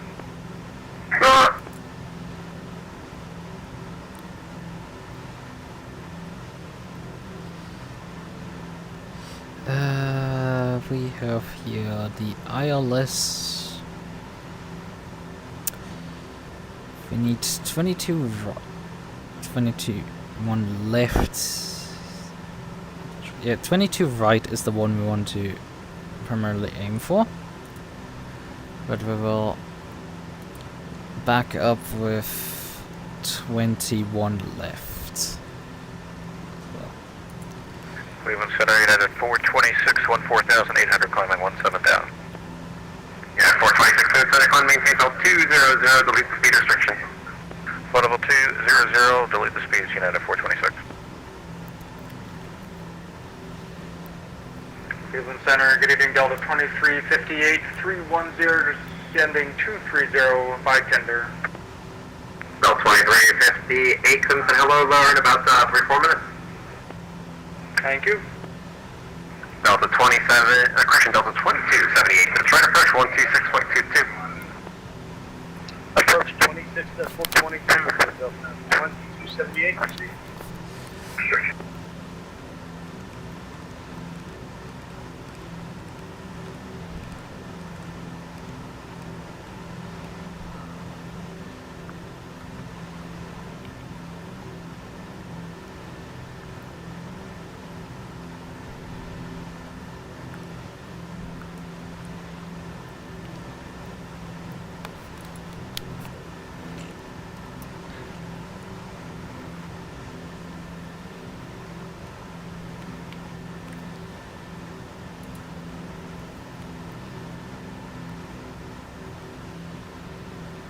Yeah, the expected altitudes here are definitely not something I'm flying into.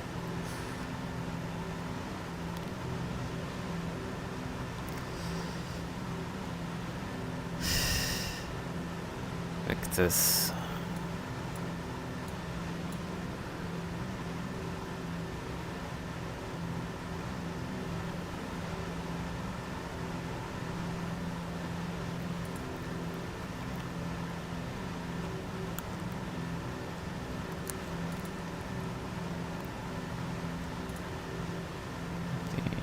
Chain.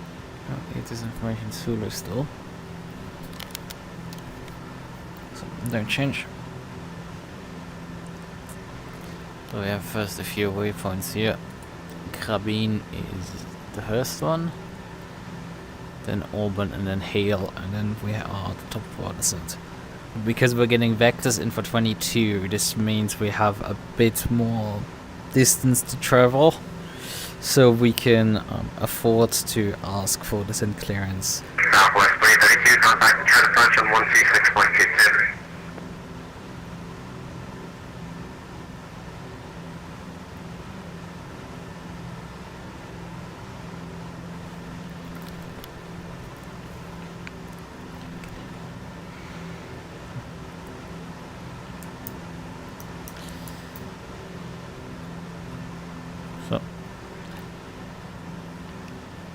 Anything remaining for preparation for descent here?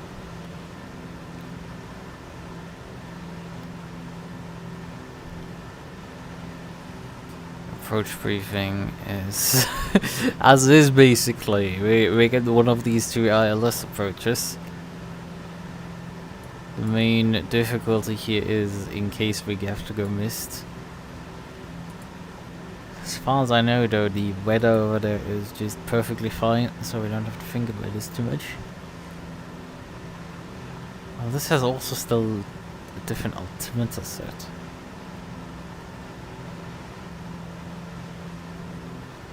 Delta 2358, descend via the Rock City to arrival, except delete the speed restrictions until Rock City. At Rock City, resume the published speeds. Altimeter is 2997, Detroit Metro. 2997, descend via Rock City 2, and free speed until Rock City, Delta 2358. Yeah, right, I had my flight plan already. Victor's 2 set failed.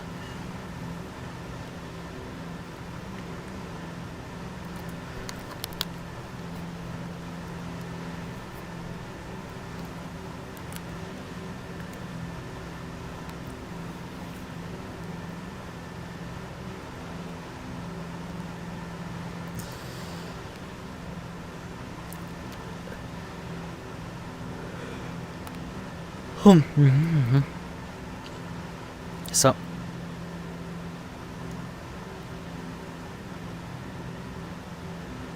Clipper 40 cross hail at maintain 7000, Detroit Metro altimeter 29907. Detroit altimeter 29907, descend and maintain at hail 7,000 feet, Clipper 40.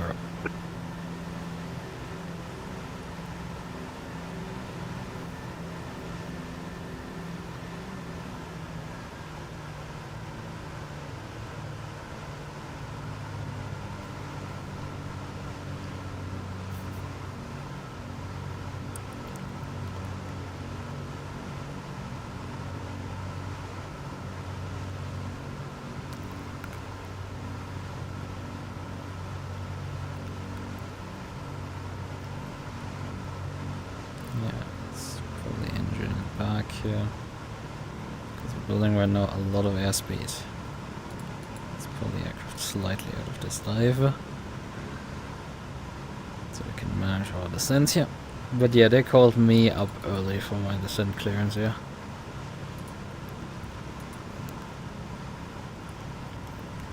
Right, I have about a minute 40 till we hit the next one. 426, contact Chicago Center on 126.87. 126.87, United 426, good night. Yeah. So, let's increase the descent rate again. Because we have only a couple minutes till we hit the next waypoint, so if we want to hit the 7,000 for hail, then we need to descend fast. Clipper 40, contact Detroit approach on 132.02.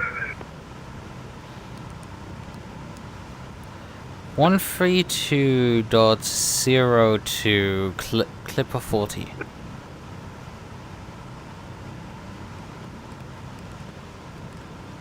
I read that back correctly? But yeah, they gave me a really odd frequency there.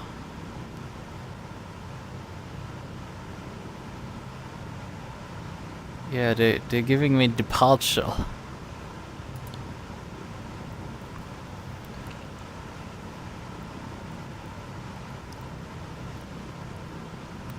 Clipper 40 descending through 8,000 feet down to 7,000 feet.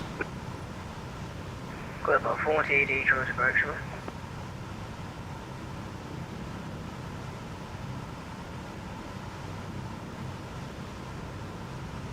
Yeah, well, I attempt to say hello, but it's not particularly the greatest it came through.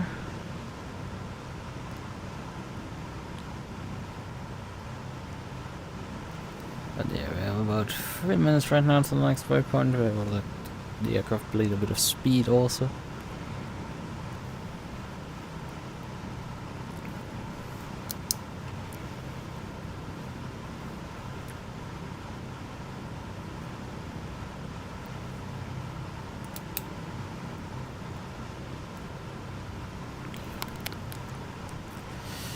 First procedure I can expect.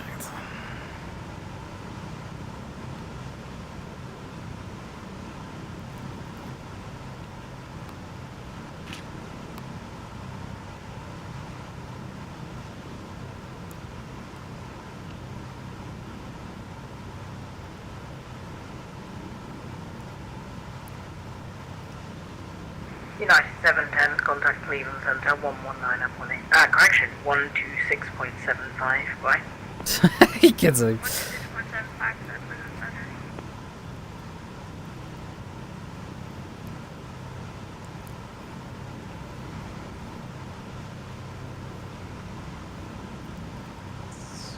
Throttle's back, so we maintain the same manifold pressure roughly. Right, so we have descended to our altitude, we will be bleeding some speed off. And Clipper 40, I would just like to confirm that you are on the Victor's 2 arrival.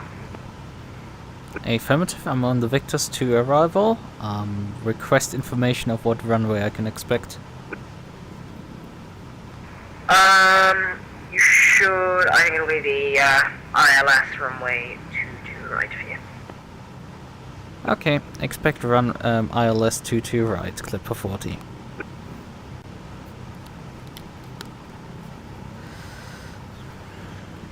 Yep, because this determines on like parts of the waypoints of this procedure. So I would like to just know what that he's giving, that I am correctly vectoring. It makes sense, obviously, right? That's why in large parts this is being done this way. So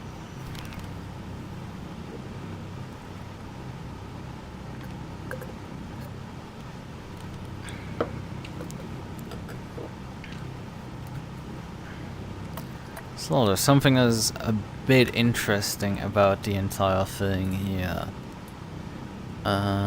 With these approaches here, right? Wait, is this the altitude here? Oh yeah, right. This is altitude descent here. Through these points, you start the approach here at 5,000, and you have to manually descend down to like 2,000 for the intercept for the ILS. Step descents. Oh, that's interesting to say the least. This approach. This is gonna become fun. Oh, well, we're actually looking at the wrong procedure. We're looking at the other ILS. Yep, this is a step descent here. Yeah, we need to throttle up a bit because we're starting to bleed here airspeed a bit too much.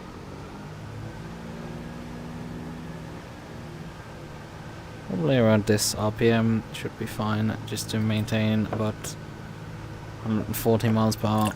I don't want to build much more airspeed, although we have some track miles still to go.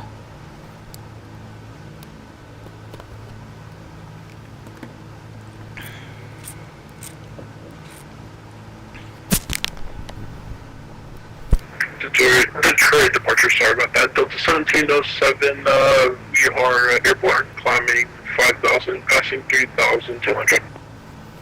Delta 1707, Detroit departure, radar contact.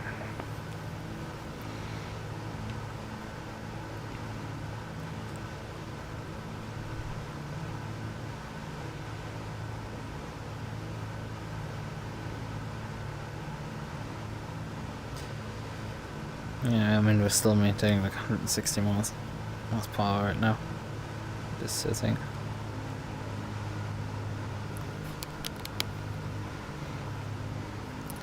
Victus to arrival. Wait, that's the wrong graph. That was the transition into Victus. So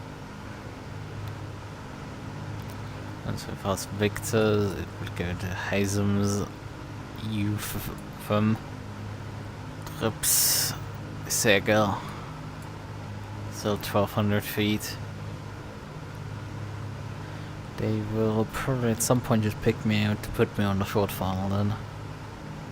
As you fly then run this heading 033 here till you vectored in for the approach.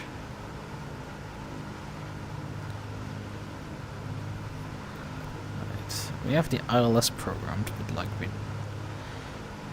I mean, we're probably vectored onto the ILS path anyway. This is fine. We have definitely a few minutes here remaining before we get to the flight plan. Yes, Sega is, for example, like 36 nautical miles still out. Cumulatively. Yeah, we have some distance still to cover. Right. We're given an initial descent here. According to my descent chart here by Victus, yeah, it was still only expecting 8,000, so only after Victus it continued into descent, obviously, to 42,000, down to 31,000 at 3,100 at Sega. Do we have the correct altimeters? Oh, we don't have the correct altimeters. I made a mistake. I remember what ultimately you told me to, but like I forgot to actually set it.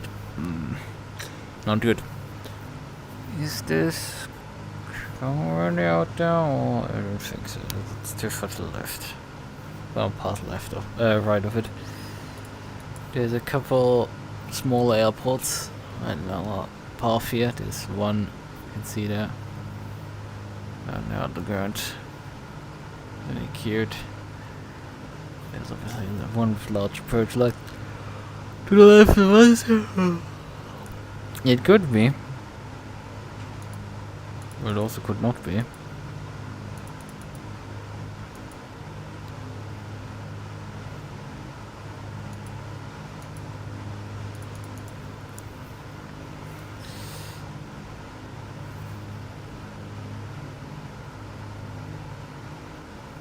A couple of clouds here. But they are high flying, so this is fine. They're like around 1,000 feet or something like that. Probably above.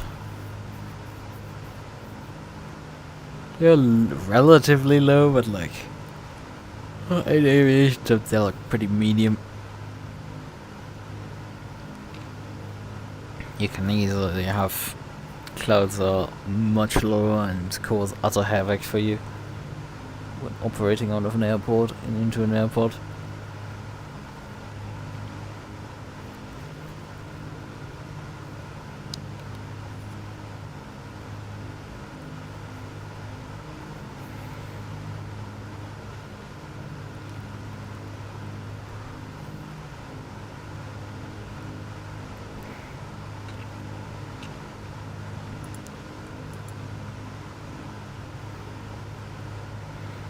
One hit Victus, which is should be another airfield here. I see definitely one of them. I'm missing the other one.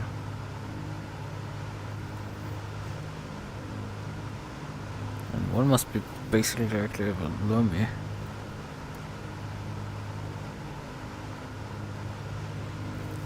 No clue, there's just paths everywhere. Be a non-illuminated one. Whatever the hell this stadium stuff over there is. In terms of lighting.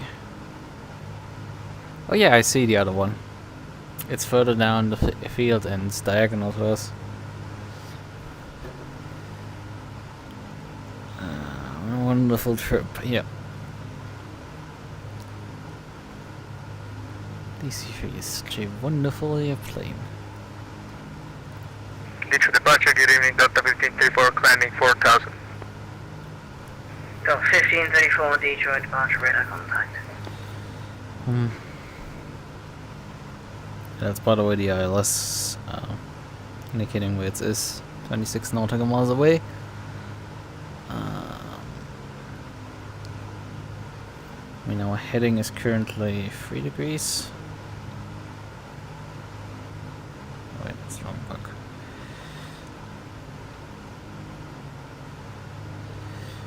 We're flying right now, heading of 3 degrees, so it's slightly to... Delta 1707, contact Cleveland Center 135.72. The frequency for Delta 1707, sorry about that. Yeah, no problem. It's 135.72, 35. But that is, I think, our 3572, Delta 1707 to you. Detroit airport right there, I think, on the right. On the left and the right. From the distances and everything. I think that lines up. Heisem to Eufum. Alright, we definitely probably a bit more descent from here. But yeah, there's the airport. That's where I can expect to land soon.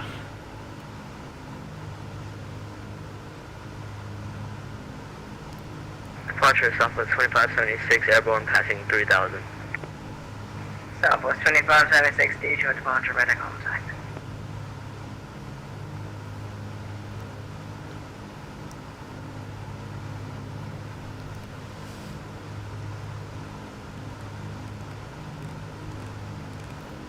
Clipper 40, contact Detroit approach 126.22.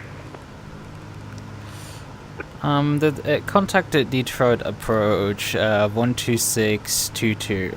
Have a good night. Thanks. Delta 1534, climb maintain 17,000, clear direct Slava. Delta 1327, say altitude. 16,000. Thank you. Delta 2358, descend to maintain 3000. Maintain 3000, Delta 2358. Delta 2358, turn right, heading 190, intercept the Zulu, runway 22 right localizer.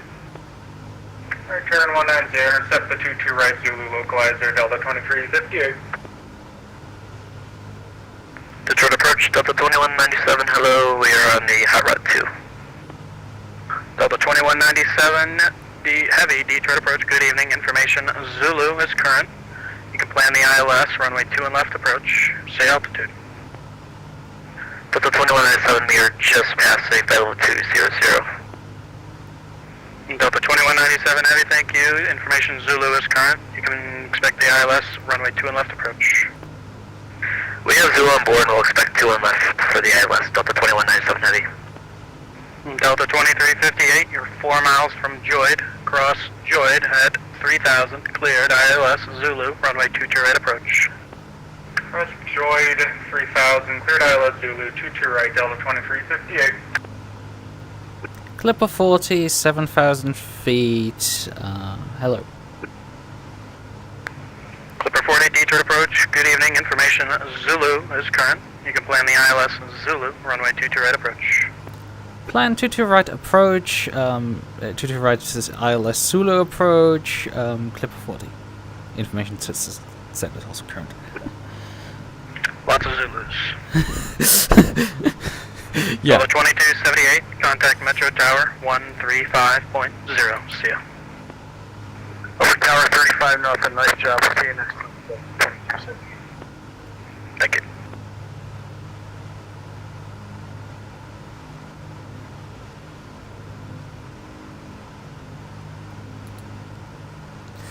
Select approach.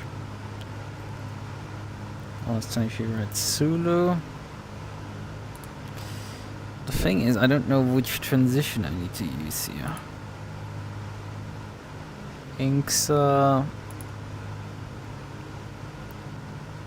Attention all aircraft on this frequency. Detroit Metro ATIS information Alpha, now current, altimeter 29906.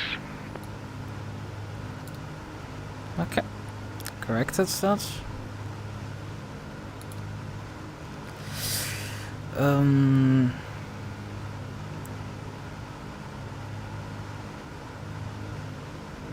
Just select Mali, I think, as a waypoint and load.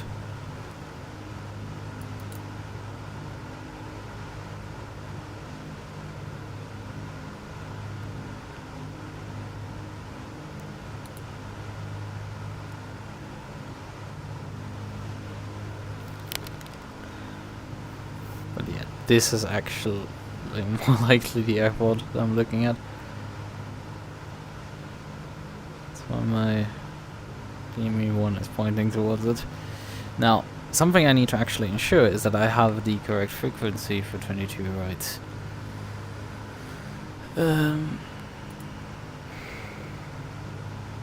22 right Zulu. Delta 2358, contact Metro Tower 135.0. See ya. 350, Delta 2358, have a good night, bye.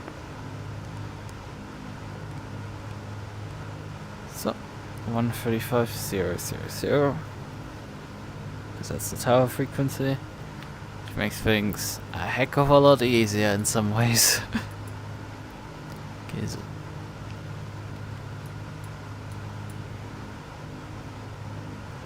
But yeah, not all the runways are rendered in here.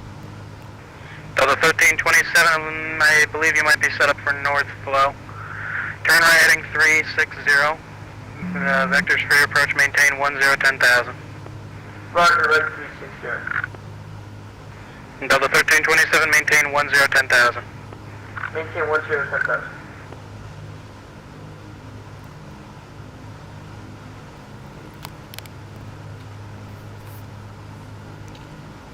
There's a cute airport down there.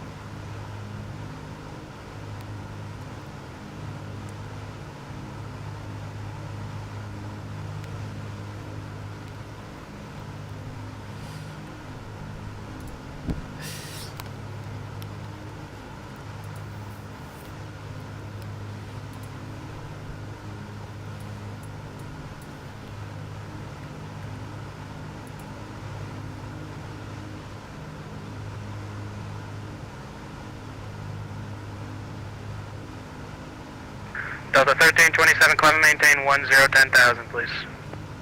Yep, we are at 10,000.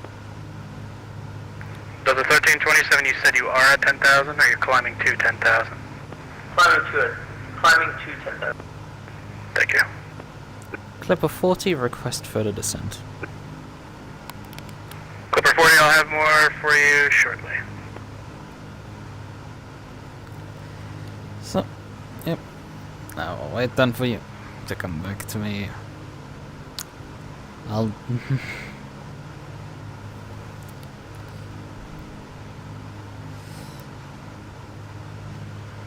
yeah, we're gonna hit Sega soon and then we need to set a heading by ourselves. Need to fly heading manually here. Oh, yeah, user point activated, so... switch into heading mode here, because effectively that's what's being done here. You do heading till further notice. Which will obviously give me roughly the heading I asked for.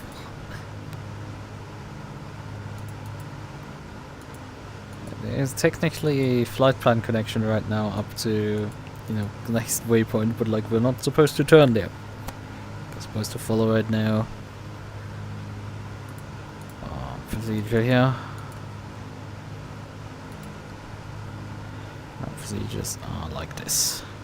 So, follow instructions. In if the rival got connected up automatically.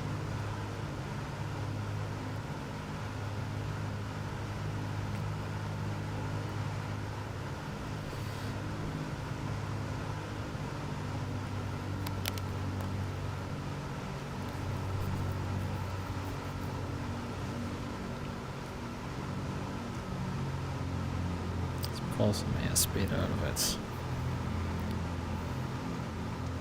because it makes my descent a bit easier considering they will hold me relatively long high here, likely. Delta 1327, descend and maintain 7,000. Delta 1327, descend and maintain 7,000.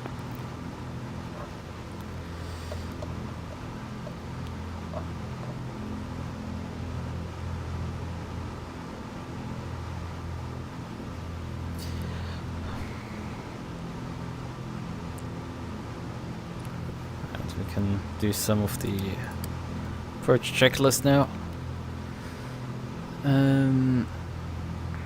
Delta 2197 heavy, descend and maintain 8,000. Descend and maintain 8,000, Delta 2197 heavy. Clipper 40, descend and maintain 4,000. Descend and maintain 4,000, Clipper 40.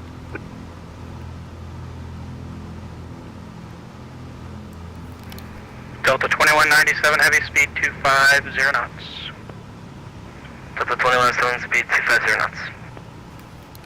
Delta 1327 maintain 250 knots. Maintain 250 knots, 1327. So. I'll actually swap the cowl flaps to trail. I like to do that. Landing lights on, fuel boost pumps are on already. Tail wheel is locked from departure. Blowers are low. Yeah, we have everything. The landing gear is not down yet because obviously we are still some miles out. So. Delta 1327, descend and maintain 4,000. Delta 1327 down to 4,000.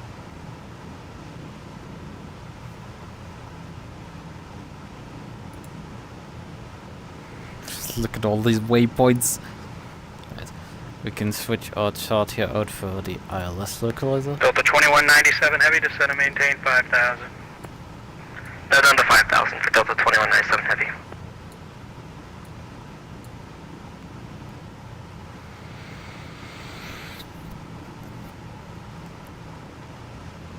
Clipper 40, descend and maintain 3,000. Descend and maintain 3000, Clipper 40. 3000. We're getting sent quite a bit downwind, therefore being vectored onto the... We'd probably expect non-jet from the altitude, but we're already past it. No, whatever. Delta 2197 Heavy, speed 210 knots. Speed 210 knots, 2197.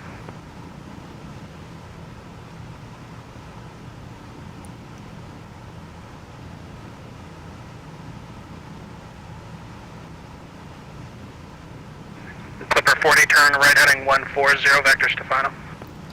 Turn heading 140 for vectors to final, Clipper 40.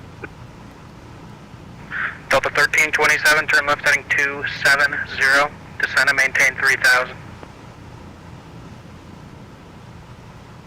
Descend and maintain 3,000, left 240, back to back. You can Delta hear his mouse 1327, wheels exit, just turn left heading 270. Left 270, Delta 1327. Delta 2197 Heavy, descend and maintain 4,000. 4,000 for Delta 2197 Heavy.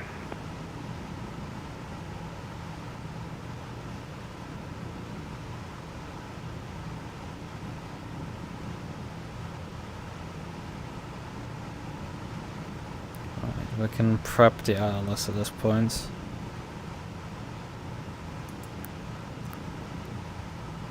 Yeah, we're on glide slope here. Way too fast right now. Way too fast. Ah, too fast. We can't deploy the landing gear.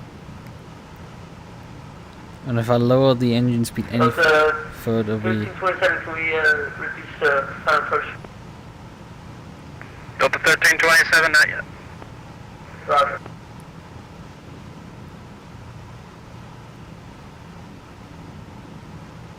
Clipper 40, turn right heading 190, intercept the Zulu, runway 22 right localizer. Turn heading 190, intercept Zulu localizer, Clipper 40.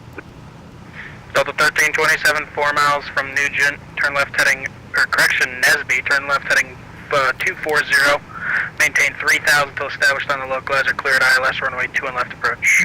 Cleared ILS 2 and left approach, left 240. Delta 1327, so we can slow down, right? These were search for the approach. Affirm. Roger. Delta 1327, actually maintain 180 knots or greater until 5 mile final. 180 until 5 miles final. Delta 2197 Heavy, turn left heading 260, vectors to final, descend and maintain 3,000.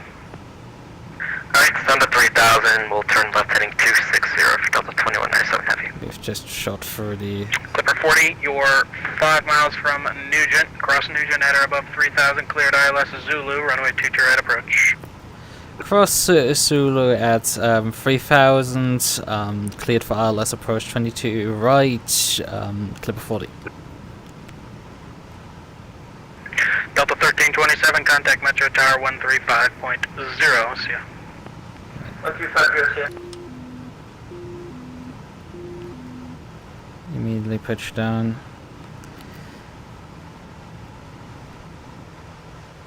And this is basically stall the engines to maybe get some speed back out of it, because we're basically out of And ideas. Clipper 40, contact Metro Tower 135.0, see ya. 135 000 Clipper 40. Good night. Good night.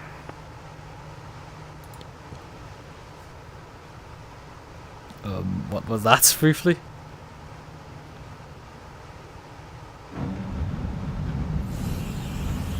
Yep, nah.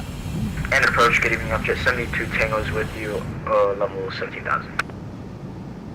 Upjet 72 Tango, D2 approach, good evening, information. Yeah, we lost Zulu all is currently our let me know when you have that. electricity. You can, are you gonna park at the GA ramp or, signature? All... Which one's closest? Signature and the GA area are both on the east side of the complex, so probably, you can expect the ILS 2 and left approach. I expect the ILS runway 21 left, and we'll go to signature 72. I think I stalled the engines for Delta good. 2197, turn left heading 240, intercept the runway 2 and left localizer. Left heading 240, intercept the localizer, runway 2 and left, Delta 2197 heavy. And Delta 2197 heavy, you're 6 miles from Nesby, cross Nesby at 3000, cleared ILS, runway 2 and left approach. Whoa, we're completely destabilized here.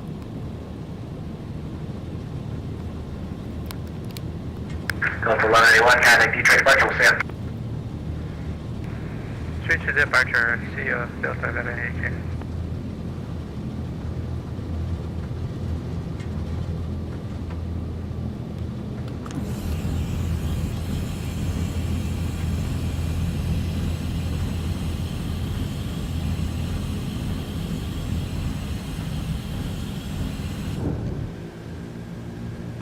Come on, climb, climb. Clipper 40 attempting to land 22 right on ILS. Delta 991, heavy Metro Tower, the wind's 200 at Niner, RNAV 2 forwards, runway 2 right, cleared for takeoff. So we're right, clear for takeoff, RNAV forwards, Delta 991 heavy.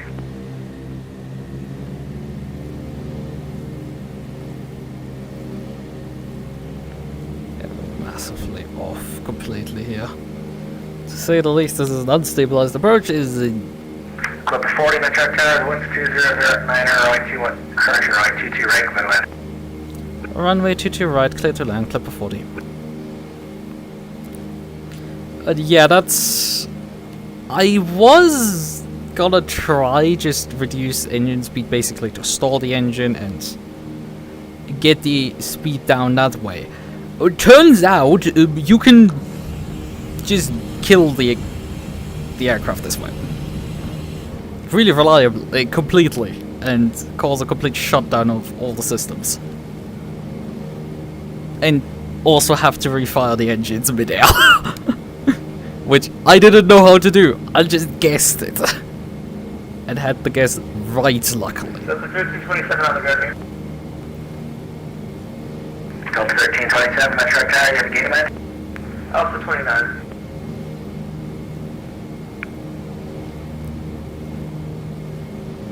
Delta 1327, roger, make the right turn when able, contact ground point. Ground point. Metro Tower, Delta 2197, hello on the ILS 2 and left.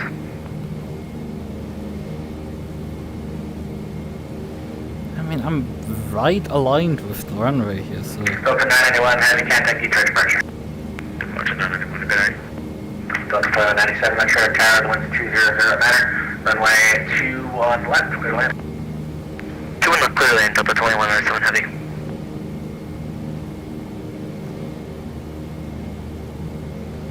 Slightly underneath the glide slope, but always be fine.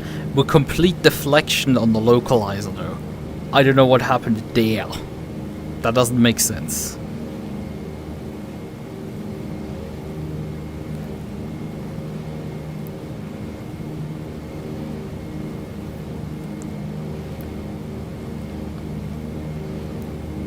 But as far as I know, this is the correct runway, because these are the 222 runways and these are the 221 runways. So we're fine on that front.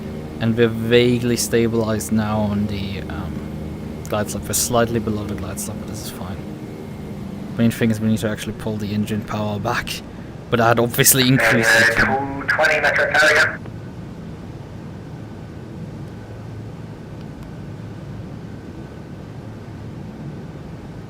Another 220 Tower. engine power. Coming in way hot now, actually. Way too hot technically for a landing. But like, after having lost engines... Metro Tower, United 220, holding short, runway 21 right, ready for takeoff, IFR to LaGuardia. United 220 Metro Tower, winds 200 at 900, Jolie, runway 21 right, clear for takeoff. Clear for takeoff, 21 right, United 220.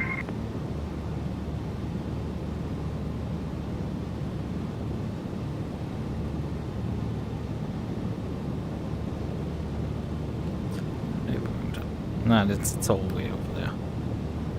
Coming in way hot still. Planning to do a gentle rollout here.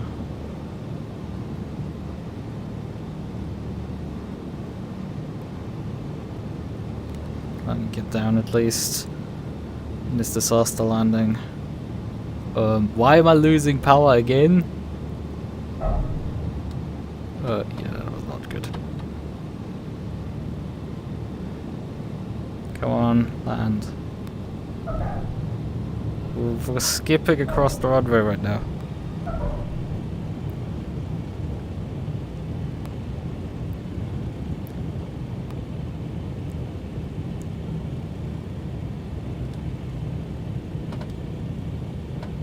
No, we're not making that taxiway, but we'll roll over the next to the next taxiway.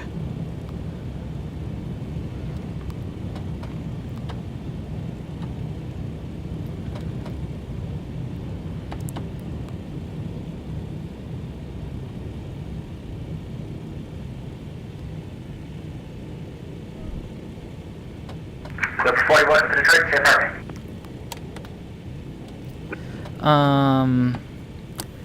State parking. What did you ask me again? Clip 440, where are you parking today? Just give me some apron parking spot. Clip 40, roger, contact ground point 8. Contact ground on 12180. Thank you. Good night. Good night. Delta 2197, heavy contact Detroit departure, we'll see you. We've sort of lost half the electronic system here. The thing is, the generators are running, the engine is running. Affirm, contact ground point 8. Ground point 8, you have yourself a good night, Delta 2197. Have a good one. United 220, contact Detroit departure, we'll see you. Or departure, United 220, have a good one. Have a good one.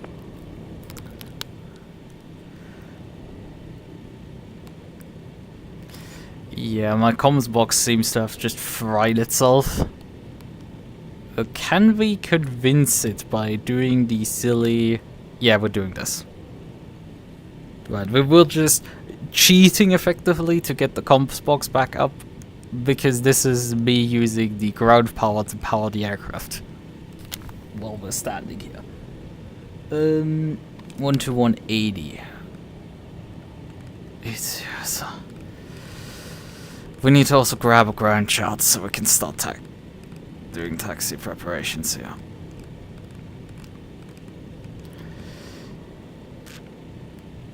Two one right, taxi via Mike. Mike to 21 right, Delta 375. My biggest nightmare of taxiing. Metro ground, Delta 1545 heavy, we're ready for taxi. Okay, we're standing on A2. 1545 heavy. Give me a call on the north side of the ramp short of uniform. North side short of uniform, Delta 1545. Metro ground, FedEx 369er. Request IFR to Nürburgring to copy. We have Alpha. FedEx 369 heavy. Metro ground. Clear to Kennedy via the Pavel 3 departure. Murdoch transition as filed. Climb via SID squawk 6044.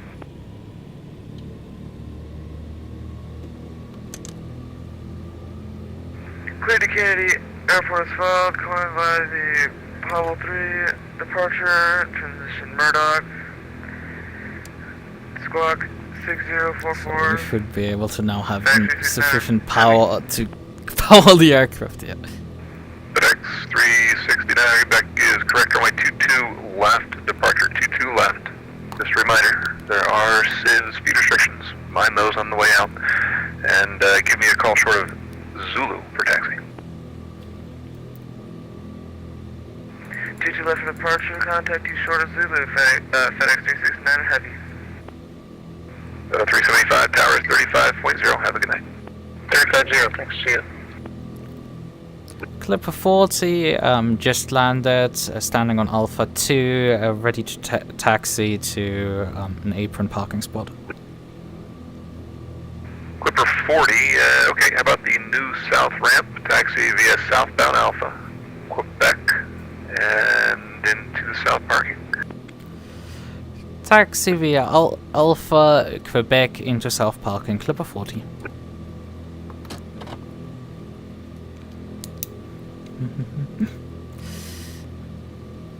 No, Metro Ground, Delta 5216, Alpha 72 with Alpha, I request push. 5216, the ramp is uncontrolled, so at your own risk, look behind you, there's someone right there right now. Give me a call when you start up and short of uniform on the north side. We'll give you a call short of uniform on the north-south, or Delta 5216.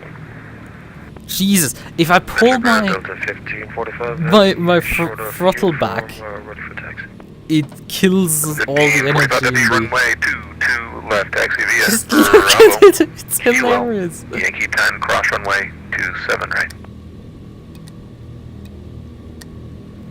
It just resets the generators here. Cross 27 right and for 22 left. Excuse me, Metro. Yeah, we need just more RPM here. Just to keep the energy running here. Cross 27 right. Hold short, runway 22 left. Usually this works fine, but I think because what we did here, the approach, we're getting polished pretty badly. I forgot on departure to switch the generators on, and now they are really pissed for me installing the engine on approach.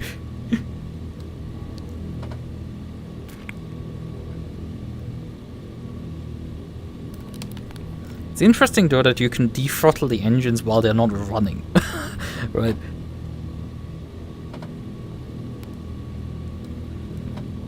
Like, that's interesting. But clearly I hadn't dethrottled them for long enough before to really figure out what happens with them.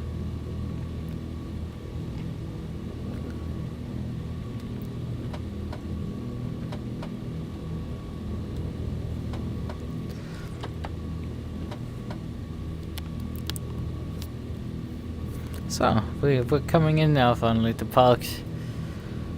It was slightly eventful. It turned slightly eventful. I probably should have gone around. But then again, this aircraft is so goddamn slow that they're gonna murder me if I do. It's also that, like, you know, I had visual, so this was really like, yeah, I'm gonna continue on visual and just stabilize somewhat the approach, although the ILS was also completely off whack. Because yeah, I did land on 22 right, despite my localizer being completely gone banana.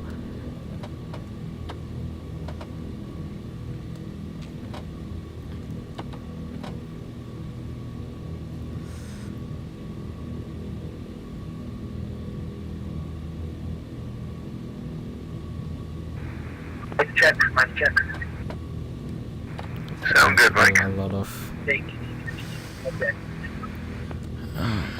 So he did the first time, he didn't the second time, though. Now you sound even worse. No, I just said Tango.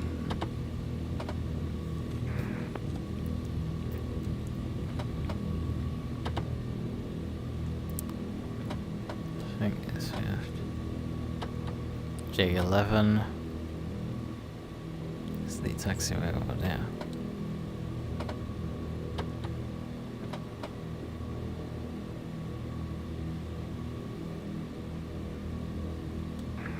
Delta, 1545 heavy. Contact tower 135.0. Have a good flight. 135.0, Delta 1545, thank you.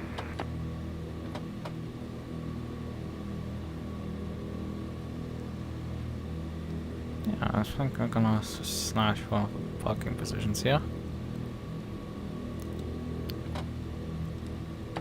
On the left, I think I will prefer.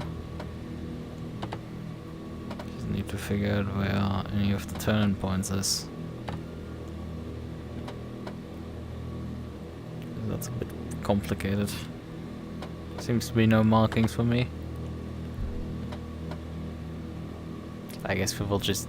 I mean, we could take a parking shot probably out. And figure this out briefly. Because there should... Oh, well, actually there's not. Okay, we will just wing it and...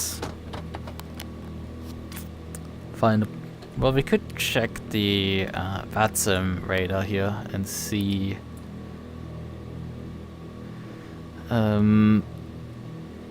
if we could find any parking spots here.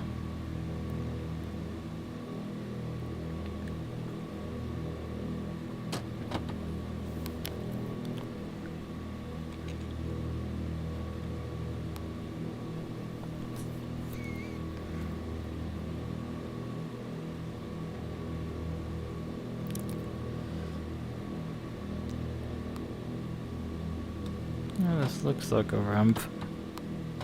Smells like a ramp, seems like a ramp, is a ramp, I think. So, slam the parking brake in. Considering our battery seems to have fried itself completely. Battery card on. Switch this over to battery. And now switch off the generators here. Switch the cockpit lighting on. And then shut the engines down.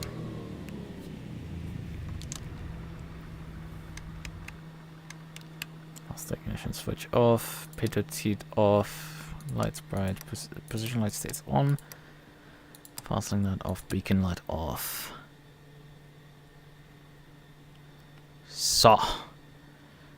Boost pumps off. They might have also been during taxiing been drawing some energy. Oh yeah, and we landed without flaps because, well, we were too fast to deploy flaps, so... And this also should have been moved to the rear. So we would have not suffered a hydraulics failure, but... Didn't need to, and fortunately we did not need to. Open these doors. Open the rear door. Switch the lights off. Come on. Switch it off. Pretty. So, I mean, we could leave the lights on briefly and then take an outside shot briefly of the aircraft.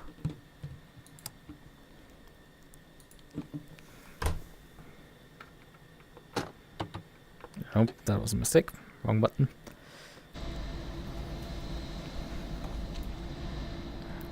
You can see here that the EC3 parked. EC3 in its natural habitat. It looks like there's a fire on the front, I will always say that about the cockpit lighting.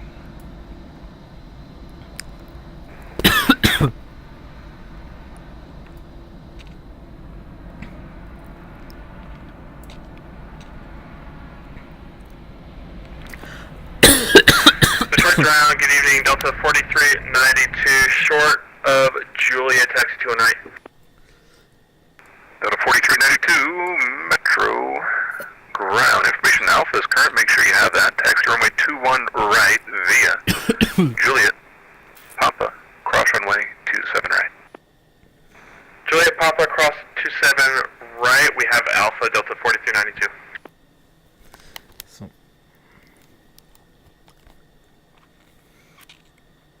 Metro Ground Delta 5216, short of the uniform, ready to taxi with Alpha, but we do have a 900 in front of us, it looks like.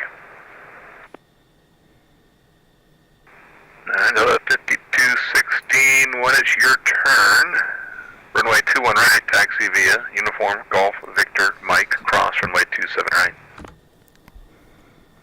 When it's our turn 21 right via uniform, Yeah, Golf, the Victor, Calflex Mike doesn't cross fly. 27 right, southwest, or correction, Delta 5216. But we should be able to move them into position via the lever.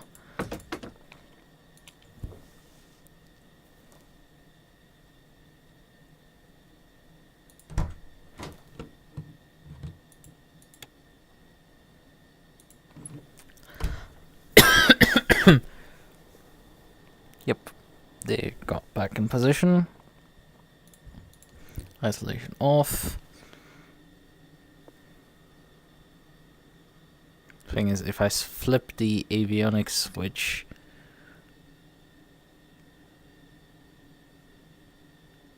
well, it is a bit below that, but that's probably because we're right now having some hydraulic pressure still in the system.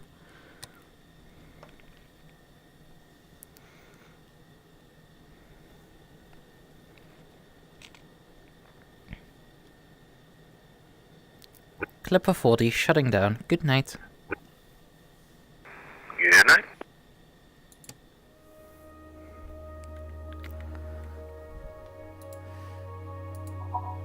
So, and another flight without a takeoff. 1 hour 23 minutes. That is for the online time here on the flight. We are logged 2 hours 37.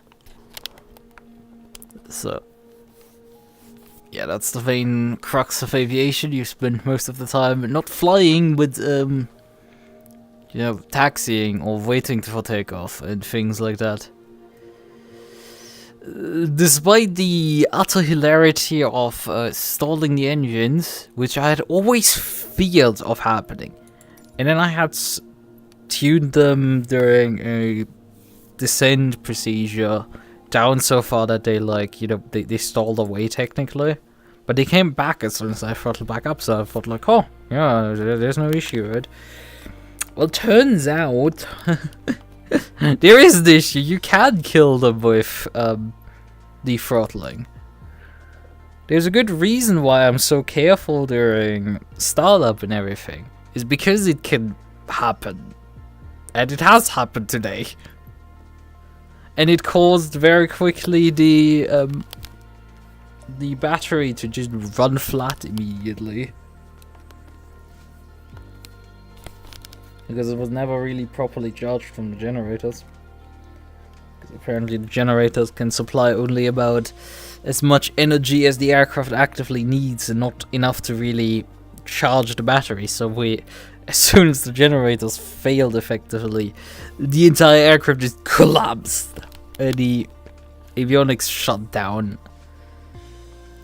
And a bunch of stuff got weird. Obviously, the engines can work without the avionics, although I'm not sure if the primer works without energy. Apparently it did, you know, it went dark and we got the aircraft still flying. Quick thinking for sure prevented here something way worse.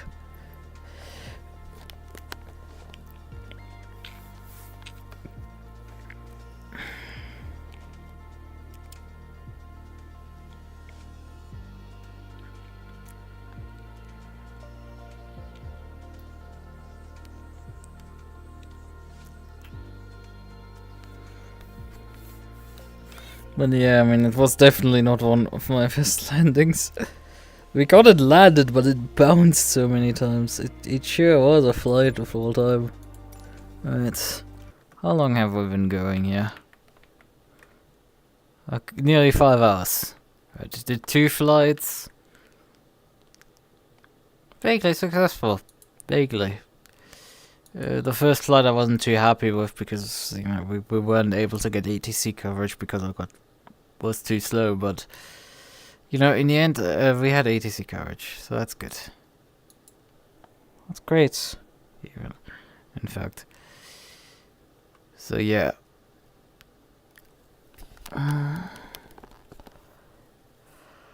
Oh, good for him. That worked. Lengthy flight, but we got there in the end. Yeah. But yeah, what was it actually expecting for block time? Started time on arrival time. Yeah, we arrived here on time even. I'm pretty sure we didn't depart on time. But we were... Airtime, though, was roughly what we got in the end, so... I don't know. Were we actually for once on time for our departure? That would be surprising, to say the least. Yeah, wait, actually, the departure time is the off-block time. Right, and this is what is measured here, the block time of 2 hours and 3 minutes. Right. Because I planned with 30 minutes of taxi. To have extra fuel for that. So I have fuel for engine run-ups and delays. Right, and we got decent chunk of delays there too.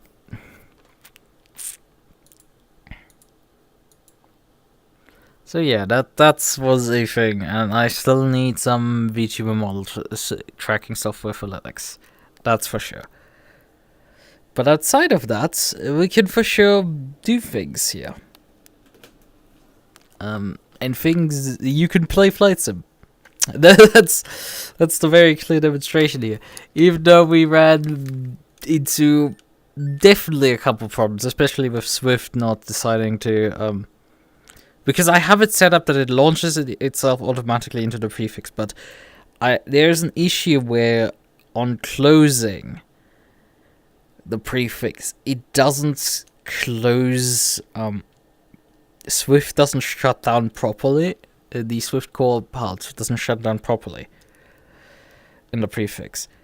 So when it gets launched the next time, it thinks there's a running instance, even though there can't be one. There quite literally cannot be one. You can restart your computer and this error will still occur. And the only way to fix it, for some reason, is to launch Swift via its normal launcher. Right, which is what I did then to launch co-op separately. And that worked. Luckily. Tonight. We had no further problems, everything worked as it was supposed to.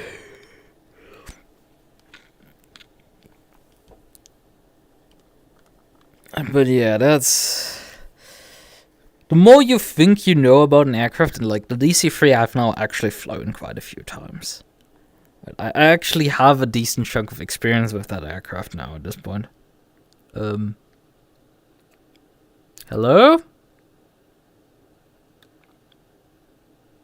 What did you do with my window here?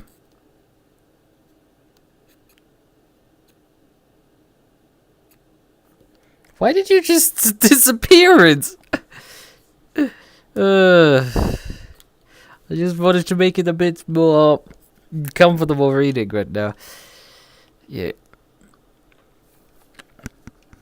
But yeah, this works nicely, and the setup here that I'm using to stream this is Peak Jank, right? We have obviously we have this wait, why? Oh yeah, right, you're still running because we have this would usually fail over an error out because Swift gets closed with the game, but in this case it didn't because Swift is running separately on Workspace 10. But yeah, the trick in parts to get this capture and everything working in OBS, something I wanted to briefly do. How does this look with slight bit transparency? Because these like gates into heaven with just a bit transparency, I think gets very funny very quickly. I think they're slightly transparent, right? It do be a bit funny when you can just move something through and you can still see it on all sides. It's all there, but also not. Yeah, the trick to get the capture to work, right? Because SteamVR wants to be a bit of a piece of shit, because we have to capture this off the VR view, because you may have briefly seen it. It's Microsoft Flight Sim wants to render its VR in in a dual vision with heavy cropping, so you can't really get an actual capturable image out of it. And while you can use under Windows easily plugins for doing this entire thing, well, the Linux plugin that exists for that is deader than dead. Let's open this here. Do I have... No, I don't have it open here. I don't have it open here. You have this. Well, we can... I could lean forward and grab my keyboard, but I can also be lazy and lean backwards. Except that the keyboard is also somewhere besides... God knows where. So... shrink it briefly. And then... type... GitLab... Where's complaining about that? Contributed merge requests. Yeah, this is the thing that I ran into, because this is the there's an OBS OpenVR capture, right? And the issue is that this plugin just straight up doesn't work, as illustrated here in this pull request. Adding idea, there's nothing, 0, 0. So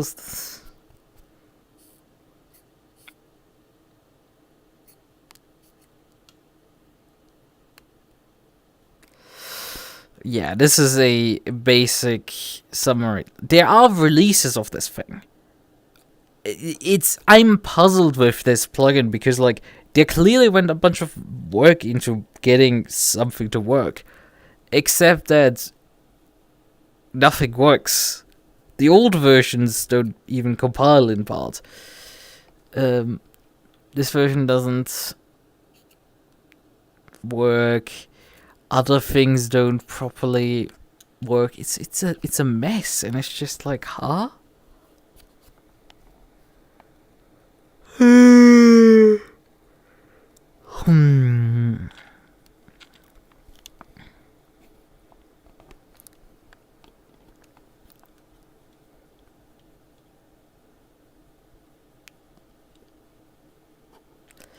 Yeah, there's a bunch of stuff that's just weird about this project.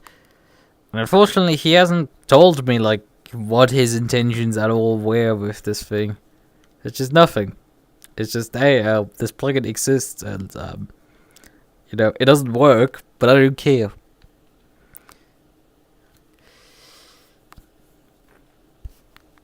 Yes, last time, 6 months ago, even I poked at it 4 months ago.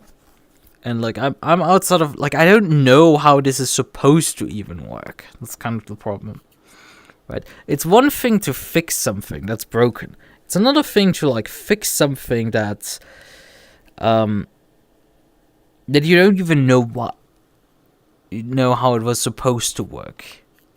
That's just a different level of chaos. And this is this project here. But as I said, this doesn't work, so the only left alternative is captured of the SteamVR desktop view, as you see. So the trick is in Hyperland, I have a headless window that is called storage, and I just dump those windows into there, and I dumped also the chat into there, so I can actually have it work properly. That was a fix from earlier stream. Well, I thought this, and the chat didn't work before that. But yeah, that solves this problem.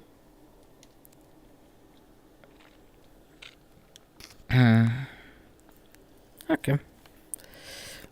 I probably need to then adapt this for my script so I can also automatically move that window into there. Because that would be very neat to have that also automatically do itself. I have automated some of the processes of setting up VR and everything. It's quite nice at this point. things are getting there. I need to, however, definitely get data race working. If I could, hide the fact that there's a bar at the top here of the image, that would be nice. And being able to display also telemetry from my flight is probably gonna be nice. But that is a fun topic on its own, because, well, if we check back into here, this is its own hellscape, effectively, because this is, to talk to Microsoft Flight Sim, you need to talk through SimConnect, and SimConnect is, well, it would sound like some sort of connection protocol. Reality is it isn't. It isn't a connection protocol. This is a library. A library that you talk through. And that makes things definitely a bit strange. Also, obviously, you need to deal with Microsoft issues. So, yeah, it's designed in large parts to be used by a lot of things, right? It's designed for being built for Visual Studio and all of that, yada yada. Fun stuff, just fun stuff there. Yeah, it's... Well,